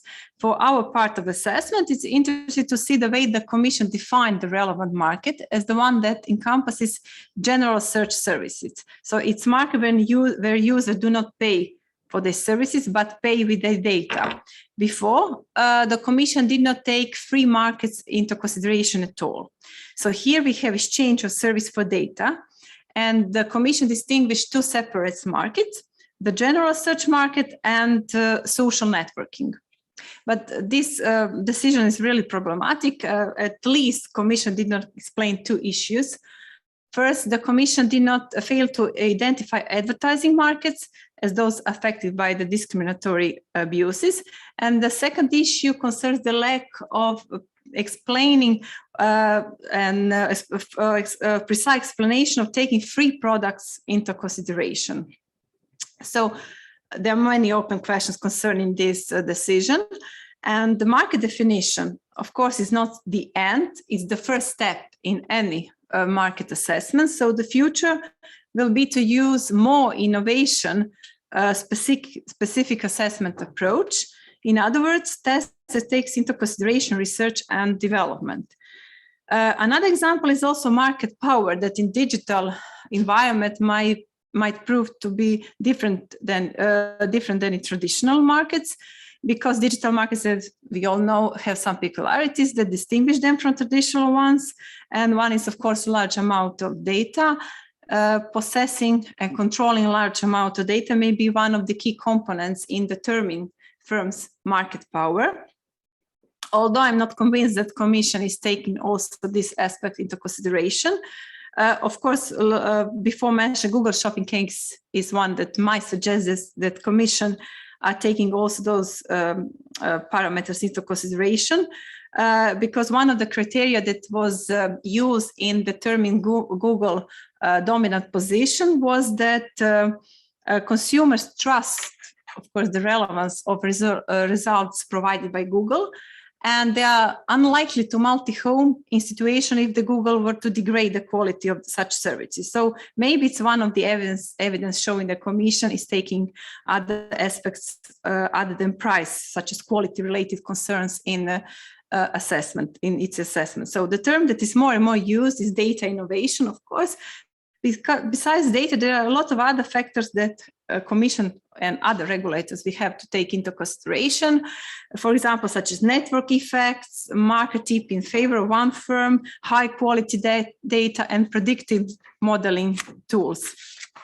So, and also there is one phenomenon that is especially evident here, is that winner takes it all that prevails. Of course, on the other hand, market power may be of short duration because some changes are really fast. So the market power will be difficult to determine. And I believe that it's important not to condemn every undertaking only because it produces innovative and different products and services. So I wanted to be short because I'm the last one. I just wanted to shed some light on the future of competition policy in new digital era. My idea and Adriana's idea was to offer some directions of the understanding of possible position of innovation competition analysis. Some can find competition policy too slow, not able to respond to fast developments and movements. Dynamic approach will help in a fast and smooth adaptation of the new rules to existing changes. And of course, in order to foster dynamic approach, it's necessary to understand competitive forces underpinning developments. So it's important to distinguish normal from disruptive behaviors.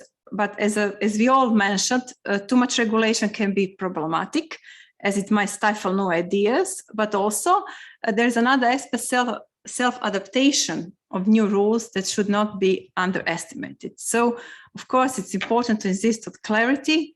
I believe, and I'm sure that new paradigm is not needed. There's necessity to reinterpret the existing rules and apply them to new situations. So the regulators, we have to improve their capabilities and try to understand new technology. So despite the need to invest in education, the innovation is usually unpredictable. And last but not less important is the proposition to enhance cooperation between competition agency and data protection authorities, because till now I'm sure that it's an unknown part of the data-driven economy. Thank you all for your attention.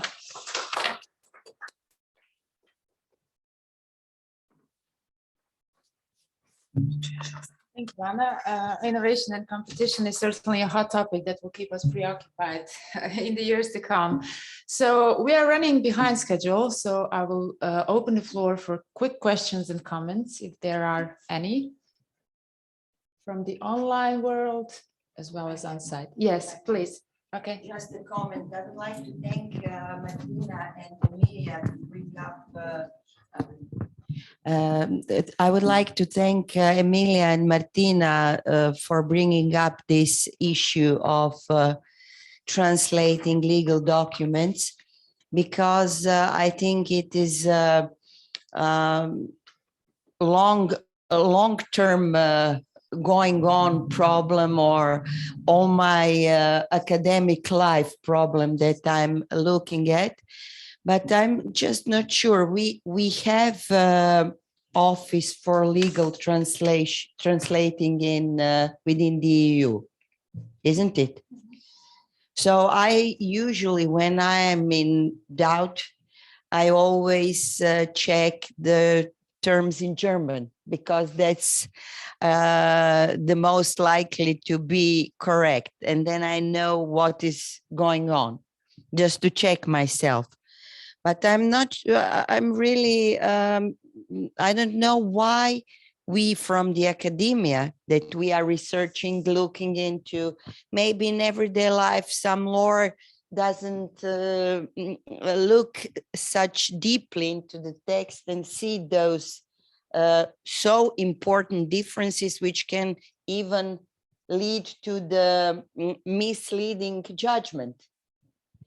So I don't know, why don't we act in a proactive manner and give some advice to this Office of Legal Translation, and let them know that it is a real problem in real life, with all the respect for their hard work. I mean, it is really hard work to translate one legal document. We all know that. But this is a problem which persists for, I would say now, 15 or more. Before, when we have signed the stabilization and association agreement, and where there was a bunch of the documents they needed to be translated, from there to now we still have that problem, and it complicates and complicates more and more, I would say. So thank you, but this is just one note that should be, I think, taken into consideration. Thank you. Thank you. Would you like to respond, or so this is just a comment, right? Okay, yeah, it's more of a comment and food for thought. Yeah. I mean, I think it is a topic for one more conference. Yes. Just one sentence. I definitely agree, and this is why we wanted to put the spotlight on this problem. But in their defense, or in someone's defense, there is a procedure for corrigenda, and this is a very complicated procedure, and it's very unpopular, and for many reasons, political reasons also. And I think we still need to work on raising awareness about the importance of using appropriate legal terms. Perhaps this is still not that, it's not a priority for lawyers, if I may say so, and we still need to raise awareness. Yes, but I would say if this is a problem when use of technology, but I think if this is going in a way that we have how to put wrong judgments, then it is a matter of public interest. It is not matter only to be polite and fair, or is it a political issue or whatever. It is matter to protect public interest, in case that Emilia, for example, showed us. So thank you. Okay, thank you. Do we have questions in chat? No? Okay, here in the audience. Oh, Emilia, okay. Okay. Is this on? Yes. Thank. Okay. First, Many thanks to Professor Horak. It's a valuable suggestion, and we do believe, yes, that this is a interest for more or less, it's a public interest, and it's very important for every individual. That what we are trying to point out. Yes, we do what we can do as legal scholars. We write about it, yes, and we try to, as Martina said, to raise awareness through conferences, presentations. But yes, there is maybe a lack of let's say, cooperation between the authorities or institutions that are in charge for legal translation and terminology at key place. Such as Court of Justice of the European Union or EPSO and so on, but we are trying to cooperate and work with each other. What I wanted to point out or ask a question, it relates to another topic from colleague Professor Lerga. We heard a lot about banking and investments, and I liked your presentation very much because I'm looking at the area, but more from the legal point of view. As also Professor Horak said previously, it's interesting to listen about artificial intelligence, but it's sometimes difficult to put it or in the legal framework. And we as lawyers, we look at your research from this point of view.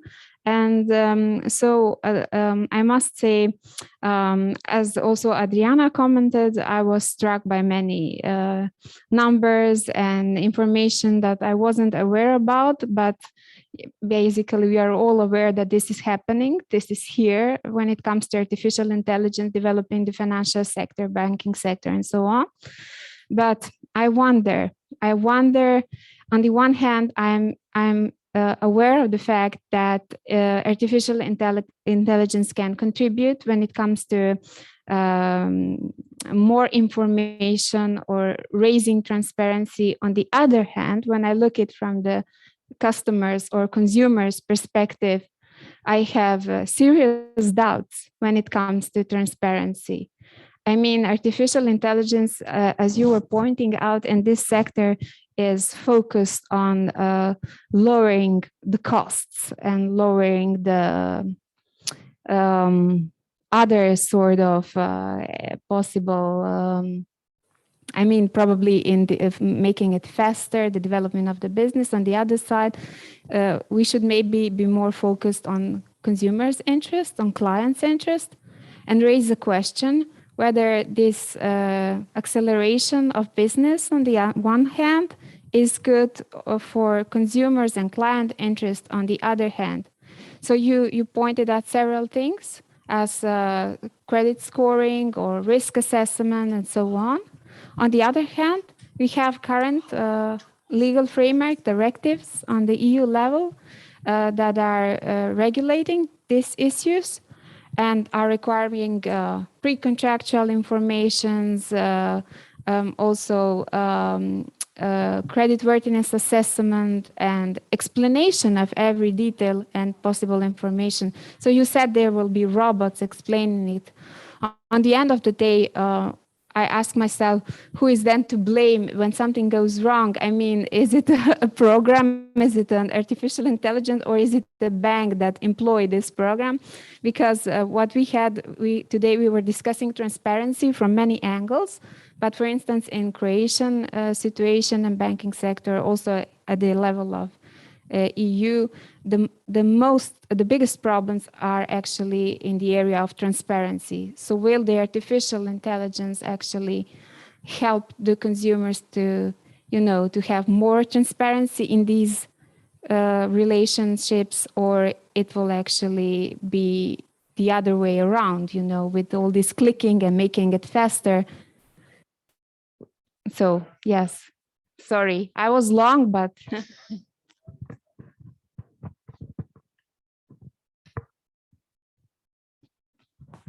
Okay, thank you for the question. And this is a common question and concern. So actually, the artificial intelligence is a tool, and it's not intelligent. If it was called by some other name, then perhaps we would have less problems. It's not the intelligence the way people consider the human intelligence. So it's a tool, and we can use it for good or for bad, as any other tool. So in one interview, I was asked if I'm afraid of artificial intelligence. So actually, we should not be afraid of the artificial intelligence, but of the human stupidness to what we're going to do with the artificial intelligence. I'm more afraid of the human stupidness to misuse the tool than the artificial intelligence itself as a tool. So, for example, in banking sector, they say, okay, is the algorithm going to be discriminatory, for example?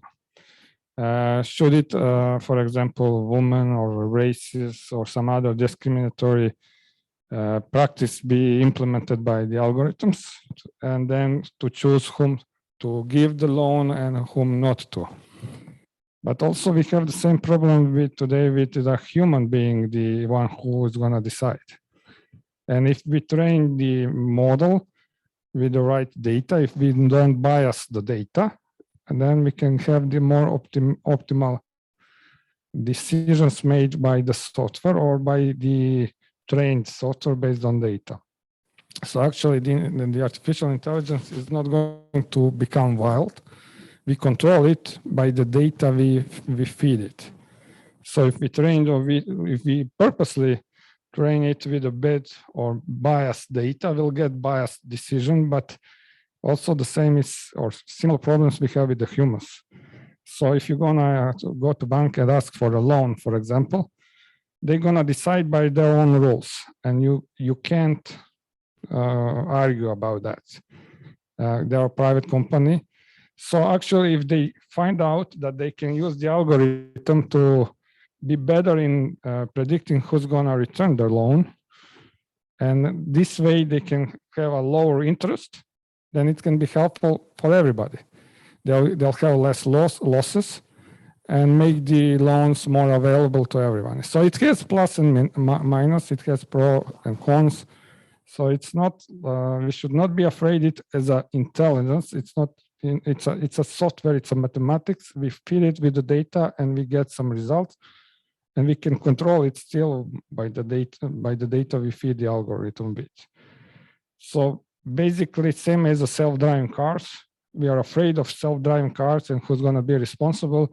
But if we find out that, for example, self-driving cars are making 100 times less accidents than a human, we will perhaps embrace using the self-driving cars and start trusting the algorithm more than we trust ourselves. In many applications, in many machines, we trust the machine more than a human.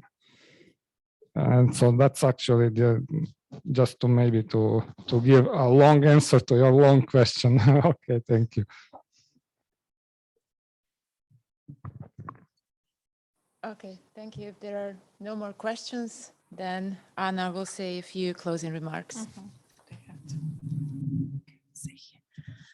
Okay, thank you all. Thank you all these team speakers for your contributions, for your scientific efforts in the realization of the conference. Thank you for intense and fruitful discussion, for sharing your views and reflections.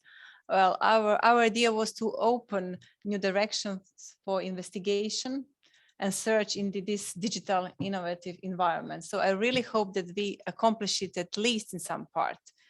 And with this also, I would like to thank our university for their strong support in organizing the conference, also our organizing and scientific committee.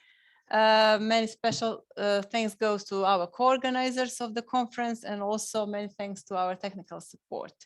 So I really hope that next year the circumstances, although I have said it also last year, but I really hope that the circumstances will be different so we can all gather here in Opatija. Till then, I wish best to you all. Please stay safe and healthy. And also Adriana and I wish you a very happy holiday season and peaceful and prosperous new year. And thank you. Bye. Bye.